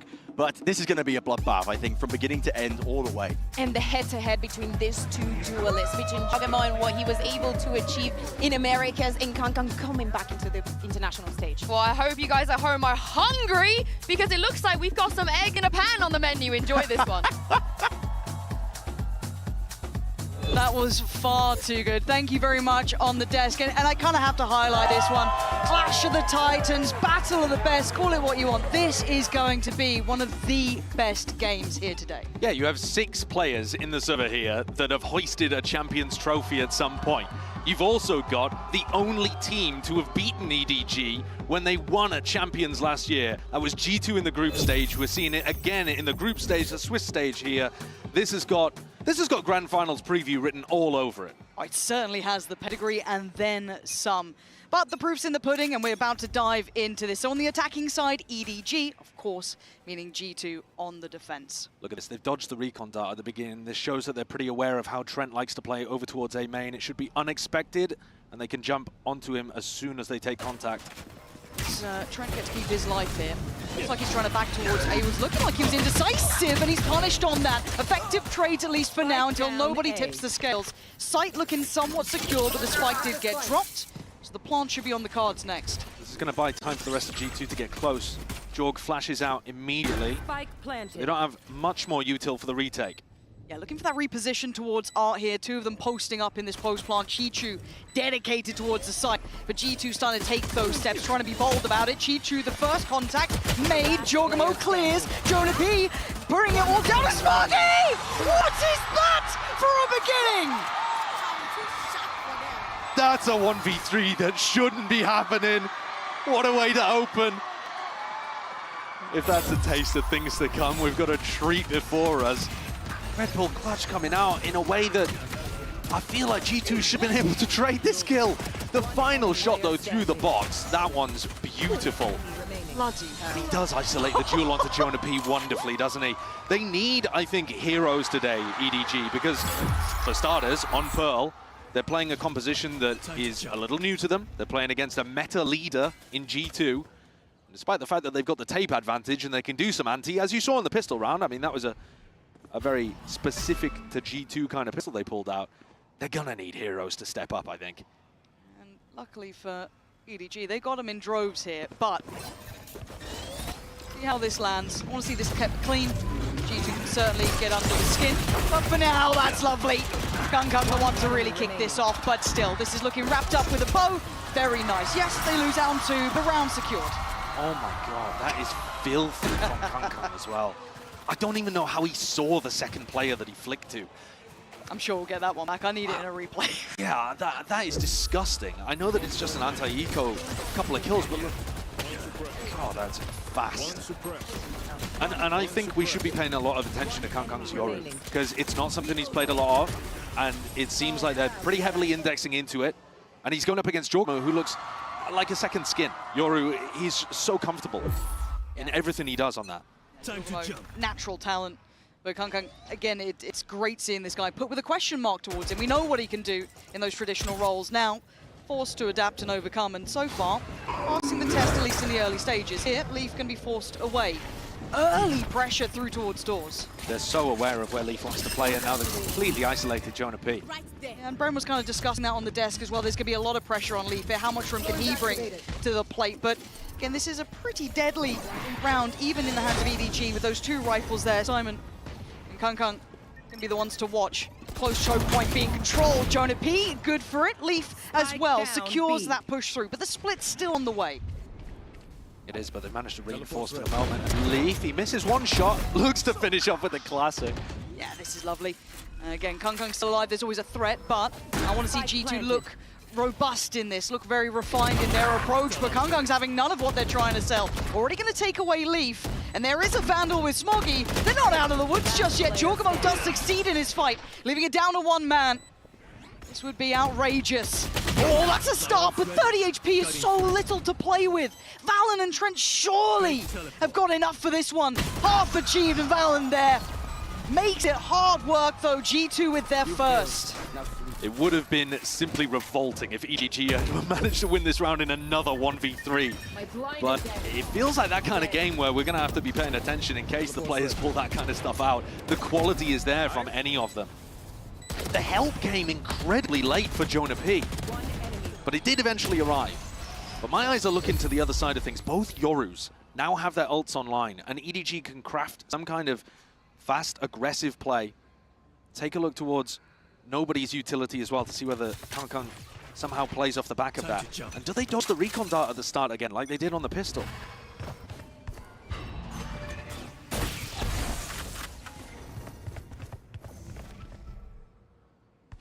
Too much given away so far. Kung Kung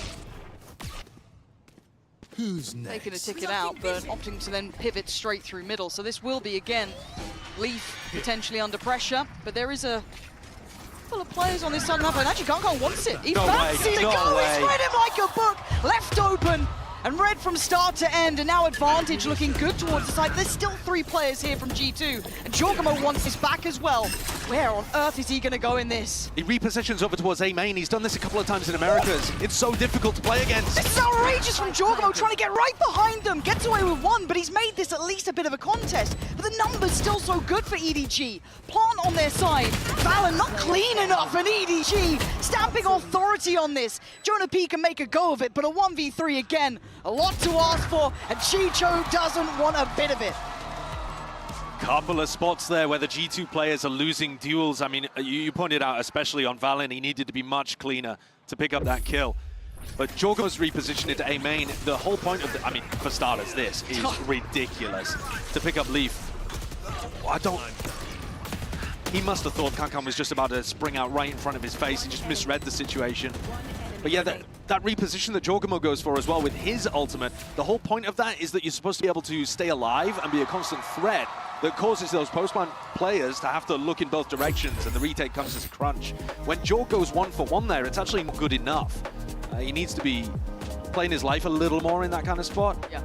But I think what we're seeing right now is that the EDG players are just looking a little sharp at the start, and that is a dangerous thing. It does fill you with a little bit of fear, isn't it? And it's filled G2 with enough that they want a very early timeout. 3-1, they've seen enough, don't like what they're seeing. And I think a very fair assessment, EDG have come in with an incredible game plan thus far, at the very least. Now, whether or not that continues, I can't tell you the future, but this does look exceptionally strong, which does make me worry about the rest of the map pool as well when we talk bigger picture. But right now, it's time for a solution, and G2 have been good at coming up with solutions, though. This isn't a one-trick pony. They do have depth, and they played with this composition plenty of times. I want to see that lent towards here. I think it's one of those things as well where Kung Kung being able to get up his ultimate for round 4 just provided the perfect opportunity for them to run a crafted set strategy out the playbook. And he did get a little fortunate with Leaf going for that reposition too. That was a gifted kill to open the round up. You can call it a misplay from Leaf, I suppose, but he managed to provide them with a pick at the very beginning of the round, and now he's going for the push-up with Jorg, looking to see if he can make the difference, but only 4 bullets in the Headhunter. That's a lot to put on the man's shoulders. Right place for it, and I do want to see this diligence from EDG and their anti-ecos. Do want to see them kept as clean as possible. Going to get past the first hurdle, plays in Jorgamo here. Nice flash, doesn't get what he wanted. A quick kind of evacuation, at least for Kung Kung. Going to keep his life. Yeah, a little chip up, but still, they've read this early play. They've already forced them back towards site. was a nice idea from G2, but you got to hit the shot. Yeah, that's kind of the long and short of it. There is a player still on the back of the side. Giacomo still really trying to find those small opportunities to play with, but I think his life is over. It is. EDG, crystal clear on approach, looking very well-rounded. No threats to really be found. Flanks here, but it's already considered. Lovely stuff. EDG looking locked in here on the flawless round. Chichu getting that kill with the wallbang also gets his Visal online, and that's how these snowballs happen. Round 4 off the back of a great bonus, even though they didn't get the win, they were able to get up the Yoru ult, and that caught them the next round, a huge eco swing round. And this time, it's a pretty similar situation, whereas in the previous hugely important round, we saw both Yorus with ultimates, and it was Jorg versus Kangkang. Now it's both of the Vice players with their ults online, and we're going to get to see that dynamic play out. The important thing about having Visal on the attack side, though, is that you need some level of map control to be able to use it effectively. You can see a lot of pings through the middle of the map here. EDG clearly planning on doing something with the Prowlers to take space, push Leaf back. It's that same bait and switch setup. And it's seen both of them. This feels quite red, and if anything, it spurs on and encourages EDG to take the space that has been given to an early denial of control there, removing Leaf's utility. Forcing them a little bit more into the unknown. Question marks now will be placed across the map. They're creeping up towards where Trent is holding. Timing on the outgoing at least. Big info off of that. You can now see maybe a little bit more dedication on the rotation. Ult on top of ult here, so this is about to get rather messy, isn't it? Does EDG continue forward? Do they pause? It looks like Kangkang wants to go for it, which feels a little too bold for me, but a plant is being facilitated. But Jonah P still wants more. Still on the site. Still controlling the space, and G2 looking to try and pressure this as quick as possible. They've also got full art control, nicely planted for art as well. Leaf needs to be a disruption in the flank, and it's shut down. Oh, Chichu so on the money. Takes away Leaf, that removes one of the really viable approaches of holding this. Jonah P trying to stick through, at least get towards half, will take the damage, and Chichu taking names! EDG looking near on unstoppable. They're playing so boldly too. You called it out. They were going forwards even though Kangkang didn't have a primary weapon to use. They just knew that if they get into a post-plant situation, they're going to be good for it. Full art control. Leaf, I feel sorry for him to some degree because he only had a stinger in that spot as well. It's not like you're going to be going on that big flank with the tour de force. But that is a wonderful round from Chichu. And EDG just keep the snowball going. They've got the read right now. That momentum is looking lethal. I think a lot of us kind of, I don't want to say put it in the hands of G2, a lot of us very impressed with how they looked. I think a fair assessment. EDG, of course, these quick changes, obviously adapting to the new meta, showing that they have some validity, but hold on, okay, Jorg's gonna get G2. Bring a little bit of blood here, but still Kangkang once again leading in the Astra ult just to ensure this plant goes in, but does it, if anything, encourage G2 for a swing here? Yeah, it looks like it does. Having a little bit of a glance, nobody looking lost in God knows where, but Kangkang back sight. Flash ready, he's going back for more. Giacomo deals with him, making something out of this. Finally, a little bit of a fight back from G2. Simon playing those really dangerous odds, trying to play to the back of the side, leaving just two alive. Nobody still towards Giacomo. Denied on the defuse. That's not going to get towards half yet. Leaf going to be put under pressure. They've got to still do something about this, or do they just call their losses on this one? The defuse is there. Leaf sticks it all the way through, tanks the damage, similar to Jonah P in the previous round. That is actually a really tough spot to play for EDG. So G2 recognize that this play is going into B. They're in a 5v4, and they're getting the Massacre Thrifty at the end of this. Obviously, they've got lighter weaponry, but you've got two Cosmic Divides up. So what that means is EDG have to play on-site post-plants, but that means that you're within range of the Stingers, the Sheriffs, those kind of things. So you want to take long-range battles, but you can't because of Valen's ultimate. And in the end there, they just got stuck between a rock and a hard place. We got ults coming in. Kangkang's got his. We've got nobody with theirs. We're going to have the operator out for Leaf. Already right off the rip, you've heard it going in. And it's pacey. They're not pulling any punches with this. Kangkang uses ult to be able to get into secret here. And then there's a little pause, waiting to see if there's a response from G2. They're running fast rounds when they think Leaf has an op. Yeah, but they've got to identify where these players are. They are so stacked towards pit. Trent is looking to maybe play off what Jorg's going to get here, but they're going to have to do this together. Good synergy, it's there! Trent with a good pick towards Simon. Now the rest of G2 need to stay up to this sort of pace here. Finally, Jonah P going to get a clear kill, no trade. KongKong and G2 asked a lot of. G2 has been golden so far, and a big opportunity. Oh, he's still fighting! A huge 1v2. He knows about Leaf. Does he know about Trent still? 7 bullets, 17 HP, and a bit of a dream. But Trent can make this one all but over. All but tears in the rain. Trent trying to call him forward. Chichu, he answers the call! This world will know my name. That's another disgusting round from the EDG players. We've already seen a 1v3 from Smoggy earlier on. By the way, still the only kills that Smoggy has.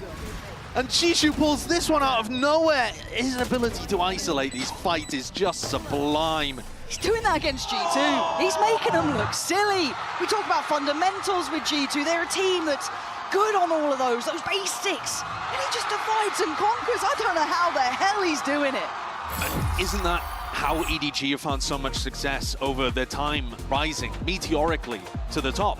They take structured teams and they tear them to pieces. The second best team in China, Trace, is structured, is pretty similar to G2 in terms of the style. And yet when you watch them play against each other, Trace do great against everyone else in China. Then they play against EDG and they can't hold a candle. They get torn apart.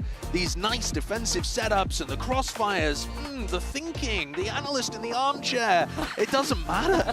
EDG have just got the X factor in some of these spots. And if you want X Factor, look no further than Chishu, who's taken all of the momentum from his game against Team Liquid. He's space jammed Nat's talent, took it straight into himself as well, and he's become twice the player he was. He's 12-3. Christ. I kind of expect it from KongKong. I'm so used to seeing him, leading the way, being that explosive player. I'm happy seeing Chichu play like this. That is so sick. And that's similar to how he was playing at Champs. I think if KongKong had not dropped like a kill record in the BO5 to win Champions, I think Chichu probably would have been the tournament MVP. Bang on. Would have had a bracelet on his arm. Got to be a bit annoyed at KongKong for taking that away from him, honestly. How dare you? Every time he sees KongKong wearing it, he's like, that's my jewelry you've got around your wrist, actually. Human. I don't want to say it's a formality. We've seen rounds, but I've got to give credit here. EDG looking quite clean in these moments. There was obviously that conversion in the defuse that did come in, but a very tricky predicament. But as it stands, That's a bloody beauty. hell. And remember, they won the Thrifty earlier by getting a very similar kind of pick. They got the kill on Chishu. Okay. Paying attention. Show me a little something, G2. Give us a couple of signs of life here. This is your map pick. They've got the stack completely in the right position. It's a super deep vice wall over towards A main from Jonah P. And Jonah's then jiggle peeking art. Allows 4 players to stack in the right spot. Nobody has led them into a death trap here. He has. Go down with the ship though. G2 waiting. Reveal. Trent gonna find G2. This is looking like a slaughter. And it is! Trent and Valen line them up so easily. Mastercard Thrifty coming right on in. And that's the second one for G2. Yeah. And this one, to some degree, less impressive than the previous, less chaotic. It was essentially just G2 having a right read, or at least a decent gamble, and EDG unfortunately falling prey to it. That's a crazy shot from Leaf to open. Maybe we'll see that same vice wall being played more from Jonah P, though, because that was the information that allowed them to get that stack off. And EDG are going to have to be privy to that. It does look like he's going to go for it again. Okay, like it. But dealing with these gun rounds has been a whole different ordeal. But I'm looking at them shouldering this for a little bit. No, Trent's had to have been sent away now. Jonah P. The thing with this vice wall as well is that you don't really realize it's there. Because normally, you look at KongKong's position, this is how you take A main. And you think you have A main control, but actually G2 know that you're not seriously pressing forward and looking to fight the angles. At least not yet. Allow a little bit more support towards Trent if I do try and then springboard through Art, which has been a heavily contested part of the map here. Keep Leaf feeling a little bit more secure in this, allowing that exploration over towards B-Long as well for Jorgamo. So still got to deal with what's coming their way. It's all good and well planned, but it's going to be disconnected now. You're going to have at least a little bit of an isolated player towards main, but the wall's going to drop pretty soon. But the spike is being held off. Overall here as well, just to aim to deny the plant, allow them to get in position with the retake. Decent damage done, and Jorg, he's actually threatening the flank here. He didn't commit to it. Oh, back of the site though. Going to be bloodied by at least one, but the plant in. But this feels really unstable. EDG can't play that comfortable post plant towards R. You're gonna have Trent controlling over towards Pit, and this late presence by Leaf almost offsetting the timing. We know that Chi-Chu's been winning this fight out more often than not, but this time Leaf's on the case. Simon, too many targets. This time G2 are able to play this back. This time Jorgamo was able to threaten that flank action, pull eyes and attention without committing to it, without having to put his body on the line. And like you pointed out, Leaf just finds the perfect timing through Art. That's something he's gone for in prior rounds and been stopped. So this time all of the pieces worked. I love this as well. Good awareness from Trent, because that smoke allows you for some tricky timings through from front to back side. Well played, well controlled. Okay, they forced a timeout from EDG. There's been enough rounds now. If you kind of look at the last 4, 3 have gone towards G2. So, you know, time to slow it down. And this does bring up the question. Obviously, 6 rounds is already pretty respectable. You're happy enough with it. Obviously, you want to get as many as possible. But we do, I at least do question the depth now with EDG with this comp. How much do they have to kind of lean towards? Are they happy enough to try and kind of find adaptations here? Because we were kind of, well, at least alluding to the fact that G2 do have reps in this regard. They have a lot more comfort over time, these sort of compositions. So for EDG, I want to see what they come back in with. We really don't know what the depth of EDG's setups look like with these. We don't know how long they've been practicing with them either. We know that they adapted after the grand finals and put some time in. They had 2 weeks extra compared to the others, but probably took some time off for Chinese New Year. We really don't know if they're pulling strats out of a super deep book or whether they specifically just pulled out 2, 3, 4 for this match against G2. That's something that's going to get tested as they go forward into playoff, but also as the sides flip.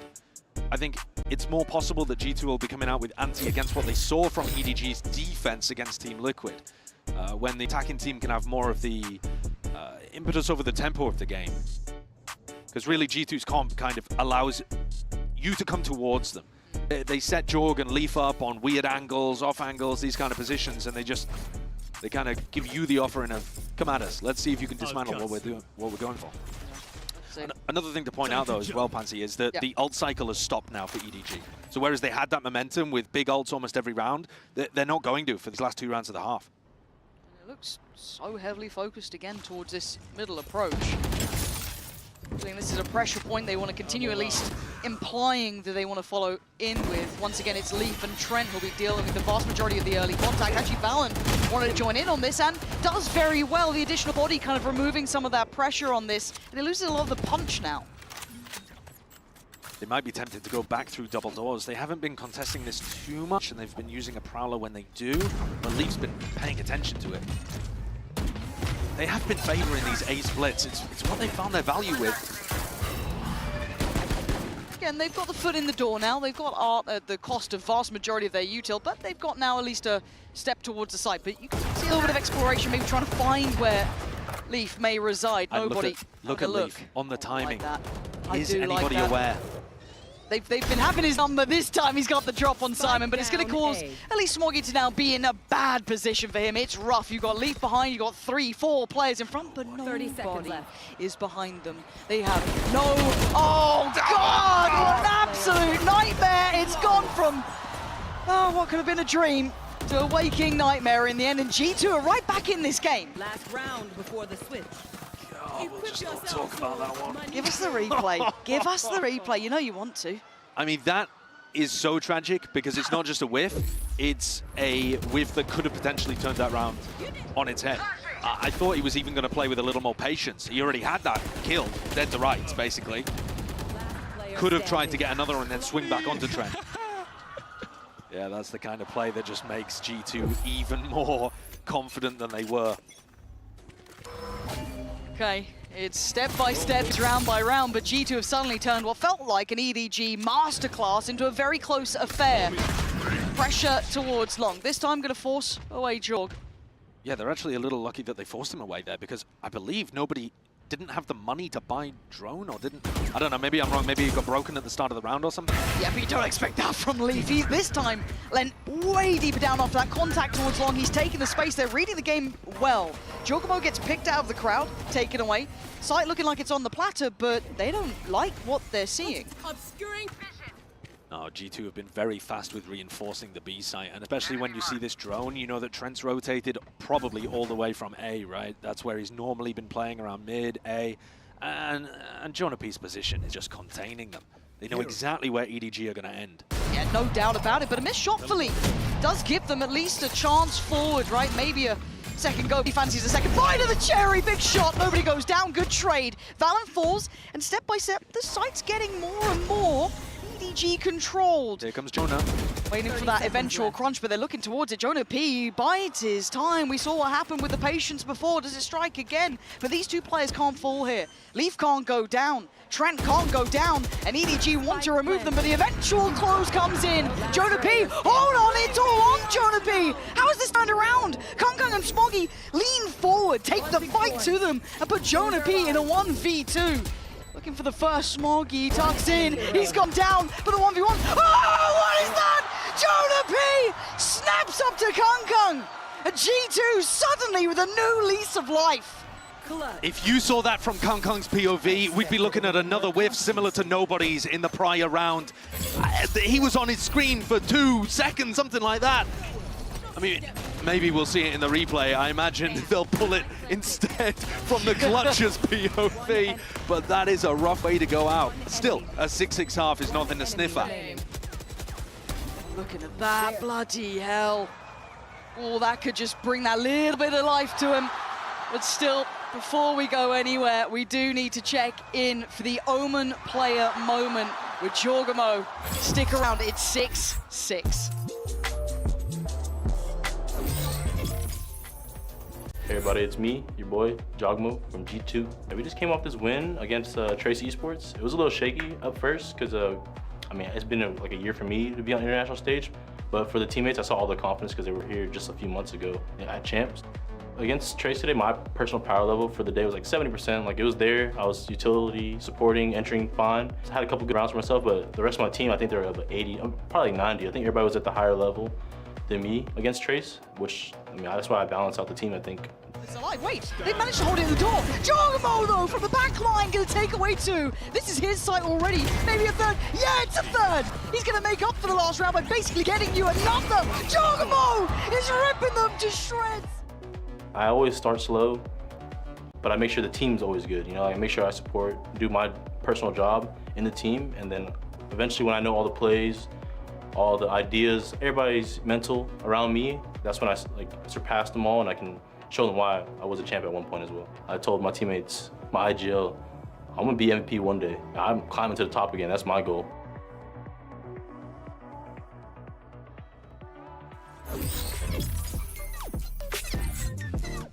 G2 starting to wake up after what was a very dominant beginning for EDG, but on this side swap here, where is your mind going now we're going to be seeing them on the other side of things? Well, G2 really settled into that once EDG ran out of ideas, specific anti, and that ult cycle. But now we're starting at a new half, and there's a potential for them to run something interesting on a pistol round. Find a bonus that works for you. It's pretty tough actually to get super aggro on the defense side of Pearl. It's a big map. You're also playing against a double sentinel composition that's got trip on one side, wall on the other. But if EDG can come out with some good ideas, that's what got them off to such a great start. By round 8, they already had all 6 of the victories. Jumping, yeah. They're going to flash here for Kung to play off. The Vice flash. Deploying drone. Okay. Now drone in. Spots the flash. And it's okay. We were all excited about a flash, but apparently it's a massacre over towards A. I have no idea what's gone on there, but by the end of it, we are still down in a 3v3. Spike still with Leaf, so they can at least move away from this, but Kung's timing could be incredible here. Especially because they're going to get stalled out by this Vice wall. If it gets baited, or do they double swing over it? That's the only way of... Yeah, and now Kung's locked on the other side. Rough for Kung. A little unfortunate, almost. Chichu, though, has been the headliner thus far, and it feels like he is going to get his moment. Kung is there, the wall just about dropping in time. Chichu a little bit forward on the flash, but does eat his teammates, but still going to know that they're going to be towards the back of the site. He's trying to buy his time. Playing Kung is labored, is Chichu to try and deal the blow, but look at the HP! It was messy, but EDG come out on top. So another pistol round. Not necessarily off an incredible anti, but I mean, let's take a look at what happened over here in A main. Leaf had to try to clean it up. It's a bit weird from G2, actually. They were fighting over both extremities of the map at once. I wonder whether EDG had a bit of a read on that, because I mean, so were they. Either way, EDG come out with a good start to the half, and that's the same kind of thing that got the snowball rolling. You know, they're going to be able to build up economy. They're going to start to build up towards ults. I mean, specifically, Smokey is the closest, and his is probably one of the best for retakes. I'm not really going to harp on about the fact that EDG need like momentum and bits like that, but it feels good to come back into these sort of... What the hell? What the hell is that? Kangkang's got a ghost. Spike down. He's just B. chilling out there taking fights. Okay. Well, and Lee, have fun, I guess, for the rest of the round. But yeah, it's got to feel good for EDG after what was a very much a G2 flavoured end to the first half to come back in and accept that. Valen, nice try. And leave the last one dealt with EDG. Quick to it, full standing. So much to do. So on pistol, G2, they were using their drone to apply a bit of pressure over towards B, and then they walked into A main. We'll see if EDG have a similar read themselves on what they want to do here. The bonus round is an excellent opportunity to start tipping that momentum back in your favor. We're already leading 8-6. Yeah. And this would be a huge scalp to take on map 1. Because Pearl, I think most people are thinking G2 are best in the world on that map. Yeah, I think that's a really fair assessment. Incredible. Four-player fight over A main. This is where they found the value before on the pistol. But this time, it's only Valen home. The rest of G2 just follow the drone over towards B.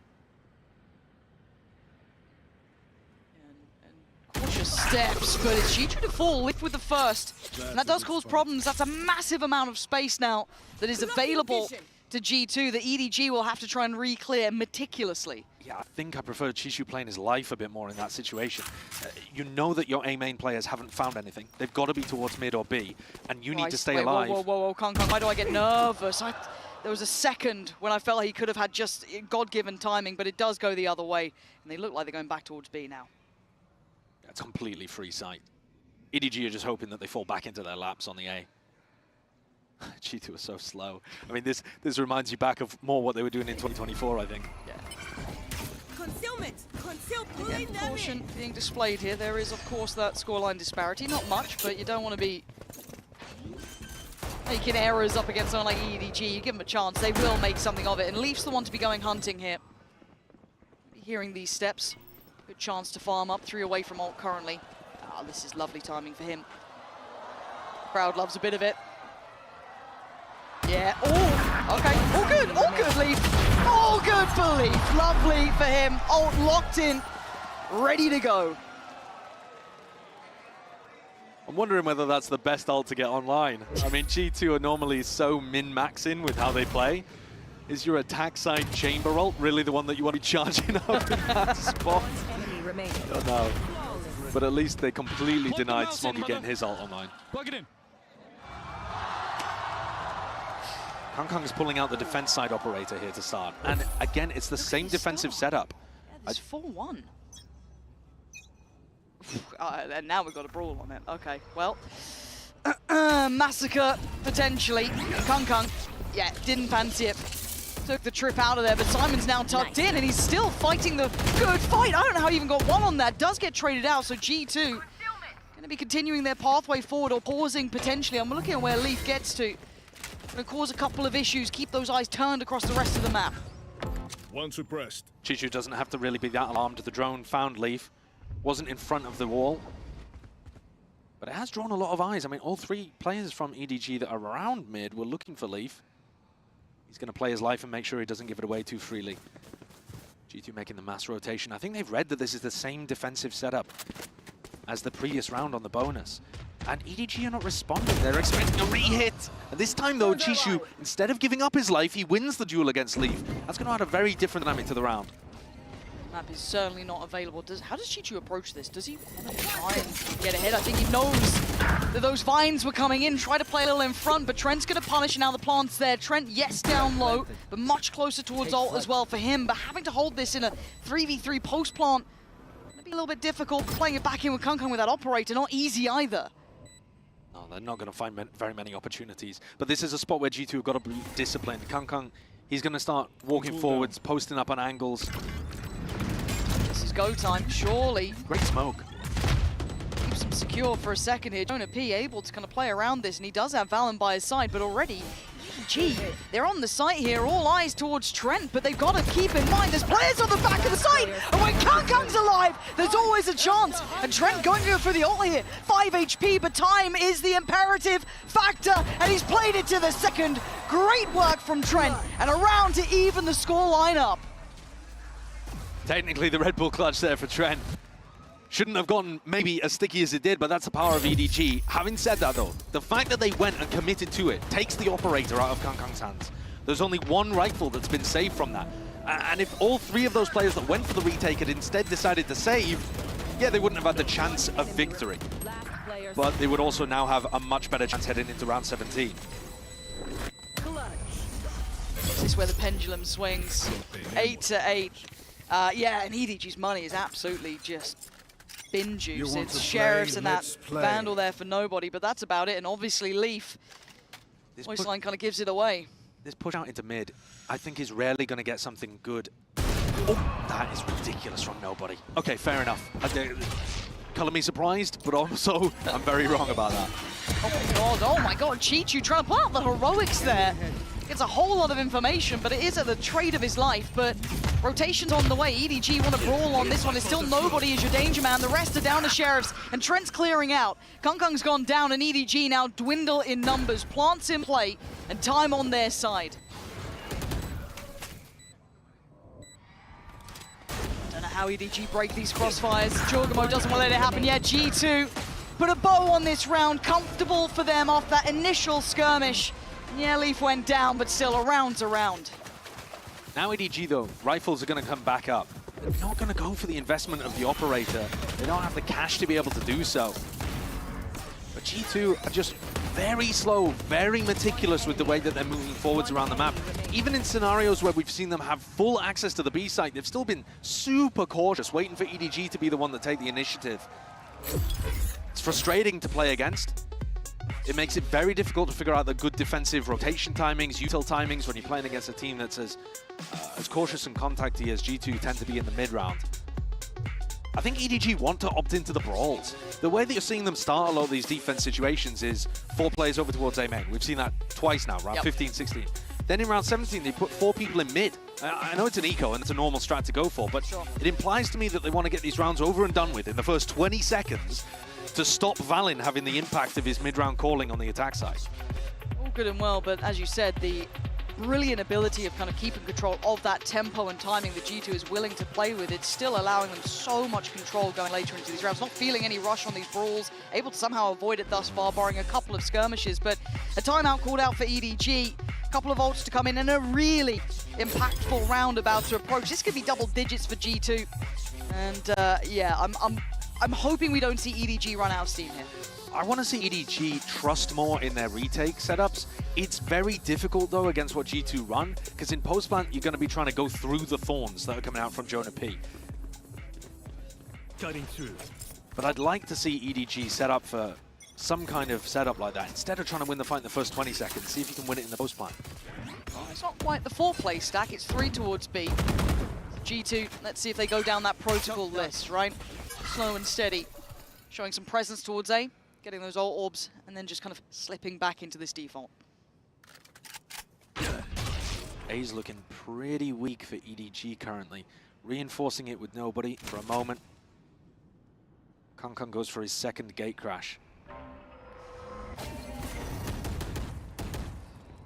Again, it's patience being tested here. EDG probably love to have a little bit more influence towards the outcome of the tempo of these rounds, but right now it is G2's, and they're very aware of what Kangkang wanted to do. Heads on a swivel, and they even have mid-control to boot as well. Simon can be denied approach.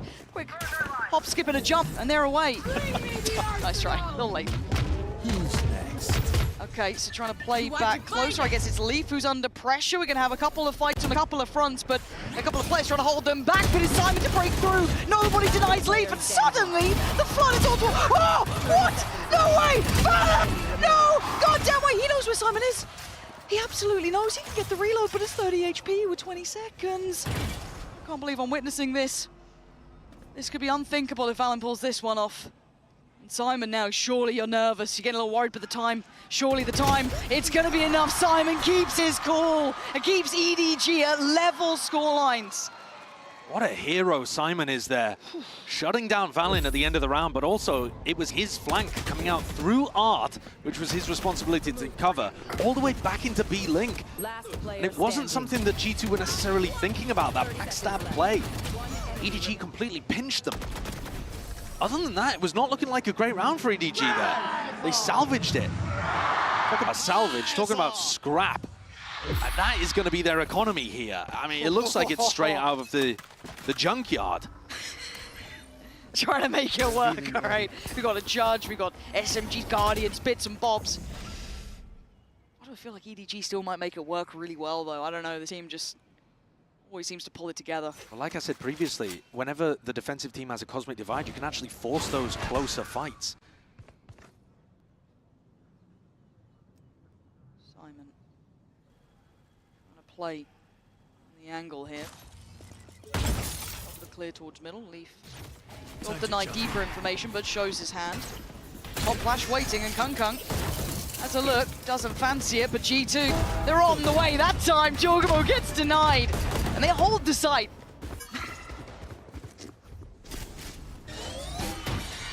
Leaf's just been watching mid the entire time, wondering if somebody's going to go for that push. Smoggy with a Judge is sat on the other side of things. If Leaf creeps in here, surely there is no way that the G2 player is going to come out on top. Surely, right? Yeah, okay, Smoggy. The doors are his. No one's getting past. 30 seconds left. Now kind of forced in towards this B site. Still util here, so only 25 seconds. This is going to get really, really tricky. Time being bought. They got to go for this one. Trent just gets slung back around. I don't know how the hell that's happened, but Trent, Valen, and Jonah P going to try and make something out of nothing. 13 seconds. They're running too low on time. They have so little to play with. They can put a body to this. They can make sacrifices happen. They have the numbers, and overwhelmed, EDG take back the lead. 2 enormous rounds in a row there for EDG to be able to put themselves in a decent position. And their weaponry coming into this round looked so abominable, and that shot is incredibly crucial. You get killed with a Guardian, one tap at the beginning of the round. Smoggy finding his value over towards double doors, begging someone to walk through towards him, and eventually plays out. They got ults as well. Lots to bank on, only one away from Simon's too. This is starting to look like it's flipping around, but G2 still an opportunity to fight back, but their money's not in a great place either. I'm looking at Trent here. Sheriff in hand so far, and that's about all she wrote. G2 have been putting quite a lot of pressure over towards B. Even when they take A main control, they are ending B a ton. And honestly, it hasn't been working that well. Uh-oh. Nice little checkmate towards Long, gonna keep that control and keep the information very much in EDG's hands. The retake ultimates are fantastic here for EDG. Got the Cosmic Divide. Kung is going to be able to take info, space, and everything with the Dimensional Drift, so you don't have to hard anchor over towards A. You can run some kind of mid-crunch. Jonapy's gone down there. Yeah, quick hit and run for Kung, gonna find him. And can just fall off this one. It feels like G2 are a little bit lost on the way in now. Still gonna have Leaf towards middle, who's trying to find them a bit of room, trying to pull these players over. Pull a bit of a fake, try and have some of that misinformation free-flowing, but I'm still worried about someone like Simon's positioning coming in. Someone like Smoggy's position. These are all still very strong, big information here. It's all about timing for Simon now. And he's got a bit of a bite on that one. He's got the ult play on too. It's 30 seconds. They have no idea. He's got flashed out though. He's completely out of it. Valen clears, but it's back to the wall. Valorant, they got to make a go of this, and right about now, stall out towards the site. They want to buy time. Leaf's got a battle towards middle with Kung, but they need that plant down. Leaf wins his fight. G2 onto the site, and the plant's there. Are they going straight for this? They are. Jorgamo, he won't be denied this time, but he's stuck on the site. Valor bails him out. The 1-2 punch. G2 this time pivot late round, leaving Smoggy in a near-on unwinnable scenario. It does feel like G2, in terms of their macro, are a little lost. Now, Smoggy, we saw the 1v3 earlier, but a 1v4's too much. It is too much. The score even. I would agree with your comment earlier that it does look like G2 are a little bit lost in the macro. You saw in this round, Leaf trying to push his luck over towards Art, but it's this kill onto Simon, and the flash in particular that lands perfectly and causes him to cower behind the box. That's what makes the difference here and allows them into the site. If Simon had been able to slow them down, then it would have been a very different story. G2 are trying to find the gaps, EDG are making it difficult, but at some point, they're still able to brute force it. Big fight in mid and not on an eco, maybe a bit more unexpected. Now they're backed off.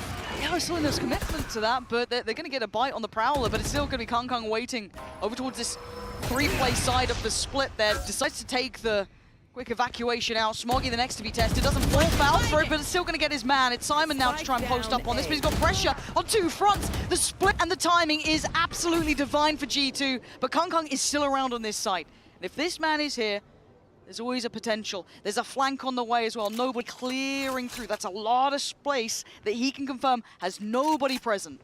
Yeah, Jonah P's dead, so that wall is not active. He is quick, isn't he?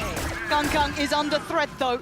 They can't dig him out of this pit. They really can't. They're buying time with the odds. There's a lot of problems here for G2. 47 seconds, and the flank's coming in. Nobody makes his presence known, and the spike gets dropped again. He should have landed the death blow here. Trent forced out into the open, and Valin left with the spike to scatter. He might be able to find the route over to B, actually. The round may not yet be dead for G2, left. But it's gonna have to require something monstrous. Valin, have you got that in you right now? Let's have the draw. He nearly got the 1v5 ace earlier, didn't he? Had to be shut down by Simon. Simon's not alive. The logic's all there. It all makes sense now. I don't know why I doubted. Hello. He gave up on it. Yeah, didn't fancy it. Got a bit nervous. Obviously, we know where they are. He got a little bit scared on the timing, but they are taking their time. Kong does have that operator, but nobody in Chi-Chu going to come back in with those Vandals. And with that wall not tripped, the site feels small. Valin doesn't have many options. Does get to evade on the first. Not sure if he got spotted here, but Kong going to lead the way. Eye to the scope. Takes away Valin, and EDG post up 11. It is so difficult to play back halls against a Taeho in that spot. You can put the Taeho missiles in a number of different positions and you just know exactly where a player is going to reposition to. What a play by nobody. And actually, what great credit we should be giving to the rest of the team for delaying, for causing pressure, and allowing nobody to get that timing. And talk about a pivotal bit of timing. Look at where the money's going to be broken here for G2. This, I want to say, should be 12 by all rights. You're looking at them kind of considering Stingers, Guardians, what they want to bring into this. Couple of ults to play with. They have options, but it's far from perfect. It's going to be so tough for them to ever go over towards B as well against Kong's operator. The two players at the top of the scoreboard holding down B. G2 going to go 4-5 through the B link. God. It looks kind of like Jorg's going to be towards the back of the site, so going to clear a lot of space here, but look towards Long. Look at how this is almost flipped around. Chi-Chu's up towards it, nobody on the flank. It's Smoggy this time to take down Jonah P. Jorg's still here. These are Stingers. They can't take these long-range fights. They want them to get close, but this is uncomfortable. They're going and clearing out spawn, so they own a little bit of the map, but it's not really planning for there, and like you said, Stingers. Oh, this is so uncomfortable here. Valin trying to find a little bit of a corner to play from, but they are everywhere! But Valin does well, takes away one. Trent chimes in, but EDG. Wait, Valin, I thought you got a little techie on that one. What on earth? How would G2 win it down? Nobody! How has this happened? G2, you had no right to win that! Trent gets 3, but I'm more amazed by Valin being able to survive in his position. How has he managed to get one? He hopped up over the top. I mean, look, he dives inside the smoke, hops up over the back, and still ends up getting another. And yet, the double push into spawn just allows Trent an unexpected position, and they play around the obstacles and the smokes marvelously, masterfully. And how have they got this to 11-11? They've broken EDG's money right back. This is unreal. This was a tantalizing prospect of a game, no matter what. But seeing the scoreline get to this against the odds here, G2 pulling it out, EDG now have to do the same right back. Leaf says no to the beginning. Kong's gone down. It's a great shutdown, and there's double push in mid as well. They know that Leaf is fighting over towards B long, so they're going to try to apply some pressure over there. I've said stuff like, but I mean, nobody's got a classic. What are you meant to do here? Not much. Trent bulldozer in towards the site. G2, no matter the odds, still powering forward. And Leaf's position is just dirty. Tough to handle, but does get cleared. Smoggy gives him a little bit of hope. Amazing first shot, 145 on the aim punch. Here's where you see G2 go forwards though. They've taken that position over towards Secret and Spawn, just like the prior round. And again, it delivers. Yeah, you talk about against the odds. This is now stacking up against them. G2, blooming heck. 4 standing, 12 found. One more, it's done for at least in regulation. EDG need this. And how many, have they got any ults to bank on? No, one off from Kungkung's, but that's about it.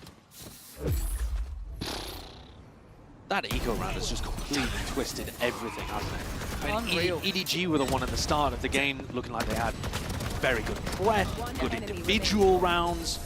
Smoggy with the clutch, Chishu and Kungkung pulling out kills all over the place. Now G2 have answered back and have the map point to work with.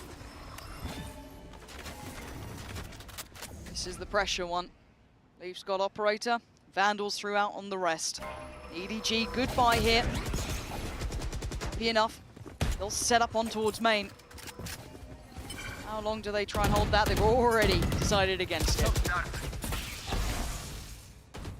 Jorg's teleported away to go and reinforce Leaf's position.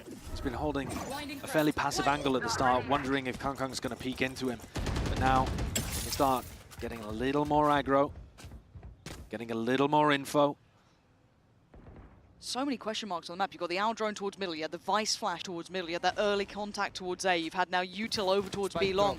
So much for EDG to try and figure out where this ends. And the Prowler just got broken in A main. Valen's stuck around to break that from Simon, so Simon still thinks there's presence right now in A. In fact, you see the rotates coming towards A. It's so slippery from G2, so cerebral. This puts nobody in a do-or-die scenario, and look at the crunch, there's nowhere to hide! G2, pixel perfect on the execute, but stalled out for a second. 30 seconds now, as the plan comes in, EDG down a man, but does that make a difference?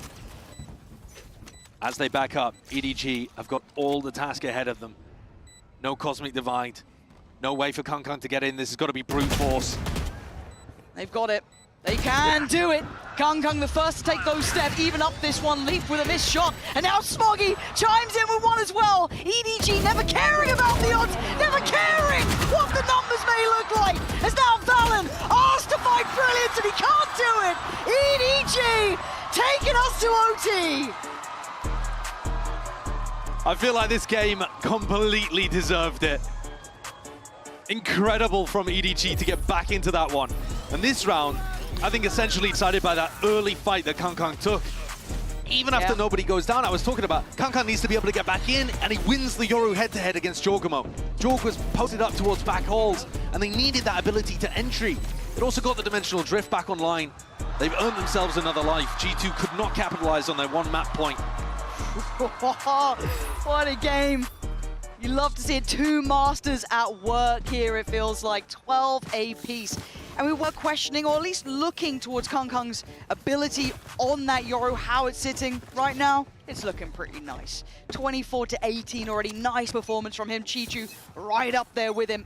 And we go back in. We go for it again. EDG on the attack. G2 on the defense. Not a particularly heavy hold of A main here from G2, not committing many resources to it whatsoever. Just relying on the fact that Jonah P's got his Vice set up here. I'm not even sure that EDG spotted the deep wall that Jonah was placing in regulation.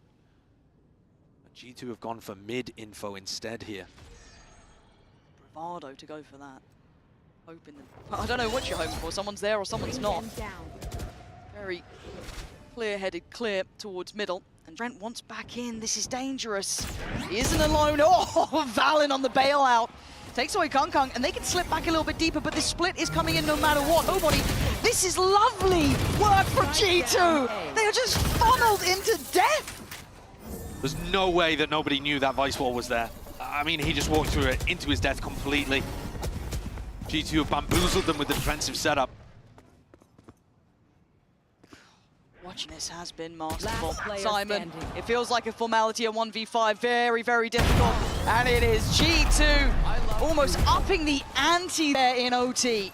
super, super clean from G2. And one of the main reasons why they were able to stack so many players towards mid and A was because Leaf just held the line on B the entire time.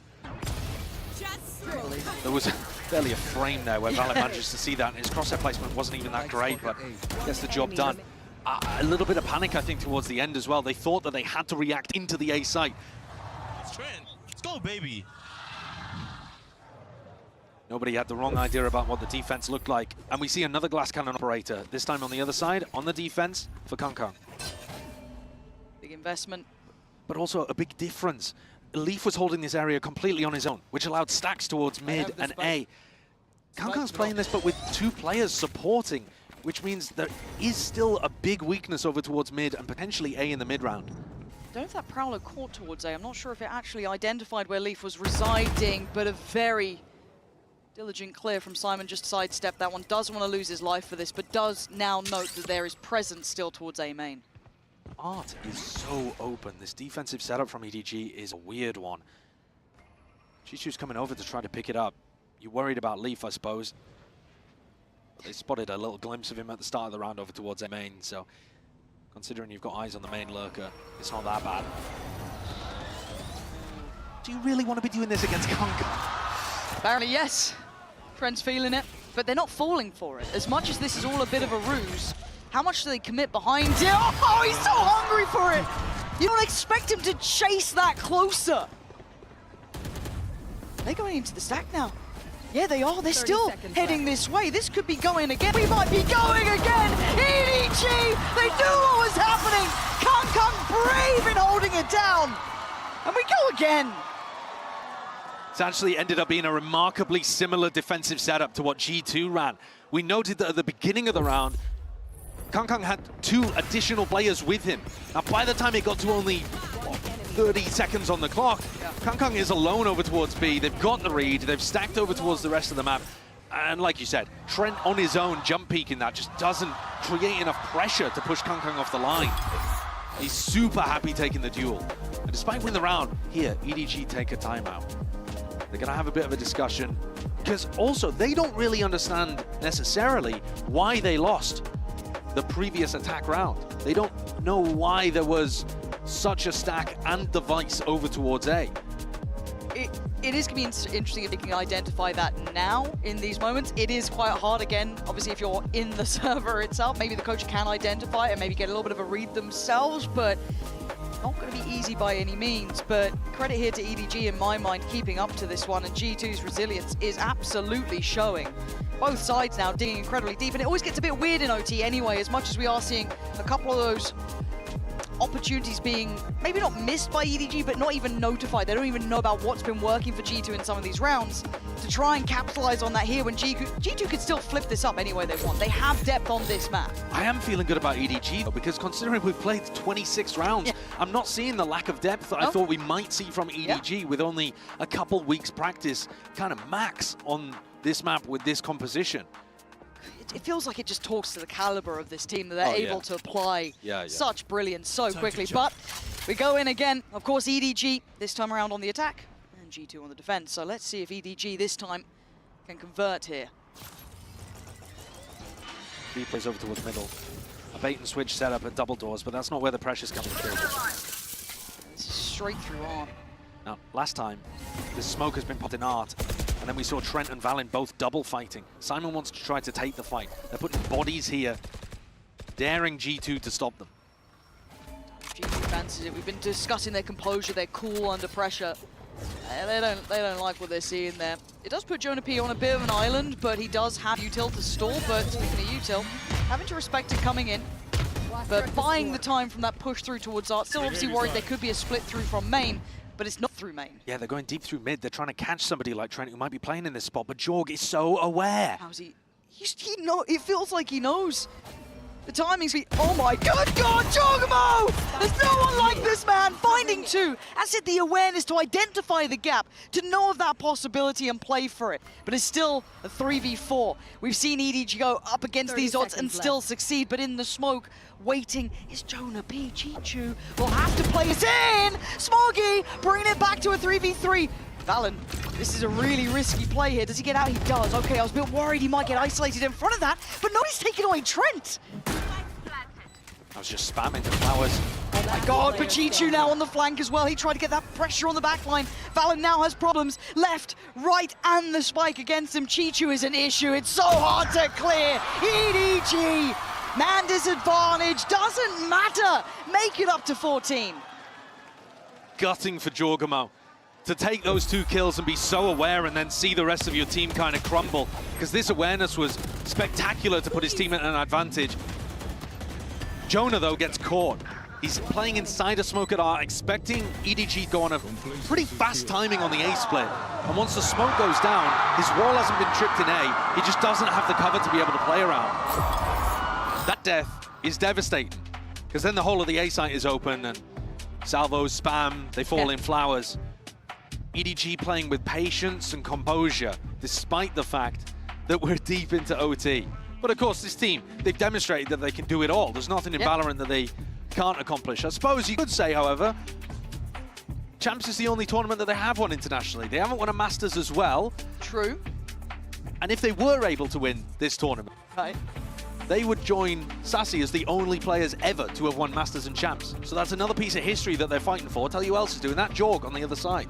Very good, yeah. A little bit of kind of a mirroring moment between these two in that regard. And we saw EDG take that time out earlier. G2 now going to be going for theirs as well, getting deeper and deeper into this OT. And you're right, there is a lot of symmetry between these two teams, or at least between some of the players, especially when you're talking about Jorgamo in this. But coming back in, what the hell does G2 do now? The kind of pressure's back on them here to step up to the plate and stepped up to the score line, obviously trailing at 13 to 14. Who needs a gun? Some of their attack round macro was difficult. They were finding it tough to get a read on what EDG were going for, but Leaf was always that player going for the exploration. This, though, could end up being a brawl in A main. I feel like we keep saying that, but they just somehow, like, crisis avert at the very end. But this time it looks like EDG is sticking around, and as are G2. This might be headfirst for Halos here. They're going for it, and so far it's EDG out on top. Valen goes down. Oh, Jorgamo! Where they need him! He seems to get 2 every single time. Kung and Chichu this time around going to be asked a big question. Ult's already in. Jorg wants to find this man. You don't want to leave him unchecked. Has he found a gap? Absolutely not. Bye-bye! Gets out of there, but he still finds his man. Leaving Chichu in a world of trouble. G2 right back in. I'm sure EDG would want that round back again. The thing is, though, I respect taking a risk in a round like that. You can't just play scared. No. You can't play to avoid losing, and this is the definition of playing to win. They wanted to close things out with a massive fight, but they all got caught by the flash reclear from Jorg. Couldn't ask for bigger impact, and chasing down his counterpart as well. Euro TP, the gate crash, not getting far enough away from danger. You were asking what G2 could do, but EDG kind of handed it to them on a platter. Oh, this game is living up to our expectations. 2 of the heavyweights here in Valorant in this current day and era. Looking so good, inseparable almost so far. Of course, at 14-14.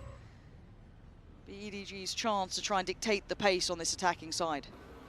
They're playing B as the weak side of the map again here, G2, but it's not with, you know, the operator going down the line. It's not even with the Vice Wall there. It's a really soft B setup right now. I think just playing into the fact that EDG have not been leaning in that direction very much. But this time, round 29, they're swapping things up. And Chishu, Smoggy are working their way down really quite deep. And when they realize there's no Vice Wall here, they might try to fully walk it in. So it is 2 players kind of back B. Valen sees nothing yet. He might be punished on this. You've got to be really careful on these jump spots here. They are so close. Yeah, okay, bye-bye. You got to run away. Get out of there. You're ringing the alarm bell. They are at the door. They're in the door. They're at the site. Trent gets a wild spray through the smoke, but now it's all gone to hell in a handbasket as Kung is breaking down the door, taking away Leaf. Fancy a go at Jorg. Turns the flash, gets back in time, but Jorg takes him down, just leaving Jonah P in a 1v3. We talk about pace, we talk about aggression. EDG showing we can do it just as well. Lovely approach towards that B side. And Jonah P, this is incredibly difficult. Already stalled out, you're feeling those chances dwindling here. Feeling like 15 is fated for EDG. One left, one right, the crossfire near on Unbreakable. It's just gonna hold. EDG striking first.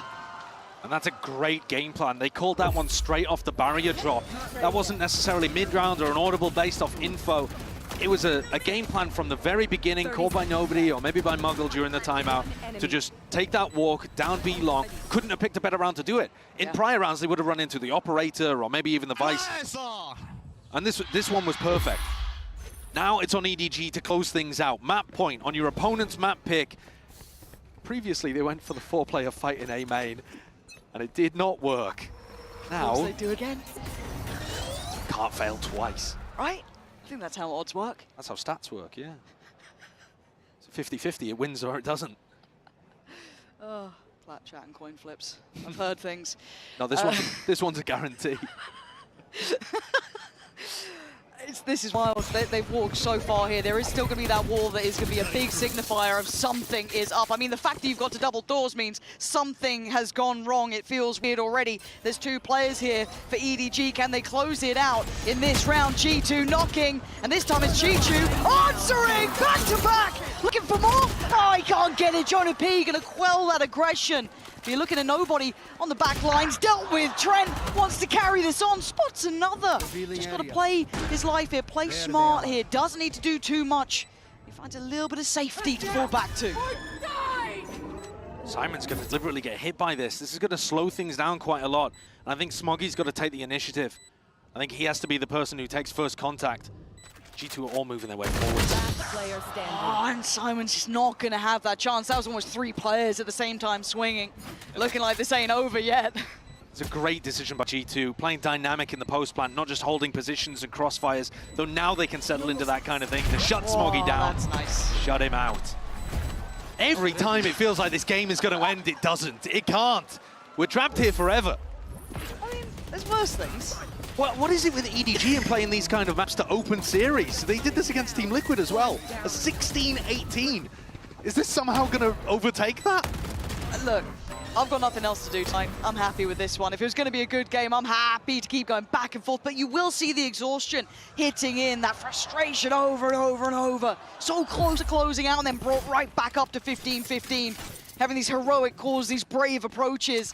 You know, who blinks first almost? EDG, another opportunity on its attacking side now. Leaf is solo holding B, but without the operator.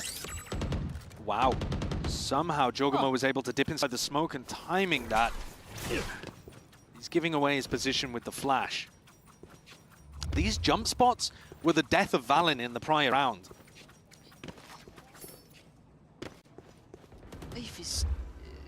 It does scare me a little, but it's fine. We're still seeing EDG kind of doing this 2-on-2, pressuring on both of the extremities at the same time, but you're looking at also where nobody's getting off to. Yeah. He's already straight up through art, taking a lot of space here, completely unnoted. Yeah, this is ridiculous. I mean, he's got past the flash. The flash has not been used for information from Jonah P. In the big matches, nobody sometimes finds his moment and decides to just turn on the carry. He did it in the Chinese Grand Finals for kickoff. He might have his opportunity here again. He's asking his team to create pressure so that this area kind of gets cleared. Oh, but Trent might have a beautiful timing of his own.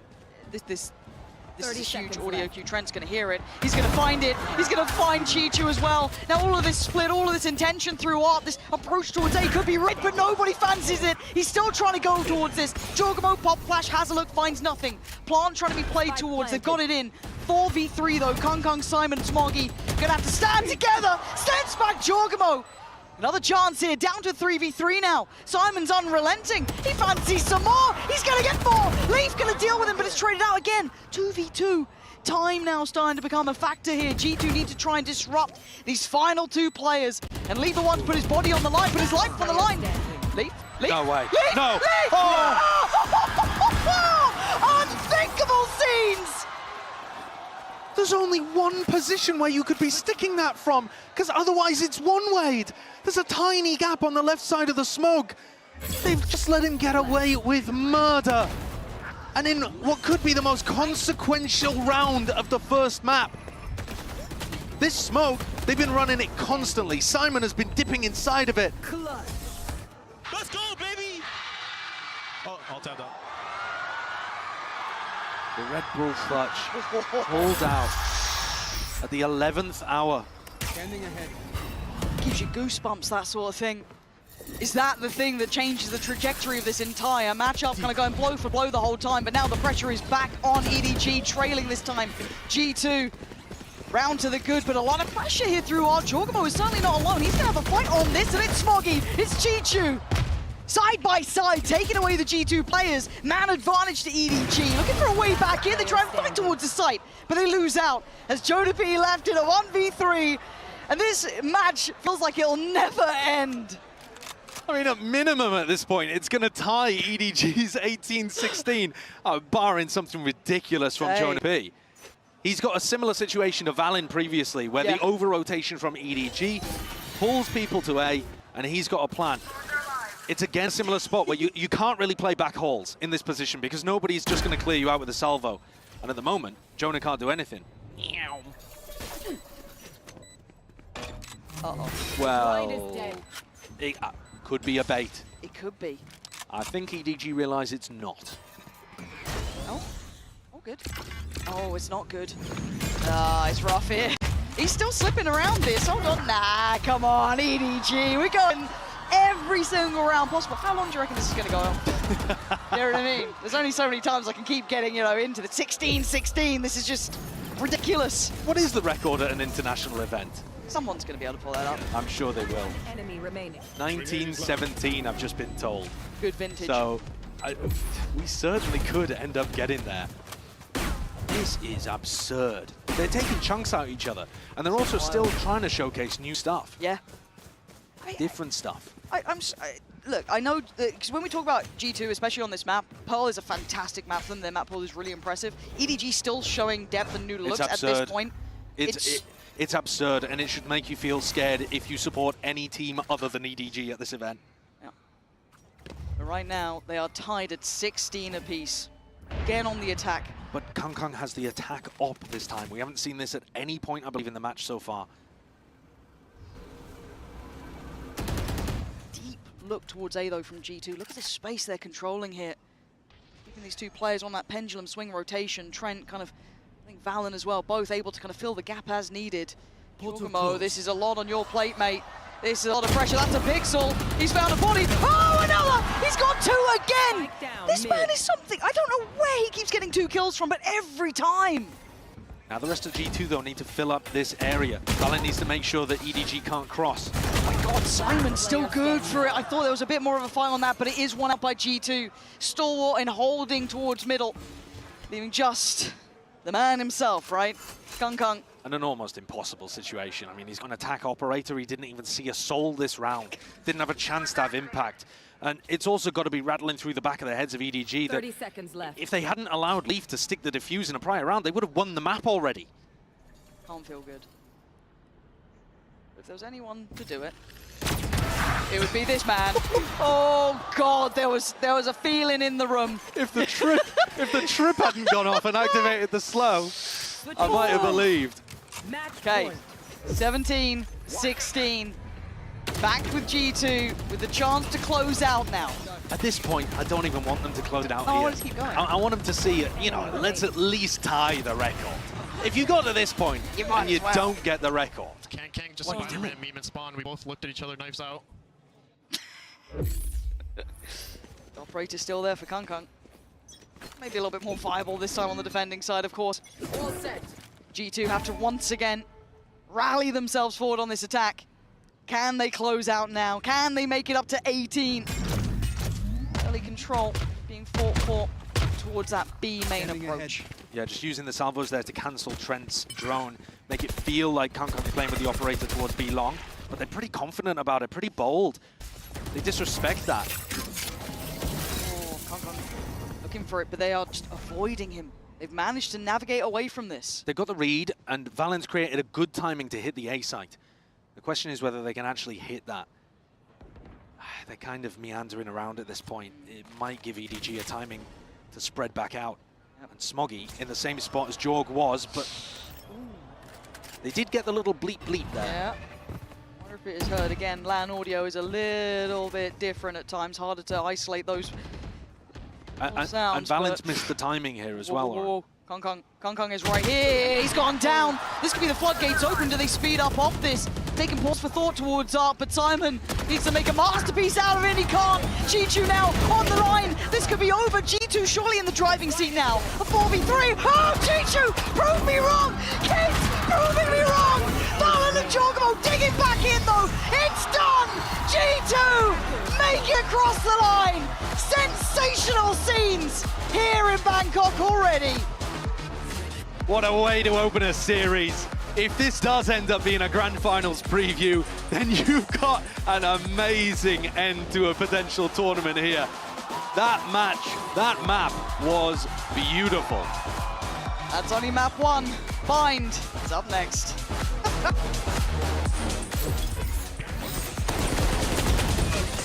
Yo, nobody! Nobody. Oh, did he get there? Plug the mouse in. Oh!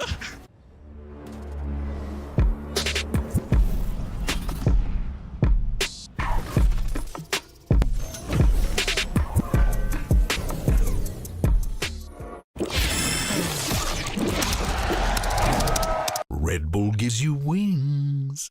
To face your death, cause you play a roulette with each step I progress, no less. Go ahead and place your bets, cause we know where we at, we know we top tier. Cause all the heads you bring, we know it stops here. I'm taking off like a rocket here, ain't stopping here. It's strange how they cannot see the future, but see profit here. Wait up, we gon' always win.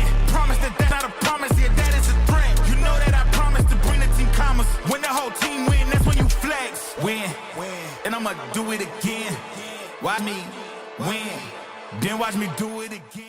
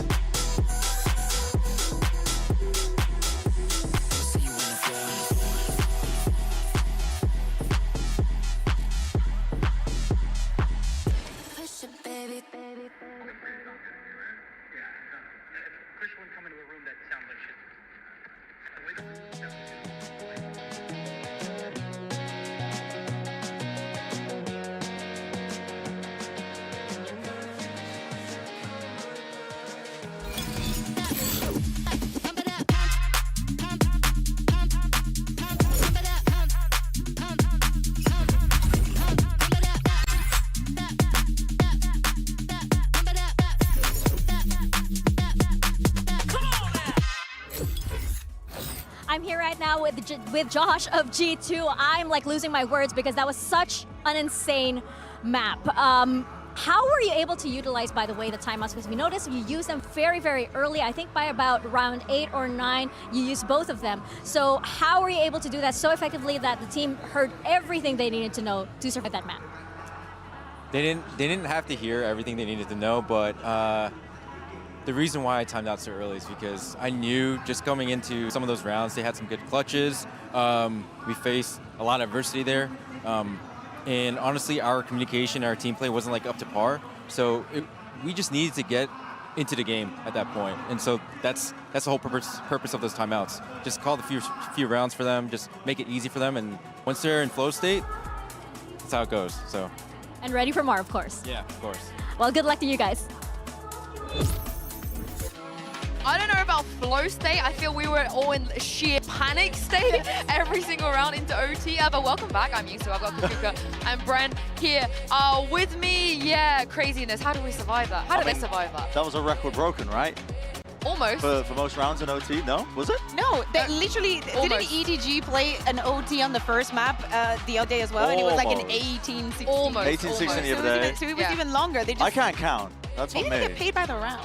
Yeah. Yeah, but what I do have for you guys is the Verizon high-speed moment, and this one goes to the first pistol round. EDG winning 2 pistols and still losing. That kind of sucks. Yeah, exactly. So many rounds, so many moments throughout this map where individual plays, insane clutches, and the way that this match started with this round in particular showed the individual brilliance that sometimes EDG has and how they're not afraid to take the duels. And even in this situation, in this 1v3, he's able to clear that with an insane last shot across the...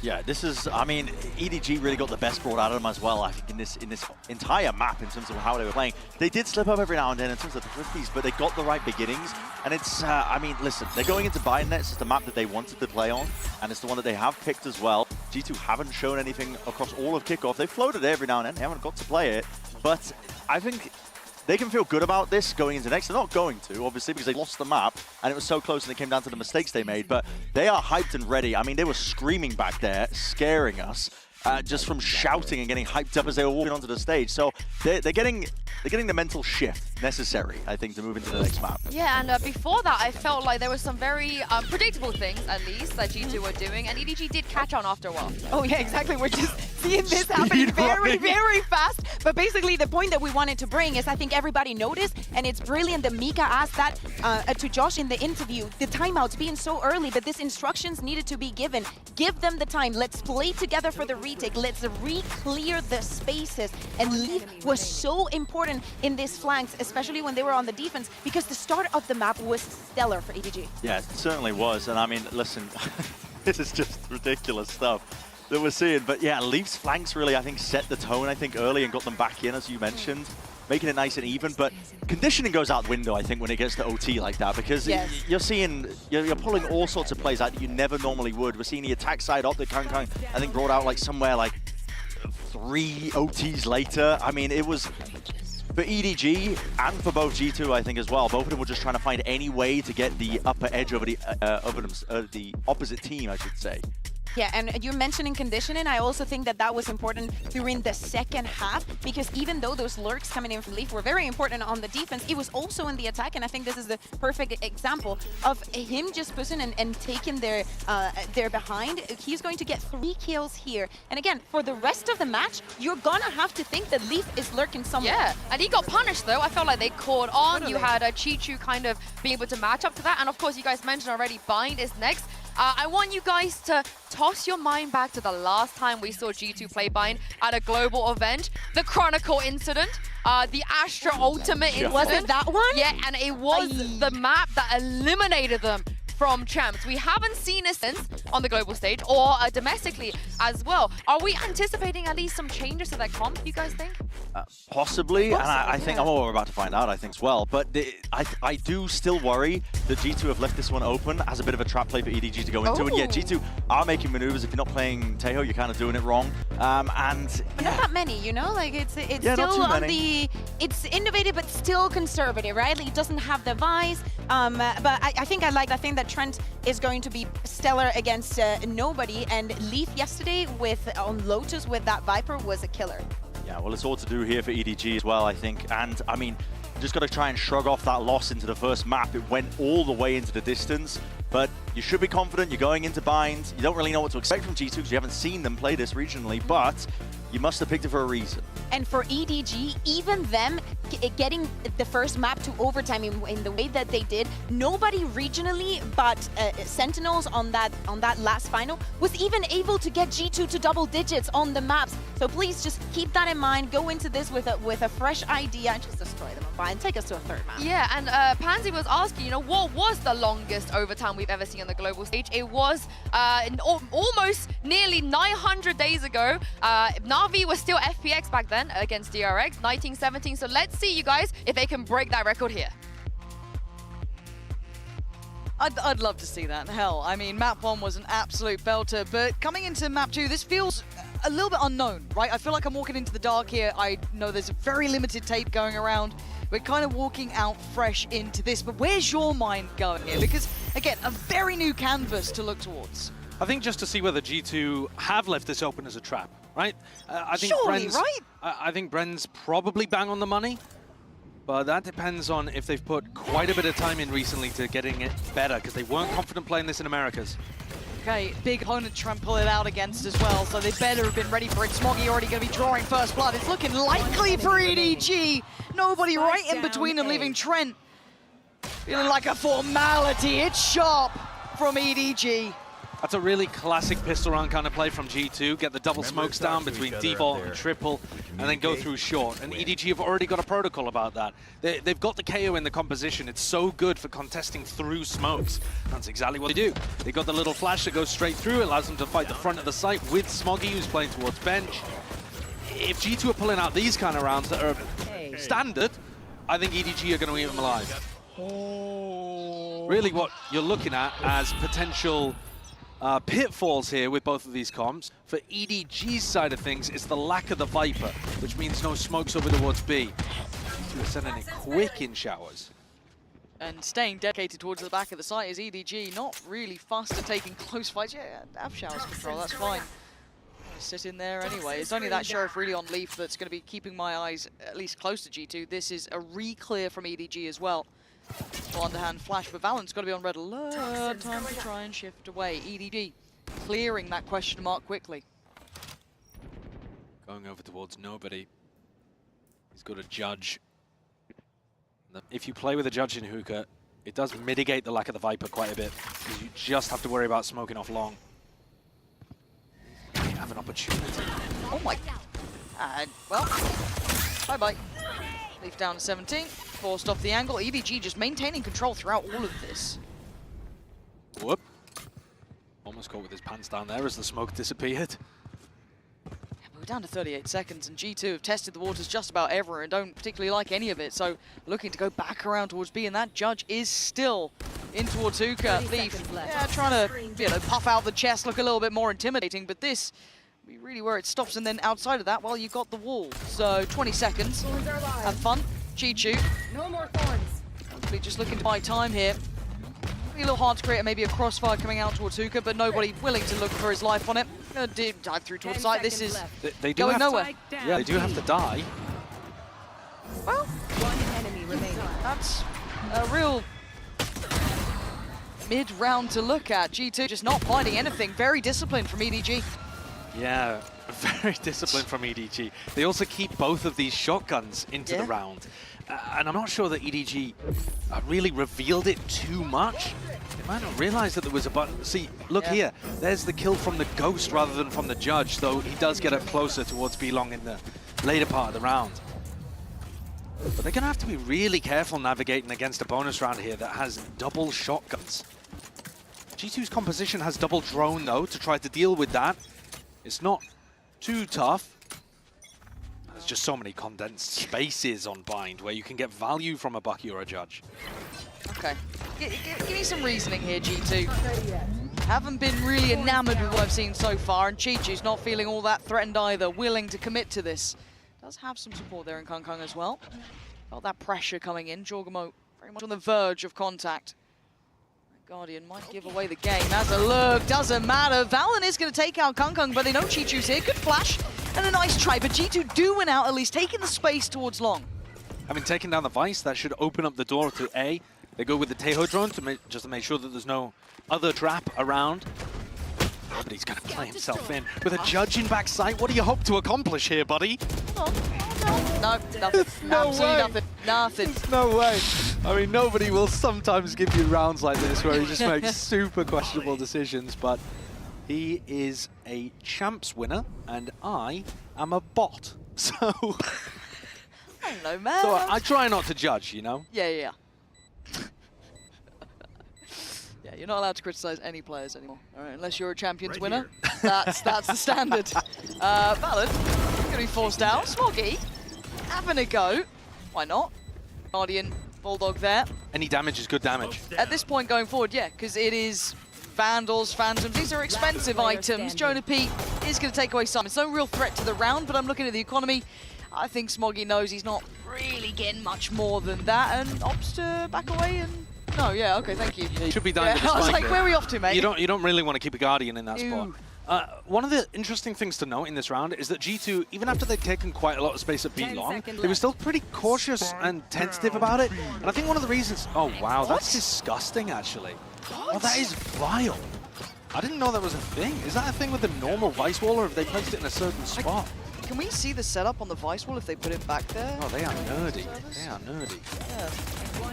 But what I was referring to is that I think the cautiousness from G2 is because they're scared of a potential flash re-clear over towards B long. When you have the KO in composition, you have to be a little bit worried about that kind of thing. And look at how much faith they have in Chi-Chu just holding down B alone at the start of this round for a brawl in showers. That is wild that he's still posturing up, jump spotting towards long, taking quite a, I don't want to say risky, hold on, speaking of risk, Simon, get out of there. Two players quickly eyeing up showers, and it is going to be under the G2 banner, at least for the start. EDG, though, group up short, look to try to take another re-exploration. Leaf is very happy when the game comes to him in spots like this. It is, for once, a single Leaf just on the other side. Does have support on the way. You can see Jonah P and Trent coming over. This is a nasty little setup here. G2 will have to be diligent in their clear, which they are going to be. This is now going to be very messy. Time to get out of there. Trent's going to get one. Valen on the follow-up, and EDG get punished for their bravado playing close sight. Flash through the smoke. We've seen it before, and it's rewarded again. Kung Kung going to claim two.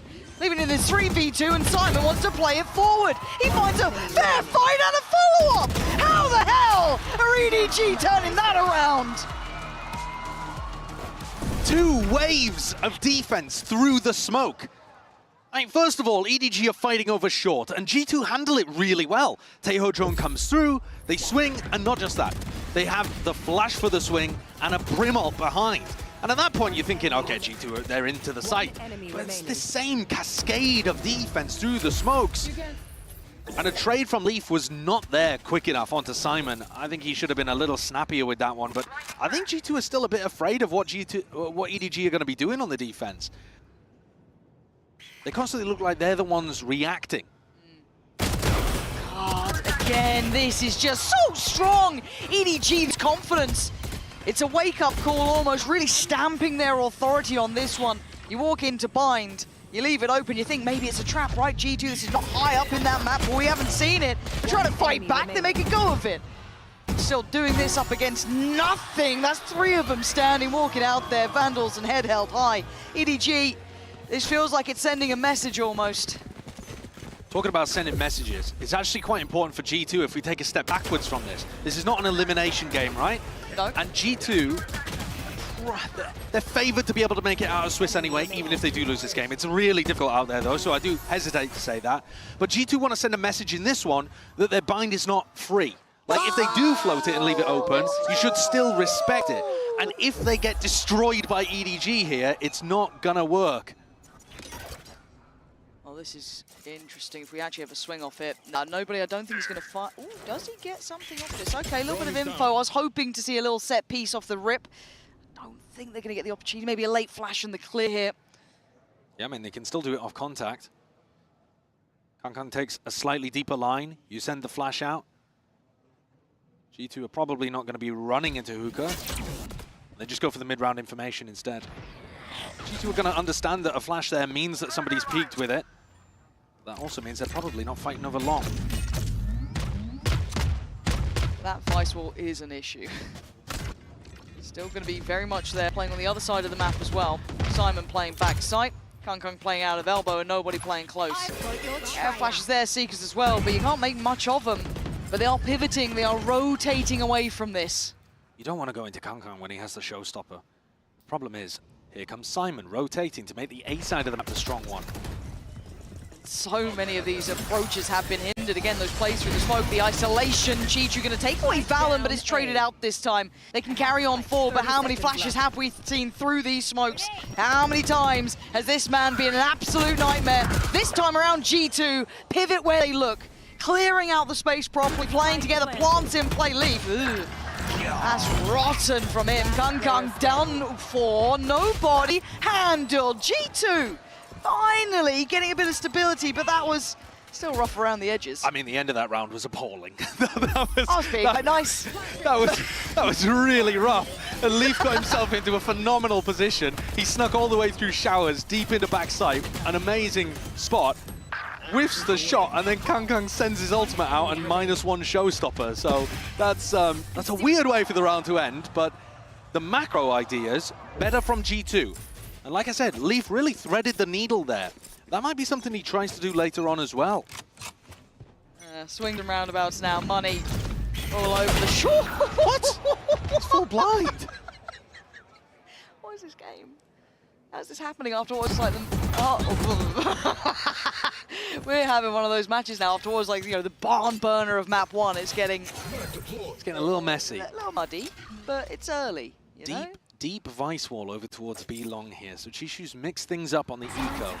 And the reason for this is he wants information on this side of the map so that they can stack A. He's probably not going to run this too often because it is fairly easy to jiggle out. You can make this into a trap play where you put the flash here and you salvo as soon as the wall takes contact.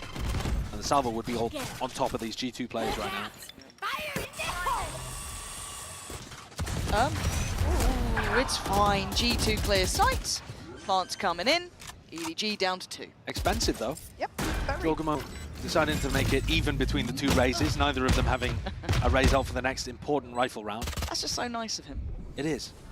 Considerate man. Takes away nobody. And Kang gonna have to do this with just a stinger before standing here for G2. And it is G2. Clear enough. Right, now we get into the, hopefully, a cleaner look between these two. Yeah, and also I think one of the things to pay attention to is whether this defense over towards A starts to get exploited. G2 are really, really good at adapting on the fly. Yeah. If you think about that previous map that we just saw, as we heard from Mika talking to Josh RT, he used the tag timeouts, the coach, like round 8, round 9, like essentially done with at that point, and just left it to the players to adapt as things went on. They are good at being able to dismantle other teams' compositions. Very intelligent. Real problem solvers. And fancying another go towards this A site here.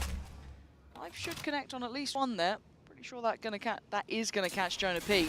They look to re-clear with 3, so giving up all of this space though on short. That means that EDG have to play super heavy showers. What is Kang thinking there? I don't know. And he has gone down for it. Simon just manic under pressure. G2 flooding the site. Smoggy's going to control towards showers.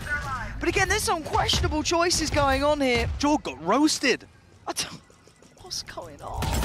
Trent and Leaf. Do you really fancy going walkabout standing? I guess you do. Yeah, go on then. Nobody's waiting. And yeah, Trent wins it. Okay, but oh, wow. That's nice. Yeah, oh, Chichu has a glimpse, has a glance. He's got it. Trent now. He knew about Smoggy about a week ago, but to try and keep track of that, impossible. EDG tip it back into their hands at 5-3. This is a messy game of bind, though. I mean, the idea with that defensive setup, when you play triple over towards showers, you have to commit to showers. Yes. You know that you've lost lamps control, and the retakers, when they come over, are super tentative. They don't just run into backside. And here, Kang thinks there hasn't been a reaction, even though the Viper wall's gone up. He just kind of thinks he'll risk it. and yet they still somehow manage to skirmish out and don't just get pinched completely over there. It's G2 trying to test the waters, trying to find the limits, and EDG still being able to come up with the goods. Okay, insta-ult, drone off the back, but Kangkang is still going to hold towards short. You got to get past him still. Trying to be forced away, holding lamps, Leaf clears. They've got front side under control. I say somewhat, because we still see Simon there with the flash. No one to really play for it this time, so having to stay a little bit more patient, wait for this plant now. This is one of the first times G2 have got into a decent spot. Another ult coming right back in. Teo ults on both sides. Jorgamo willing to put his life on the line, but he goes down for it. Leaf going to be pressured, and EDG sweeping through. One over towards Showers, going to be cleared. Nobody lighting him up. That's clean from EDG. Great retake. So much utility there. Still saved in the back for EDG. They had flashes, salvos, stuns. The Armageddon coming back through as well. And G2 made that incredibly obvious that they were going for a fast A hit. They literally used Taeho just straight off rip to push people out of Showers and went for a 4-person exec short. This is not a comp that's going to be amazing at running these big 4-person short executes. Normally you're going to want the Fade to combo in there, maybe the Gecko, something like that. But they went for it, tried to make it happen. They're certainly trying to adapt and trying to find the openings, really heavily focused on A, as you can see again, but they're not coming out with the answers here. No, and EDG starting to, it feels more and more robust as the rounds go on here. We just saw a really clean round. Smoggy trying to find a little bit of room to play from. That's audio cues, at least one, perhaps two. No way. No way! Doesn't get cleared out. He knows that there's already a crossover towards Lamps. He's got the ult as well. Fight forward or die. It doesn't matter which you choose. But Chichu does go down, but it's limited success. Look at the grip on this site. Jorgamo, I mean, you ain't doing much more than that. EDG looking in control now. I think EDG have thoroughly proven at this point that their A defense works. Yes. So this has been a great scrim, guys. Shall we perhaps test the B side or something a little slower? No, back towards A. They've got, there's a lot of mistakes going on here as well. I mean, for example, you see it there, the dog not clearing the close position. That close position is one of the most common spots that you see people play inside of. If they're playing with a judge or if they're trying to get the jump on you with some kind of crossfire over towards Lamps. There are errors here that don't befit a team with a reputation of having every T crossed and every I dotted. That's what you normally think of when you think of G2. Yeah. You can tell that we're towards the bottom of the map pool. My question is, do we get individuals? Do we get Valent's IGLing? Do other strengths of G2 here, other than the, the prep and the discipline, rear their head to make this a more even half? It really doesn't look good here. Other than that, as you said, maybe there is going to be that little bit of life in them there, because it feels like they have nothing to bank on beyond that. Jorgamo having an okay display thus far, but 8-8's not exactly setting much on fire. It's certainly not winning them rounds at this point. Beyond that, Leaf not really having that impact. It's a very middling performance. As said, EDG probably quite happy seeing this, seeing how the veto went down. Yeah, super happy. We kind of thought this might have been a trap, right? Oh, maybe G2's cooking something up. Maybe there's something in the works here, but not really filled that idea that we've come up with. But, maybe they can close out the rest and show us a little bit more. But we need something to activate for G2. Right now, 3 rounds, and the way they've got them and the way this game has gone, I am not really buying this. EDG. Raze ult versus Raze ult. Here we go. Oh, God. What is going on? It's Jorgamo to find it. Traded out, though. And they still have control. They have a lot of bodies here. Lovely swing, EDG. This is composure. Expecting the play coming out as well. G2 are trying to go blow for blow, but the bodies are here. Simon just putting up numbers and just roasting Leaf alive. If there was a round that typifies exactly how this map has gone so far, it would be that one. Just a massive fight over towards B-Long. Both Rays with their ultimates, firing them off at each other. And then crucially, when Simon went for the reclear with the flash, nobody playing anti-flash, right? The layers that you would normally expect from a team like this, you see Valen is towards the bottom of B-Long in that, but he doesn't swing. He's not like, they haven't pre-thought out what they're going to do against EDG. And so every idea is working here for the Chinese super team. This is a lovely confidence boost when you're considering the fracture is looking more and more likely as we close in towards an 8-3 scoreline here, looking like potentially 9-3 as well, considering the buy is Guardians. We do have an ult of Jonah Pease. Maybe that'll do something. But Oh, what a shot! hey, you wanted some individuals. All right, that's not bad. That's the vibe. G2 can shoot. Were you mocking the Guardians? Yeah, I'm sorry. I'll write a written apology. I'll get to it. That's on me. No, that's crazy though. G2 have just given themselves an opportunity, I think, here to be able to win the map. I mean, 4 rounds and then a pistol is vastly different. Sometimes this game confuses me in ways that surprise me every single time. But now Smoggy and Simon gonna have to try have a little go. Yeah, not gonna happen. G2 at least gonna look to salvage around here after what was a very underwhelming performance. Simon, yeah, there's just the pour on of utility. Timing alone is gonna be rotten for him. And yeah, you're right, 4 rounds does give you a little bit of a window to play with. As you said, maybe complement that with a pistol. Maybe you're back into this. At the same time though, just with a pistol, G2 haven't won one yet in this series. All 3 of the pistols have gone the way of EDG. G2 have got to turn that around.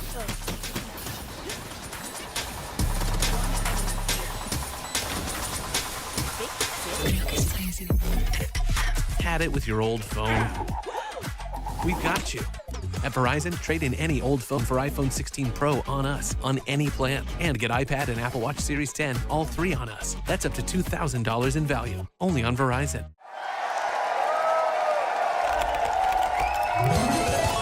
Red Bull gives you wings.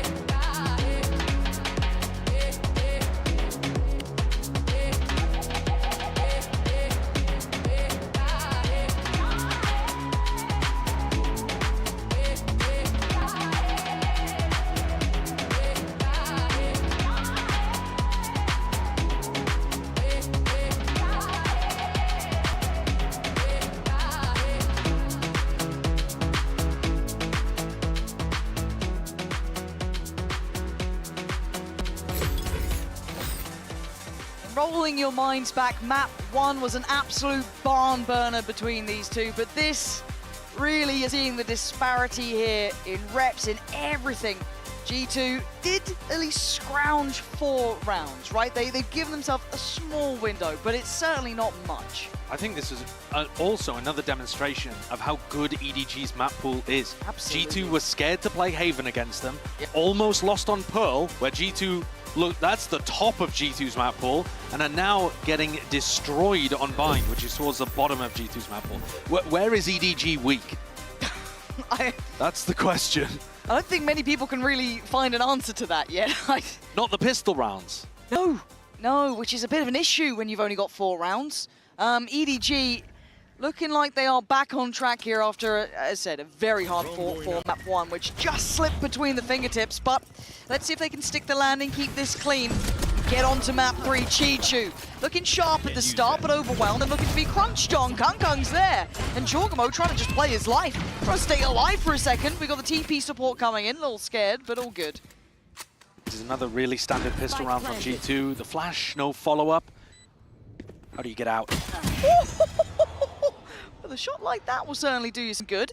A 3v3 now, but does Lee feel this pressure? Does he feel the absence of resistance on the site? You should do. G2 starting to put it together. He feels uncomfortable. Something feels off here. The molly is an issue. Belief with a stunner. Okay, hold on. 2v2. But can they find these plays in time? EDG trying to play to that clock here. Force the fight forward. Smoggy, lovely work. Being really slippery here. And Leaf previously up towards that heaven position, trying to do what he can. He's outdone here. EDG once again looking composed in these pistol rounds.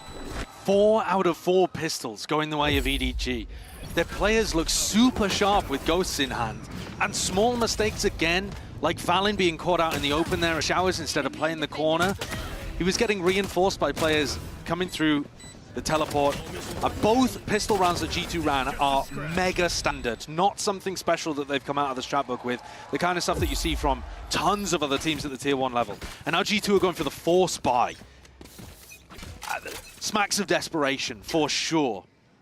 Yeah, there's not many good ways to characterize desperation in this one, and yeah, those stingers certainly look like it. Let's see, EDG, let's see how it looks once they hear those stingers, once they feel that pressure. It looks like fight a little further forward. Stalled out at least by the smoke now. Forced to respect that, but Jorgamo willing to try and hold this line down.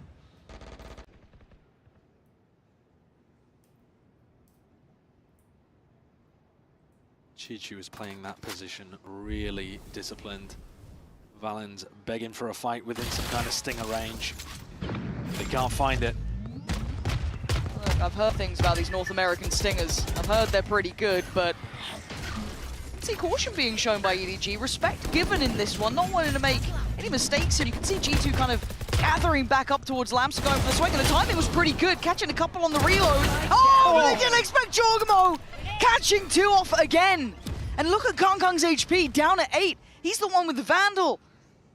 Not close enough to pass it out comfortably. He wants that plant. Chichu only on the Ghost. Oh man, this has suddenly become very doable. Kongkong trying to reposition here, but those stingers, yeah, that's a good spot for Jorg. Yeah, it's so nice from him. That 2 he found was just perfect. Not expecting that extra body, but Chichu, timing's everything. And he's been caught off, down to 32. You think this one's got to be done here. They can start getting the defuse. Utilities coming in. EDG, little bit of a wake-up call. Can't take it too light, but G2 and Stingers, man, they're good with them. It's the perfect result from a force. Yeah. It's always a risk when you go for this kind of thing. If G2 had lost the round, they've basically lost the map. But I think it's the right time to take a risk. And what is the spray transfer there? I mean, he's running and strafing. Obviously, it's the perfect weapon to do that with, but a stray bullet just flies onto Simon's head like it's a magnet. And Valen was also playing really nicely around smokes. He threw a smoke over towards default, which scared off EDG. Looked to try to close the gap and get the best value out of those light weapons. Okay. G2 with a lifeline. Yeah, it is, right? It's a small window of chance. EDG going to be forced down to the Sheriffs and Classics, odds and ends, and a very simplistic approach thus far. Jonah P could be farming on this. Judge there. Vintage for a reason. Going to be forced a little forward, but taking a lot of damage here. Forced down, okay. Nicely worked out. Another example, I think, of not just playing against enough Tejo players. It's really difficult to play those kind of spots with a Judge against a Tejo that has salvos, can do a bounce stun to be able to take you out. Similar over on Split. Drone is down. Nobody's gone for the reposition inside the teleporter as well. Hoping that Valen or Jorgamo go for that as they pressure B. Nice little off angle for Leaf though. The early warning signal of presence coming in. A little bit of a stall on top. Going to try and hinder this. Yeah, they try and disrespect that. You're going to get melted. 40 seconds, but EDG working this. I like what they're doing, genuinely. You might as well make something like this happen. Can they achieve much with that Jug recovered? I don't know. Can they gap close well enough? Leaf trying to find a corner of safety. The time is starting to close out for EDG here, and the spam from Jorgamo is lovely. Okay, going for it in this. I think that's a little excessive, but... Definitely is. And I think, flashy though it is, sure, it's a similar scenario to what we saw earlier. I think Jorg has used... I mean, both of the Raze ultimates that I remember were on anti-eco situations where he potentially could have saved them. And I think G2 need everything they can to be able to survive these spots. The next round, EDG's macro is looking pretty good. Kongkong's 2 away from being able to get his ult online. 30 seconds left. Yeah, a little surprised at that one. I felt like they had this in hand. They still had the player towards elbow. They still had Leaf towards sight. Yeah. This feels a bit too far for me, but again, it's credit, though, to EDG's pressure that they were applying with only Classics in hand. And that level of pressure is what I was looking for G2 on their attack side. And think about it, if they had done, there was no Viper Wall there. Okay. Now, can G2 keep up this up against the Rifles? That's what we're looking at here. Now, EDG have the opportunity to show what they're made of. It's all a bit of a ruse to begin with.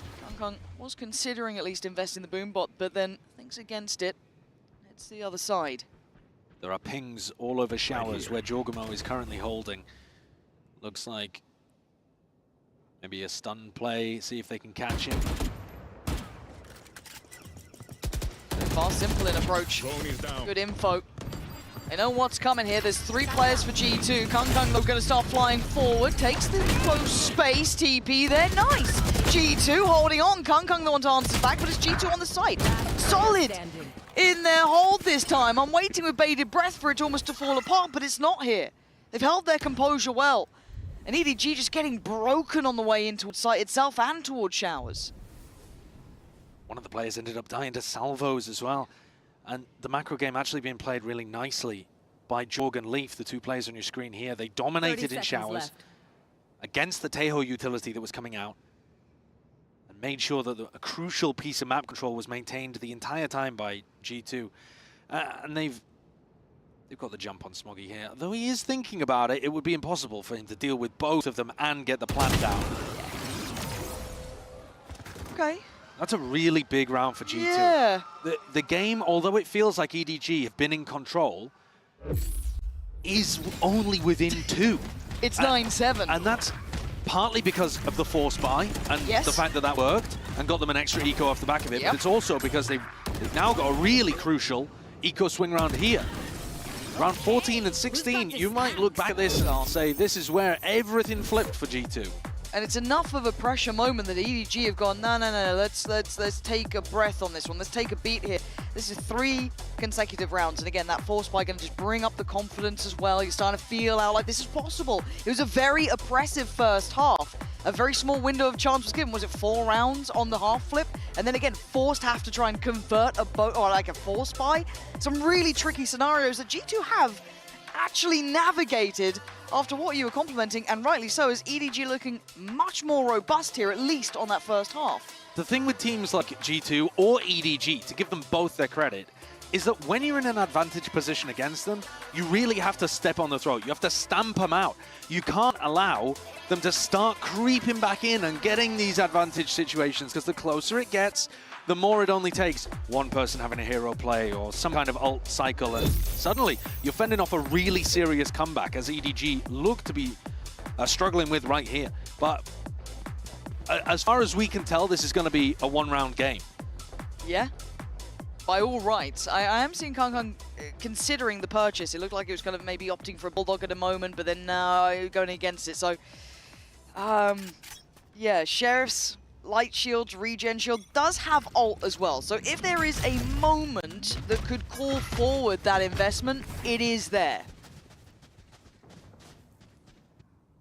Jonah looks a little uncertain as to how to play that situation. He was thinking about using the dog, wondered if he had the timing to go for the jiggle, and decided it was safe enough. Doesn't take any damage there. Blinded. And there is a potential fight over here. They're trying to bait Jorgamo into going for the aggressive push. They found the kill. And now nobody could call the reinforcements through the teleporter, though they slow the game down. Oh, this is nice, though.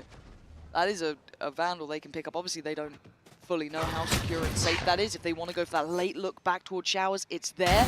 Oh, and another punish, Chi-Chu. Stunning. Really punishing G2 for wanting to try and tip those scales back towards even, but to try and play out in a 5v4 up against Sheriffs, giving EDG what they wanted. Nobody, as he goes for the drone through here, is going to realize that that Vandal is able to be picked up. G2, you'll be kicking yourself from this one. EDG have absolutely worked you over here. It's down to Trent and Jonah P to try and do something back, but nobody is going to have that upgrade as well. And the Curiosity, oh, he's got 2! Jonah P making up for the mistakes, leaving just the hero himself in the what? Oh my god, oh my, hold on, oh no, he's got one back! These 2 teams now down to a 1v1, but Trent on the side itself and Kung waiting.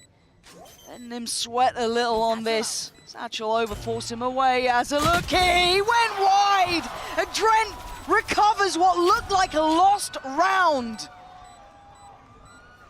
Incredibly important 1v1 to Trent. But he's not really the hero here. It was all on Jonah P. Somebody who got bullied, basically, in map 1. He was having a really rough game of things. Couldn't find his value. And here, he's saved them. He absolutely has. Oh, bloody hell. Those 3 on the site. Jesus.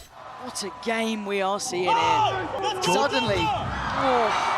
Jorg has picked up the operator here. Okay. For this round, and he's solo alone holding on A. Have they seen that Leaf's crossed there? TP's? Oh, okay, that's big info. Run, get away, find a little bit of a corner to play from. There is a hunting squad here looking for blood. Leaf draws it. Kungkung's gone. Here's the reaction. You got to push. You know you have the timing. There's only one player A.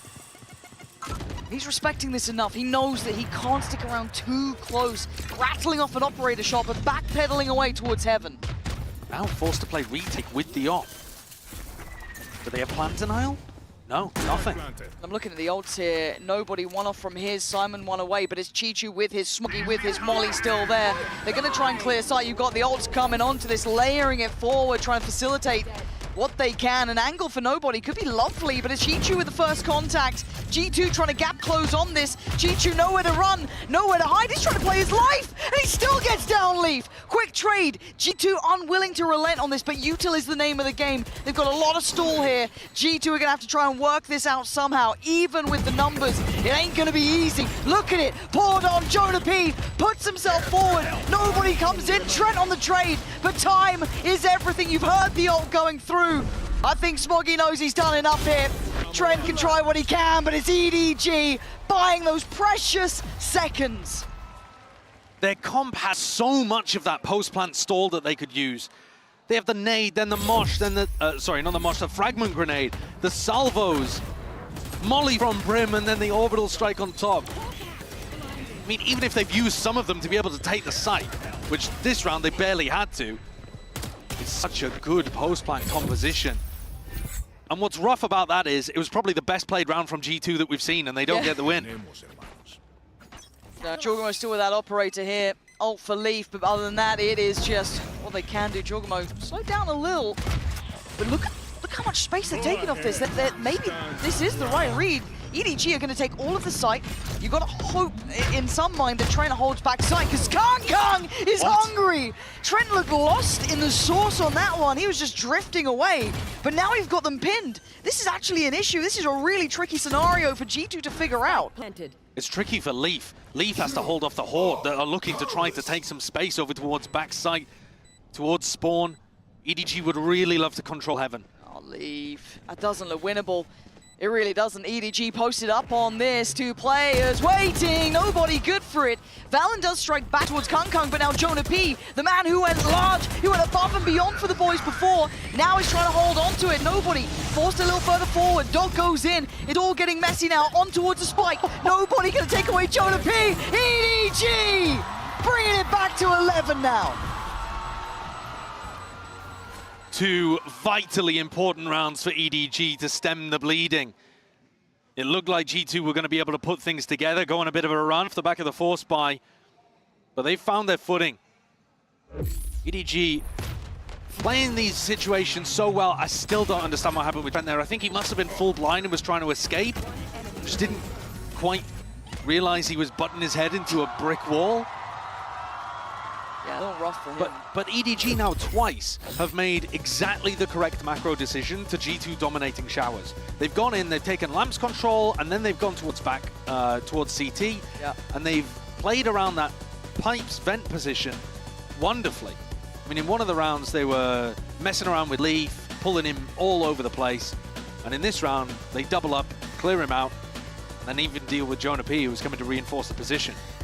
G2's adaptation of fighting super heavy over showers needs some modification, because at the moment it's getting outdone. Yeah, it is starting to fall short at this point. It's had its time in the sun and it's not quite having the same impact, but we do then once again bring back that conversation that felt like it was done for, but the lack of depth here for G2 might start being a little bit more of an issue, because again, that adaptation, we know that they're great at learning on the fly.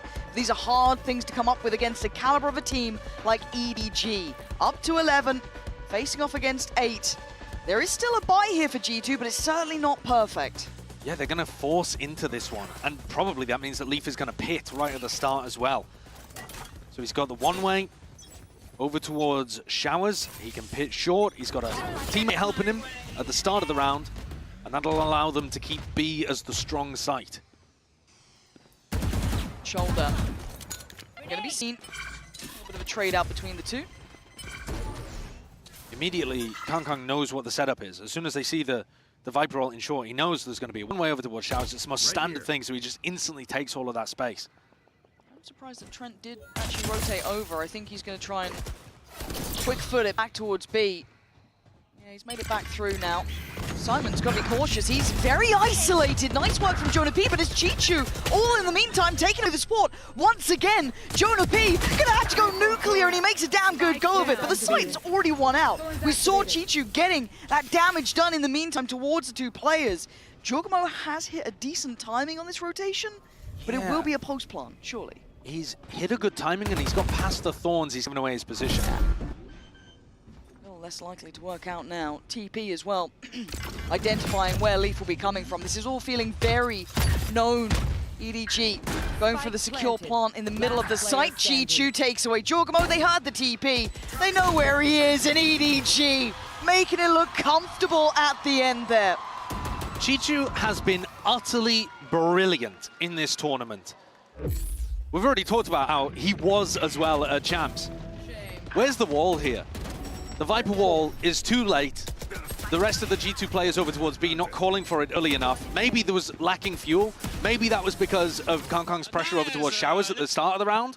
He might have run out of a bit of juice just being worried about a Showers push. But there are gaps here from G2 that you don't normally expect from them, and EDG are punishing every time. Yeah. And that's the credit here, is that EDG are finding those faults so well, genuinely. And look at this again, very simplistic in approach though here. No split through Showers, all in through short, and it's a brawl on the side. Jonah P does well, but he's the only one to do well for G2. It's lights out for EDG so far. They've won out the site, they got what they wanted. They add another body to the list, putting Leaf all alone. And the plant's there as well. 13, and map 2 beckoning. And Leaf could do nothing but die. EDG back in the game, and we are going the distance. What a response, what a pop-off. Kong playing to the crowd. They're off to Fracture.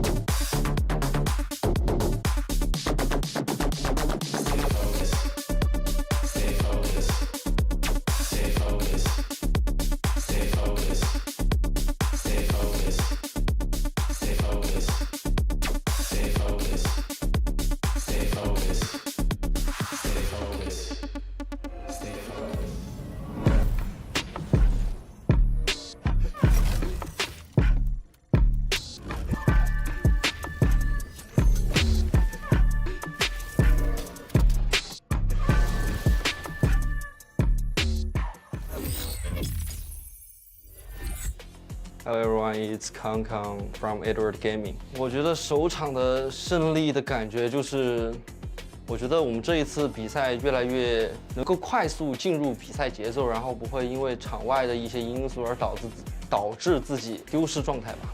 其实我觉得今天能够2比0液体，其实对于我来说可能是有点意外在里面，因为我可能会觉得今天会是一场很艰巨的比赛，但是其实还好。然后今天是我的优入首秀，然后确实我自己觉得我优入的操作可能还是有一点没有那么熟练，但是我觉得以赛代练嘛。因为我们的教练 Marco 说这张图的优入很厉害，当然我知道我可能玩这种英雄可能没有那么厉害，但是我觉得毕竟我在这个队伍里面，我需要去承担这一份责任，然后所以说我要去好好的把这个优入练起来。我觉得刚开始大家认识我的时候，可能就是觉得狙击枪很好啊，然后可能还有很多缺点，喜欢 red pick。但现在我认为，既然我能够站在世界之巅，能够成为大家心目中最好的决斗者之一，因为我觉得应该是去弥补掉了很多自己的缺点，去更融合团队，然后去在我该站出来的时候，我需要站出来。但是当队伍所有东西都正常运行的时候，我就做好我分内的工作就好了。Dominate the angle. It's important to control A main. Simon with the slam, bloody. 就我觉得瑞士轮其实对于我来说我还是挺喜欢，觉得这个赛制就有更多的挑战性，因为你永远不知道你下一个对手会是谁，然后你永远都要保持你自己的竞技状态。这个人就很奇怪，因为我就喜欢挑战。希望我们有一场好看的比赛。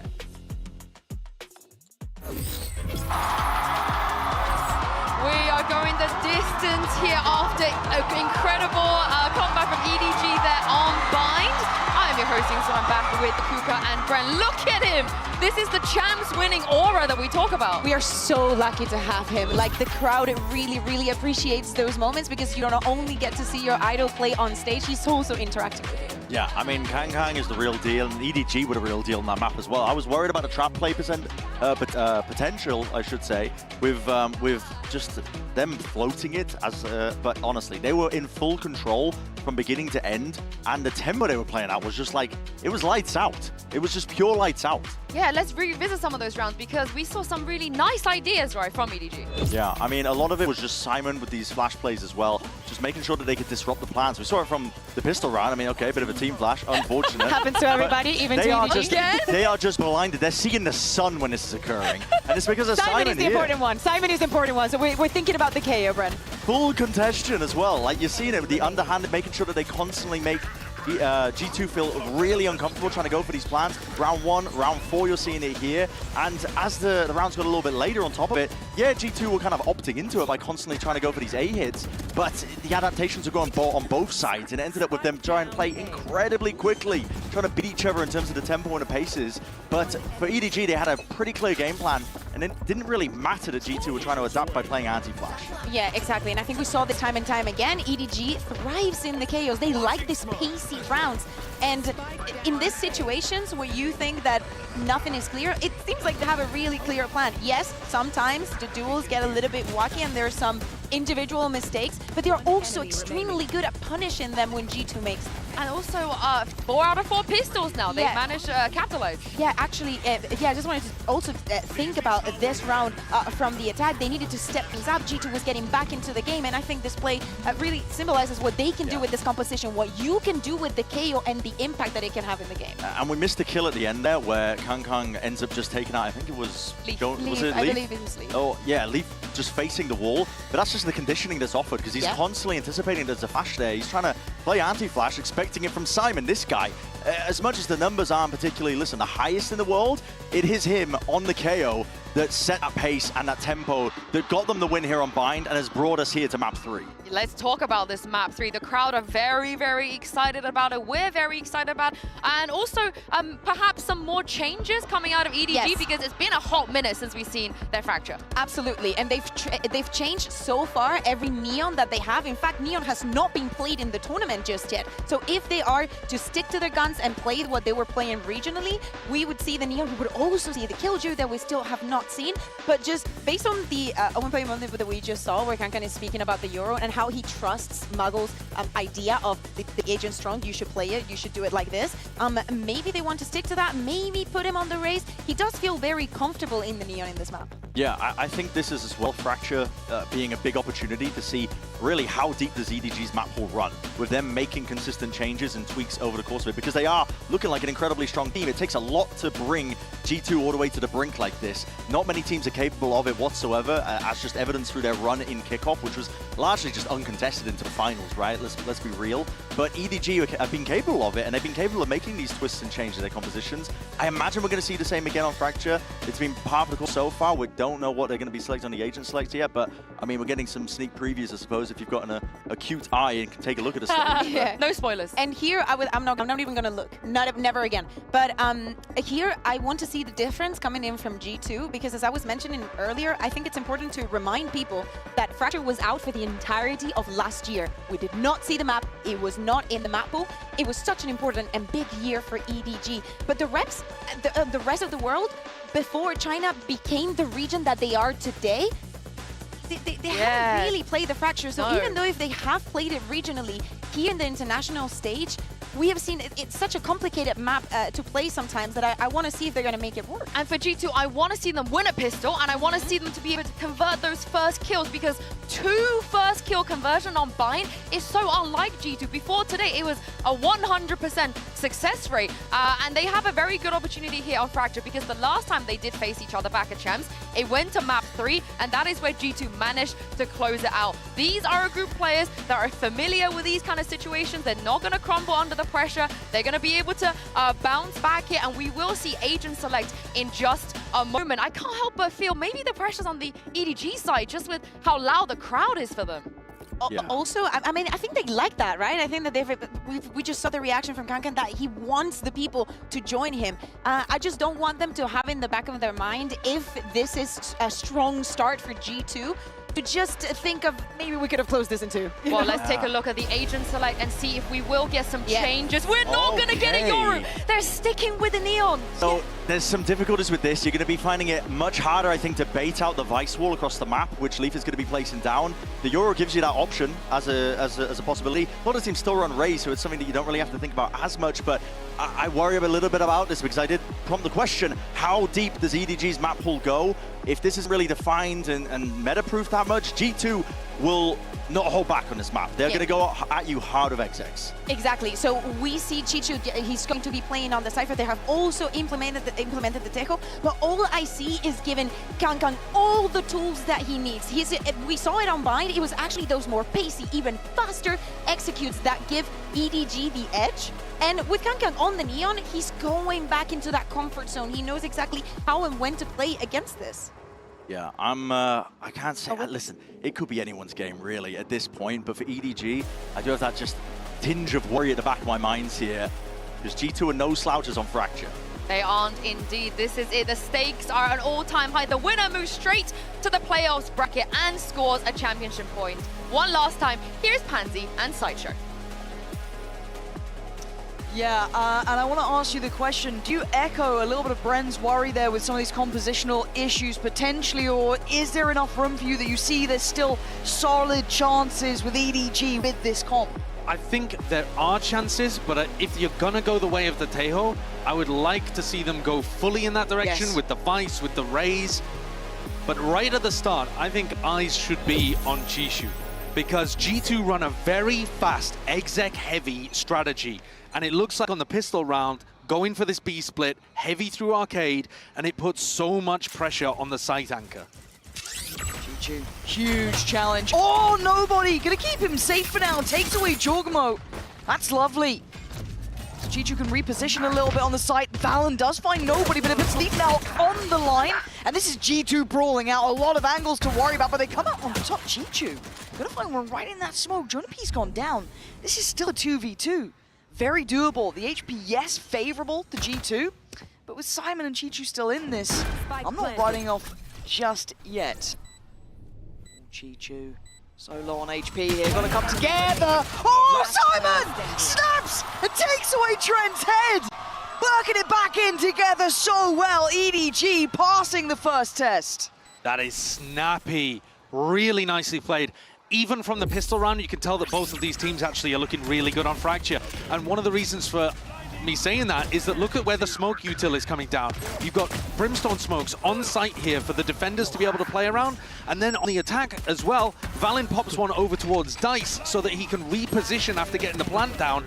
And then Simon sneaks inside of the attacker's smoke, flashes through it like they're playing around those pieces of utility in a really good meta way. Oh, and that's tragic. Frustration, yeah. He knows that he probably should have been able to get that one. And that could have been a really close chance for that pistol to finally go their way. But as it stands, EDG with this first strike on the board. As they have done in every map so far, it's brutally difficult to win series when you can't win a pistol. Yeah, and EDG aren't letting anything slip here. They want to keep control of all of this. No free orbs, no chance, nobody! Oh, it's just gorgeous from nobody, farming him up. They just wanted an orb. Oh, and they're going to try to give the orb look at nobody. the smile. Right Simon, he's like, come on over. Guys, I got it. I know exactly where he is. Leaf's like a tasty snack. Look at it. Oh, they're hunting him down. Oh dear, this feels foul to witness. Simon closing it out in the end, but blimmin' heck, that's for round two. They're already grinning. Aura. I think that's what they said on the desk. The champs winning aura. And I agree, it is really there. Not just from Kong Kong in his pop-off towards the end, but in terms of the way that they're approaching the game, thinking about the min-maxing, not getting worried in spots like that, toying with one of the best players in the tournament. Amazing. Have EDG got something aggressive to showcase here on their bonus? The Neon could add so much extra oomph into their defense fast plays. And a monumental round for G2 on the other side to get this bye under their belt after what's felt like a drought at the start of these games. These last couple of maps. It's a big stack towards A for EDG. 4 players present, a very proactive G2, and they've read him again! Kong! How dare I doubt you on this Neon? Just through smokes. He knows what he's doing, he's fine. The eventual approach from Leaf is coming in. But they've still got this so sewn up. Ooh, okay, that's one. Now he's gonna know Kong Kong's around still. Nobody gonna be noted as well, but does he get to live? No, he doesn't. Kong Kong still in control, looking for more. This is 3 for him, keep in mind. There could even be an ace here as well. Nero back to back, they fancy it too. The crowd's having a go for it, they're calling him forward. He was the one showing off for the end. Showing the crowd what they wanted, but Jonah P shuts them up. It ain't over now. A 1v2, 37 seconds. He's got the spike and 2 individual fights, but pinning down nobody is incredibly difficult. Maybe 30 seconds he can hazard a guess at Chi-Chu. Maybe. This is 25 seconds and it's all guesswork now. Takes a gamble, takes a chance. Takes a death, EDG converting the bonus here in round 3. Beautiful protocol for them. If you dial things back to the beginning of the round and think about what their response was to G2's execute, it was to get bodies in front of the smokes as early as they possibly could. Stun, and they're on top of Jorg before he's even landed. They knew exactly what was going to be happening here. They knew that Jorg was going to be the tip of the spear on the exec. They knew the Dish player was going to be late, so they don't have to worry about that timing, and they're in fast flood defending. Let's go! They're prepped, they're ready. And they're damn pumped up too. You're starting to see him really firing up here. Saw him igniting on map 2, looking like map 3. They're just turning the screws. They're in their face. It's sending a message and leaving no one alive. EDG lighting up the kill feed. If G2 want to run these fast attack split rounds. EDG are super happy to take them on. They're not going to sit back and play retake. They're not going to try to play the crossfires. They're going to leap into G2's face, intercept them while they're inside their iPad, bibbing and bopping with the Fruit Ninja. They're going to try to catch timings while they've got utility in their hand and overwhelm them. I don't know whether other people are going to be inspired by this and pick up the Neon if it carries on like this from EDG, but you don't always have to have something that everybody else wants to copy. You can find something unique that works for your style. And there was no style, I think, more suited to Kangkang than the Neon. Yeah, I love what you're saying there, the little niche look from them and making it such a characteristic of how they're approaching it. It's not just kind of slotting it into any duelist position. No, they are playing around this. It's playing around that aggression. They are taking the fight to G2. And it takes an incredibly good team to make G2 look impactless. They look like they're barely making it out of spawn half the time. That first move on the chessboard is met by sheer force. It's wild to see them doing this to someone like G2. Contextually is the important part in my mind. G2's Fracture has actually looked quite one-dimensional, though. It's just that that one dimension is phenomenally effective against everybody else. They've only really showcased fast executes. And now G2 need to show us that next dimension, that next level. They need to be baiting fast execs to force the flood from EDG and actually calling the pause and collecting those kills. But they couldn't manage it basically once on Bind, because the same strat would have worked there. Look at the info here. Not going to go far enough on the Teo drone for EDG to catch anyone towards spawn, but it does clear out towards A main, so feels like they want to free up nobody to hit that rotate early. And crucially, the tempo difference from G2, right? It's stark. It's so different. Whereas you go and watch what they've done on Fracture in the past, it's fast, fast, fast. My God, but Trent's already gone down. Leaving Jorgamot on his own. This feels, again, it's going to feel a little lacking. They've seen no one else, and they're already looking for information down towards B main. They felt a little pressure, and they went, that's weird. There's no one following that up. But Valin has called a really nice fake here. Because G2 have conditioned in their prior matches that they always go the first place that they make noise, now they've got a clear access to the A side. Unfortunately, it's a 3v5, because the two players faking on B have died. I like what Jonah P's trying here, but it's really risky. He had to hit it the first time of asking, but Chichu already denies. It's down to 2. Leaf's position could be actually pretty spectacular, but it feels like it... Leaf? Oh no, he's got no idea. He's got no idea! It's not even the flank that gets him! It's Kangkang! EDG! Absolutely unstoppable thus far! If you look at that from G2's perspective, Valin outplayed them in terms of making the right call coming out of the tag timeout. If Josh gave them that round, okay, we're going to make a little bit of a fake, a pump fake over towards B, and then we're going to reset on A. The problem was EDG just won every single duel at every point. They deleted Trent before a smoke went down, came back over here, caught onto everyone, found Leaf with the cam. It's perfection from EDG currently, even when G2 have a nice answer. This is just lovely to witness.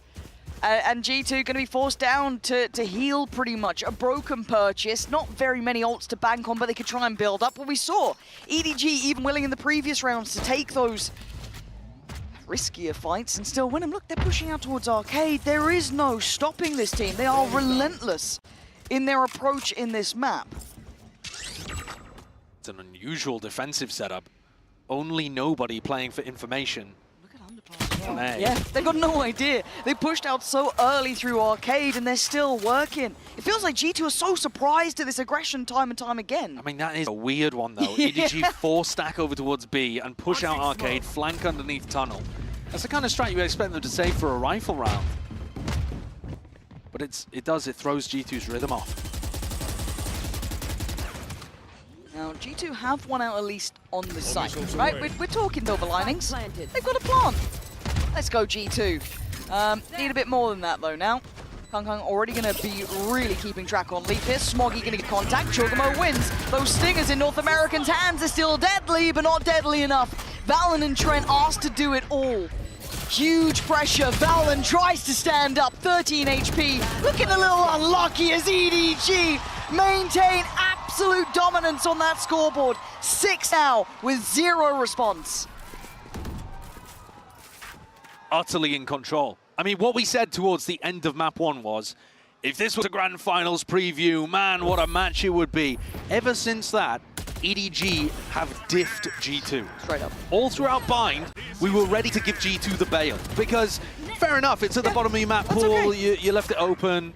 Okay, but if you can't perform here on Fracture as well, where you've looked good regionally, and it's not at the tippity top of EDG's map pool either, at least we don't know, I suppose, with this brand new composition. Sure.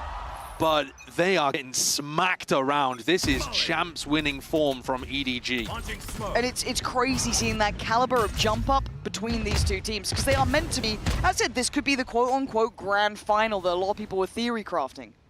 It's another fake being called from Valen. So Josh RT's tack timeout must have been, these guys are biting super heavy, used the condition in a previous to run a lot of fakes. Last time, though, they lost 2 off the rip, and this time there's a heavy flank from north side. Yeah, it's coming over quick as well already. Kong going to be closing that gap pretty fast. On the other side, I think it's going to be Leaf who's the one to try and catch this, maybe? He's got the flash behind him, but why do I feel this always just favors Kong at the moment?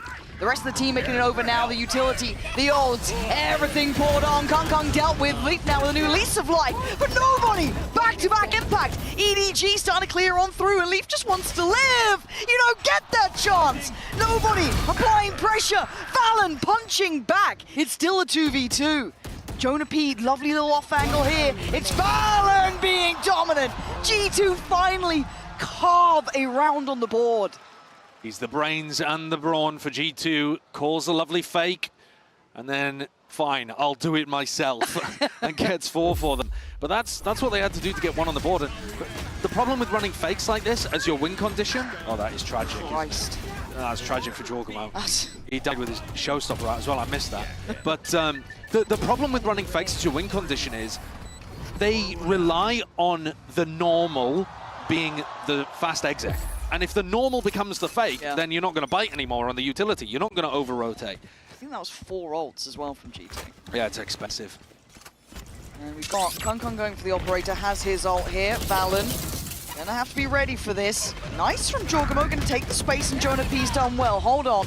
This is now still going to be contested. Kong wants the space back on the site. He's going to get it. Rips him away from tower. And that spike is quaking in its boots in the hands of Trent. He can't go any further now. This is uncomfortable, but does he get timing? Maybe. This pause, this lull in the round. But with the flank from someone like Nobody, you're not that worried about them walking back towards A. Not at all. Both G2 players are going to have to find great timings and great duels. That not going to happen with this man, is it? Leaf. Great first of, sort of performances here, but again, EDG looking like a step above the whole way. They are. I did not think that we would see a team at this tournament make G2 look so rough. It's incredibly impressive. And this is still only the Swiss stage. Still plenty of opportunity for G2 to recover from this one and maybe go on still into playoffs, but I'd be amazed if they recover the map at this point. This is already such a hole that they have to dig themselves out of. EDG are showing brilliance. Again, be it that little bit of vengeance to have from that one loss and EDG's championship run in the group stage to G2. People arguing, hey, but with Jorgamo here, that's a pound-for-pound upgrade over Icy. And well, EDG's form, to say the least, is skyrocketing. Nobody still willing to fight on this, and it's Chichu in support to take away Leaf. And man, disadvantage so early on for G2. This is going to be really tough to play. We want G2 to be moving forwards, looking to try to find a fight rather than just play passive post plants. But where's safe? Where's secure? It feels like nothing is for you. EDG waiting behind these smokes, but the go signal's coming in now. Kong the first in and the first to fall. Good work, but better trade. Smoggy keeping the numbers up. Chichu doing the same. EDG so clean. There's not much more to say. This is just a frag movie with their name on it. Chichu, I think player of the tournament so far. 100%. He's I suppose we are saying that just coming off a masterclass from Durka as well. Yeah. Right before this. So maybe I'm getting dazzled by the lights in front of me, but my God, he's at least got to be in the running because every round it feels like he's having spectacular impact. He can't be touched. God. Reaction times. Phenomenal. And just like on Pearl, Yeah. Pansy, Josh RT's been forced to take the second tack timeout, round 10. Feels kind of like a win at this point. I think we were calling that a little earlier with the scoreline, but at 8-1, you got to do something. I don't know how you're meant to contain someone like EDG. We're now seeing Chi-Chu kind of joining up with Kang in this. Nobody, consistent impact. I mean, every single person having their moment in the sun for EDG. It's not just that tactical approach that has been profound and incredibly hard to contain, but now again, the individuals like, okay, another 4K coming in, another 3K.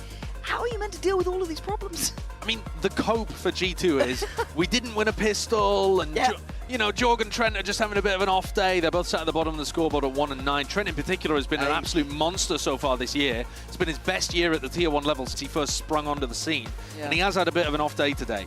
But at the same time, there's a reason why it's called cope.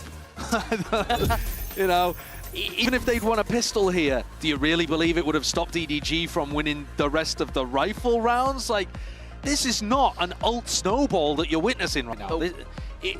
The ults are certainly helpful, but it's EDG dismantling G2's style here on Fracture. Some of that is going to be the tape difference because Chinese kickoff finished a little earlier and EDG had time to refine stuff, change stuff, but it's also just the form they've got, the read they've got, the quality they've got. G2 nearly walked into their deaths. Have a look at this. EDG having a wander, having a walk. And Kang getting much, much closer just around this corner. Valen waiting. Oh! It was like a guillotine brought down, but Valen gets to live to fight for another couple of seconds. Trent reinforcing this south side position. It's very difficult to go and retake towards Tree. I mean, even if you throw a bunch of utility at Kang, he is going to disrespect it. They're already walking north side as well. They don't stop. EDG just don't stop. This actually might be a good thing, though, for Leaf. He hasn't been able to find much value from Dish anyway. So being able to be given fights as long as he thinks about a flank could offer him impact. He's not thinking about it, though, is he? Oh, he is. Oh, he's caught. Yeah, done for. The map now looking near on impossible to approach EDG here in numbers. The gap closing again. And G2 being strangled out of this one. Smothered as they try and work forward. Jonah P and Valen just inundated with util. Look at it. It's everywhere. There's nothing to do but die. EDG sending a message round by round. It's 9-1. A lot of these rounds feel similar to Bind, where G2 on the attack side was sending it down short and then not finding that pause in the tempo to bait out the flash. You know, what you want to see from them is we go forwards, we bait out the defensive reaction, and then we punish it. And here, it's similar stuff. They're going forwards, there's a defensive reaction, but then they just get smothered by it. They get absolutely overwhelmed every time without being able to read what's happening. And EDG, they're just too strong. Yeah. It is mad to see an outclass at this caliber, to this extent. Yeah. And again, G2 can do nothing but try and keep going, right? It's, you know, keep trying to find a new way forward, keep trying to find an area to work in, but the fluidity that EDG are playing with right now is so hard to pin down. You got to be scared of Kang's operator.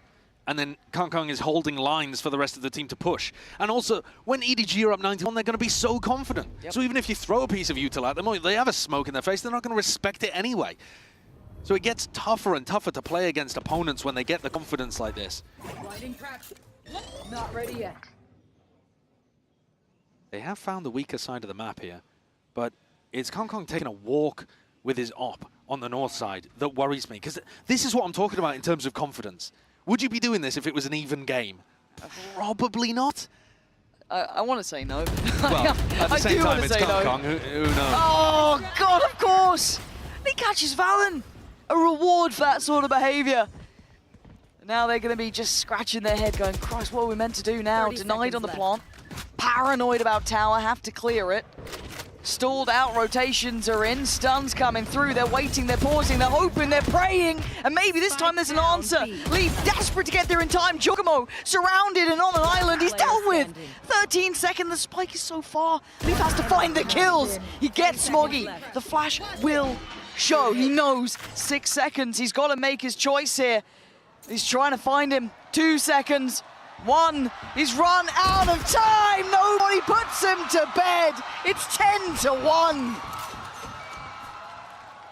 There is no kind of win condition that is finding success against EDG. The wall has been raised. EDG are finding so many opportunities. It doesn't matter what they do, it's working. God, that scares me for the rest of the tournament as well. The confidence that this team will be working forward with. They've done this to G2. Arguably the team that people thought would, again, finalists potentially, high end. And to already see this sort of scoreline, that's confidence. Could last a tournament, Kang already. Leaf, you've been liking a bit of dish? Nah. Ooh, body block. He's still gonna get the kill. They're still willing to brawl. It's a 3v2. It's still a man advantage on EDG's side. At this point, G2 are playing not to get embarrassed, essentially. Yeah. I mean, the win just can't even be in their mind. The 10-2 half is the best that they could hope for if Trent and Valen are able to put anything together. Okay, I mean, Trent's one off from ult. A bit of util left. Same for Valen, not ult-wise, but util-wise at the very least. And the pause in the round here is to try to catch a potential flank that comes through. And EDG have been active, they have been flanking. But every time G2 pause and wait, it's not happening. You know, they're just sometimes making the right call in the wrong round. G2 just chilling in, Cam. This Cam has been getting so much value at Core Leaf in a variety round as well. Oh, that's a dirty little trip. Does get handled, then the cross does get spammed. You see Trent went low for that, but the plant's in. Quick stun. And looking like a quick retake as well. Simon on the drive-by, just going to catch Trent, leaving Valen in a world of trouble. In a 1v3, he's going to try and do what he can. We need heroics from G2 to even give them breathing room, and a desperate attempt here for Valen. Smoggy and Simon. Clean so far, playing by Killer. Nice from Valen, but not nice enough. A near-on flawless first half. Utter domination from EDG. G2 were the only team to take them down at Champs, but that is so far away from what we're witnessing today. EDG came here to get revenge.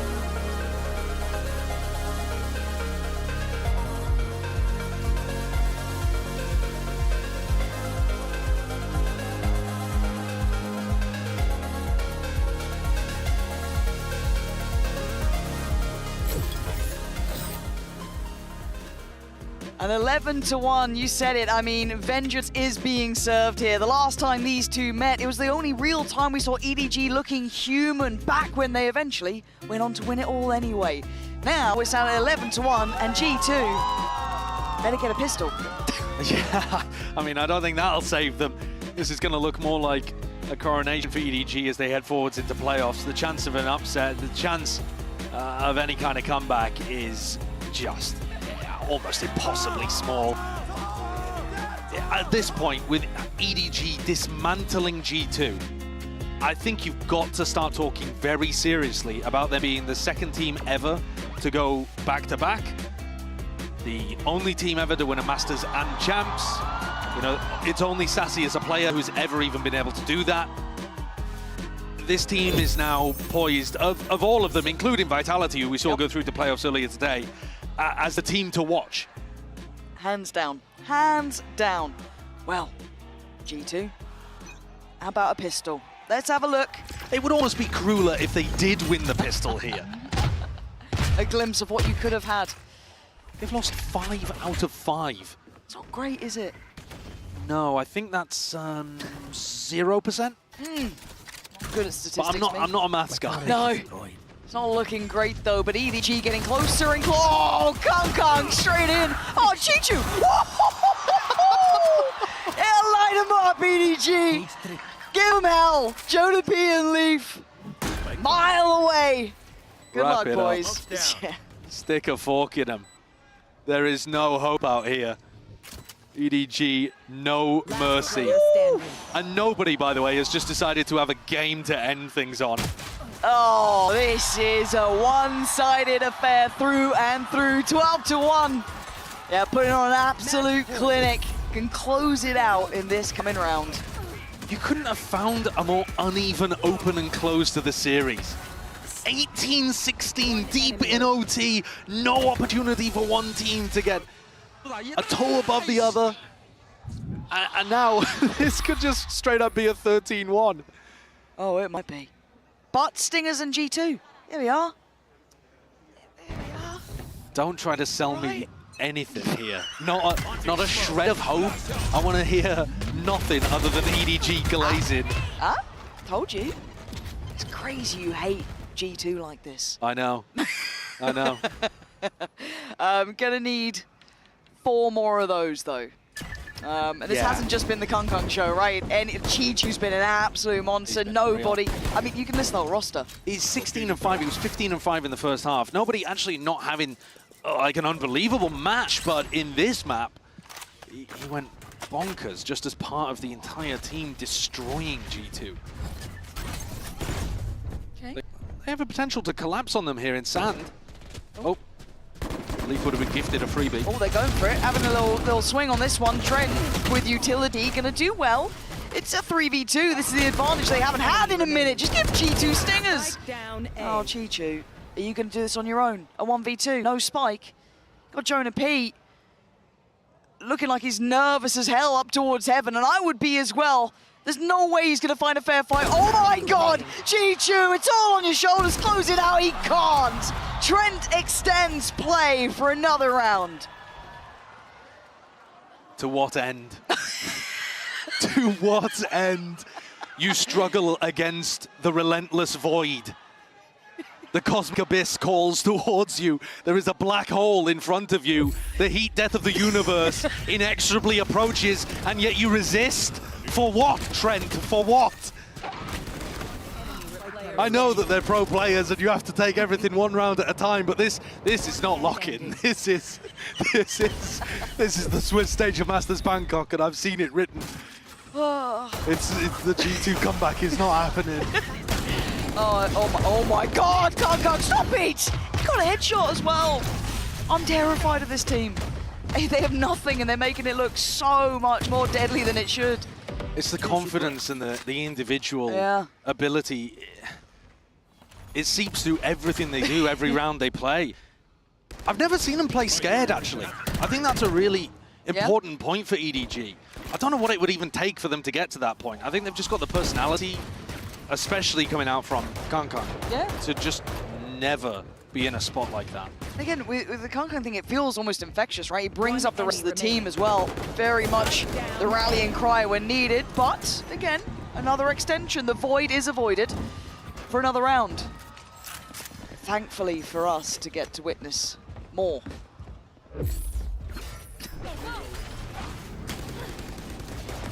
It does give us an opportunity to show what EDG are going to be cooking on their attack side with this composition. That's true. You know, normally, I feel like that previous comp where they would run the fade had a lot of natural synergies to be able to, you know, throw a prowler, allow Kong to slide in off the back of it too. The beach is great for sending Kong up. The Tail, not as natural. Not that it stopped them at all on the defense side. Kong was still sending it in perfect synergy with his 2 initiators. Oh, that's so awkward. Oh, you know the feeling, don't you? You cross someone in the corridor and you can't get out of the way. On your left. Oh. No, after you, after you. Yeah, the Brits struggle in those scenarios. Okay, EDG dragging G2 around this map left and right, but Jonah P. alone. Uh-oh. Oof. Cage triggered. Decides not to commit to it. If he had more people with him there, Chishu could have been a target. You see how quickly and confidently he backfills the space. And Chi-Chi wins it too. You can see why he's confident. Support comes in. You're never alone with this team. And they're on the site. Simon doing well. Jorgamo with his 2, but it's down to Trent and Valen to try and keep this heartbeat still going. As EDG now with time on their side. Sit back in this post plant. You're right, confidence is still very much there. Doubled up towards Sand. Looking like they want to try and get a fight on this. G2's fallen, and G2 again, another step. That's one of those moments actually where the overconfidence ends up punishing them. There's a 2v2 where they've got great post-plant control. They know that G2 are going to be swinging our rafters, and they just decide to go for the wide swing double peek. I get punished for it. G2 are already posted on the angles. The problem is I have so much difficulty believing that they're not going to tighten that up at some point. Yeah. And even in this round, it's such a beautiful fault line that comes through there. As Simon is throwing a cross-map fault line to be able to set up his lurker for a kill on the opposite side of the map. Simon's util. Let's go. Yeah. Golf claps all around. I mean, that's sarcastic tone of voice as well from Trent. It's, you know, he's not genuinely believing in the comeback yet. Don't ruin my illusion. Let me think they're loving it. They believe. Round by round. This could be where it all goes to pieces as well. Sheriff Stingers. And, oh my, George. What the hell is going on? You don't get to see Jorg making mistakes often, but that was certainly one, making an absolute meal of it. Trent, Valen, and Leaf now at a numbers disadvantage. Plants in, Simon gonna get away as well. Okay, but clearing sight. You get to step forward, clearing dish. They kind of know, or should know, these post-plant positions and can hazard a guess at it, but they still have to dig them out. Oh, they do just clear it before Leaf gets his toes caught. Okay, nice bit of stall. Starting to get a bit nervous now, especially with Chi-Chu's reposition. Does get seen, but they're still making a go of it. Down to just Trent now. Is this how you go down with a whimper? It might just be EDG living up to their legacy with a monstrous 13-4, decimating G2. They just took every other team at Masters Bangkok and put them on notice. This is the team to watch. What on earth was that moment towards the end there? Chaos. But a slightly anticlimactic end should not take anything away from the brilliance that was Map 2 and Map 3 from EDG. And the fact, if you scroll all the way back just to think about Map 1, that's the top of G2's map pool. That's EDG playing a composition that they've only practiced for the last couple of weeks, and they still push G2 deep into overtime. This team is on to truly become legends at this point. If they keep this up, again, the context of doing this to G2 is the statement. Any other team will be on notice. This map pool, terrifying. The players on fire. There isn't a weak point to this team. And also, you've got to remember the Chinese teams have that tape difference. So there's much less VOD review that you can do of them. They're starting to put out more as they go through Masters Bangkok. But for example, this was the first time that they played this new composition on Fracture. So you'll be studying this as you go forwards, if you end up, unfortunately, facing these juggernauts in the playoffs. But for every other squad, they didn't really have an opportunity to change too much coming out of kickoff. And I think you can tell in a map like this, EDG were just so ready for the fast tempo of G2 and were so happy to brawl them out. Yeah. The prep was immaculate and the form was brilliant too today. It really was, and it is a treat to see this level of upswing on any sort of team. And seeing the high notes, again, map 1, a beautiful display of an even sort of high-end, really high-octane game, but the beauty of this level coming out from Kangkang as well, seeing him be able to adapt, seeing that Yoru looking good, seeing the Neon still look viable, and again, I guess I don't want to say supporting acts, but the team around him looking fantastic. Chichu having an absolute lifer of a series. Yeah, he looks utterly phenomenal. And the idea of saying a life game would indicate that he doesn't do it often. And he does. Yeah, it's fair. He's not just gone through Nats, his idol, but now he's gone through Leaf and diffed Leaf. When people were looking at Leaf as being the best Sentinel in the world, basically, coming into this tournament. Chichu is on fire. It's just an absolute treat to watch this game. EDG, in a class of their own, I think that's the fair assessment from taking away from this. And G2, back to the drawing board a little bit here in my mind now. This map pool gets tested and it gets shown.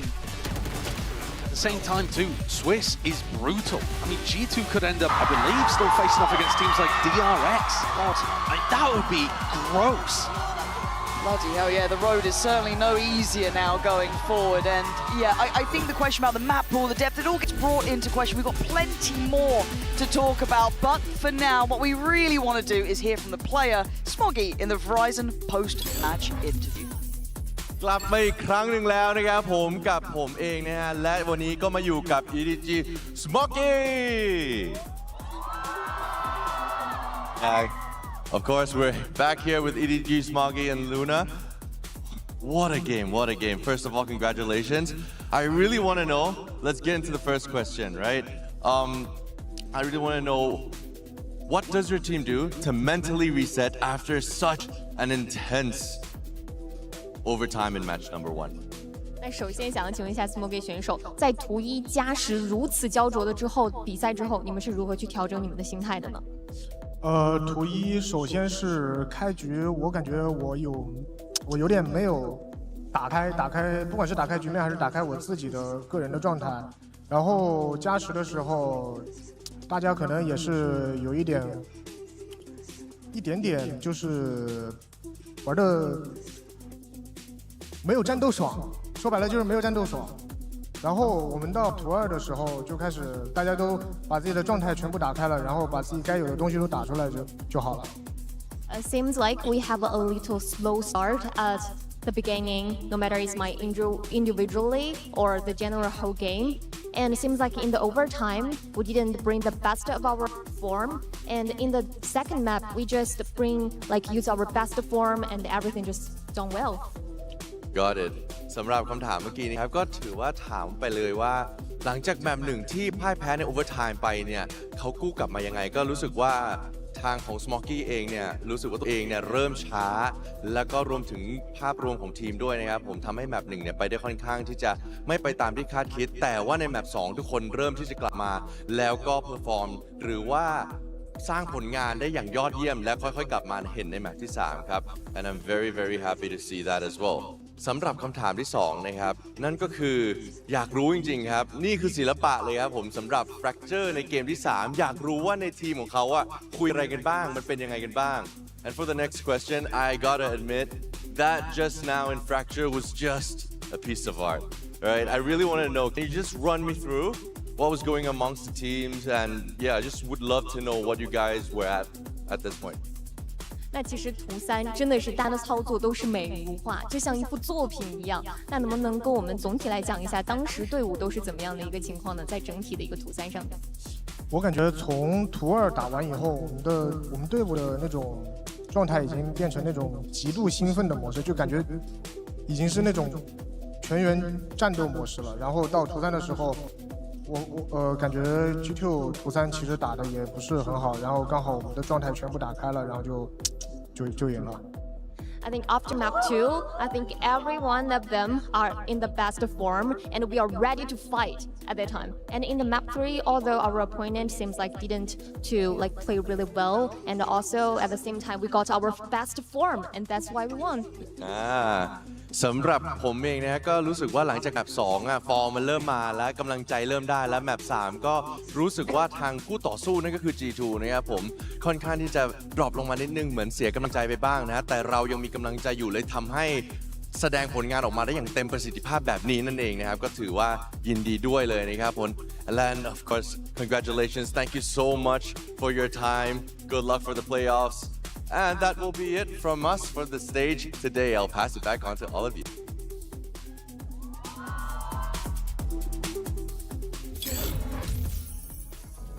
What a way to finish the day with a fracture performance from EDG. That means that we have two teams that have officially made it to playoffs. Vitality and EDG, they have locked a championship point as well. Did you guys expect this? Did you think your pick'ems, Swissology? I definitely did not expect this. I mean, listen, I'm worse than a coin flip right now in terms of my Preds, but I'm happy for it, to be honest, because one of the questions I had coming into Fracture was like, how deep does EDG's map pool go? The question is incredibly deep. They have absolutely made G2 look like the schoolboys in this instance. And how much deeper are they going to go? Something that Josh said during the cast really resonated with me, which is like, he doesn't think he's seen EDG ever play with no confidence. I don't think I have either. They always play every single match like they know they're going to win.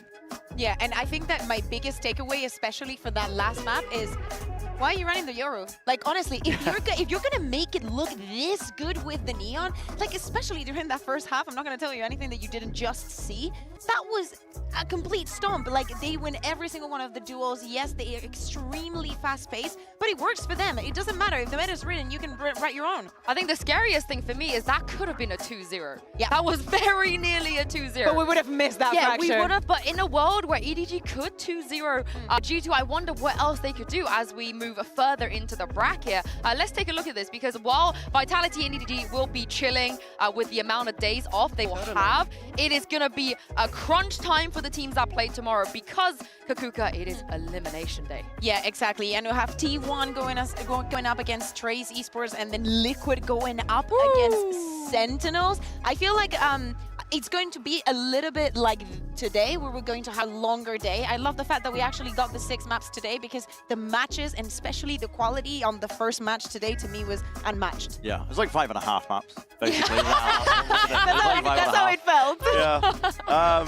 Just trying to save us all on production, apparently. Yeah, I mean, try and give us a night that ends before midnight. But Team Liquid Sentinels is the one that I'm looking forward to most, I think, for tomorrow, because that one, honestly, is still up in the air.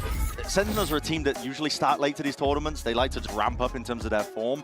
But Team Liquid have just really impressed me, because they are one of the most active teams, I think, in terms of always trying to make decisions together on the same page. They do it in a very contacty, weird way, which is unique. But yeah, that one is bound to be a very good game, assuming that Sentinels can really just have an uptick in their form. Yeah, and I just want to bring back a hot take real quick, because I believe in the beginning of today's show, Kakuka said that G2 were going to win this entire tournament without dropping a single map. And Bren said that G2 were going to win this tournament by 3-0 in the final. Do you stand by that still? Well, you I can't. You cannot. But Bren, a redemption arc for G2 coming? I think it's hard to stand by that after what we've just witnessed, but you never know. Stranger things have happened. I mean, they just got absolutely pounded into the dust, didn't they? What if now that they've lost this match, they've lost the confidence after what happened? What if they just literally bomb out tomorrow? Funny enough, I'm gonna make this all about me, because I said that Kong Kong could be the first person to go back-to-back MVP bracelet.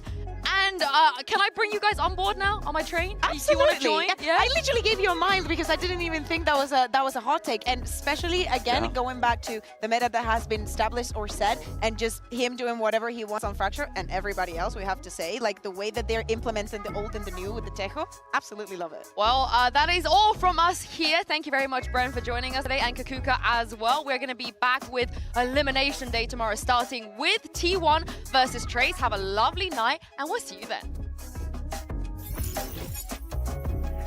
It's time for the best of EMEA to take on the best of Pacific. The super team facing some of the best rookies we have ever seen in the game, or for a spot at playoffs. Flashing sees out of this, looking for someone. Bless. They know exactly where Hyunmin is. The satchel, not enough. Safe dice. There's no ammo for Durka. Goes back in. Hyunmin takes him down. 3 kills already for the rookie. That's 4. But it's the round DRX needed. But catches on the flashback. A nade at his feet. Durka's still looking for Bane. Wants a little bit extra. He's gonna have it. Does he check it in time? Spam. Going in. Durka's all the way at triple. But the smoke is up and the timing, it's perfect. That's my MVP. LeBron James. 13-8. Vitality strike first on Bind. Durka dashes over the top, and the anchor of Mako, he's good for it. Bane again tries to get out onto the site. The ult will push him back. Mako still standing strong. It's all Mako. Durka on the timing to fight in. Vitality have a lot to do. Dash up on top side. Durka might actually have it in him, but as the classic comes out, Durka gets a third. On pace to potentially steal this round away. Durka on 4. Durka holding. Flashback comes into him, and Durka sits him down. It's the ace for Vitality's duelist. Fring will trade him out with the ultimate coming back on in.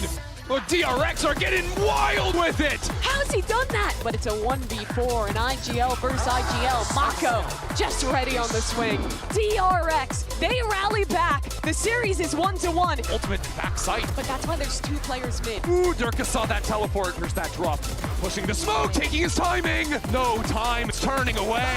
Durka is there, Durka with 4. They're finishing A, but Flashback has been on the site the entire time. There's no time! Mako, they're shutting this one down. Vitality have got to move it. Into the site they go. But DRX, they cut them down. Vitality Les with a stinger. And Kix has one with a stinger of his own. They swing through, and the trade's good from Les. As Vitality take back control. It took them a long time, but the super team from EMEA are the first squad in the playoffs. It is a rematch from Champions 2024. G2 and EDG have to face each other once again for a spot at playoff. Kung and G2, after a lot of G2 have been golden so far, and a big opportunity. Oh, he's still fighting! A huge 1v2. He knows about Leaf. 7 bullets, 17 HP. Trent trying to call him forward. G2, he answers the call! He fancies some more. He's gonna get more. Leaf gonna deal with him, but it's traded out again. G2 need to try and disrupt these final 2 players. And Leaf the one put his body on the line, put his life on the line. Leaf, Leaf, No way. Leaf, No. Leaf. Oh. Unthinkable scenes! G2 now on the line. This could be over. G2 surely in the driving seat now. A 4v3. Oh, G2, prove me wrong. Kids, proving me wrong. Valorant and Chocobo digging back in though. It's done.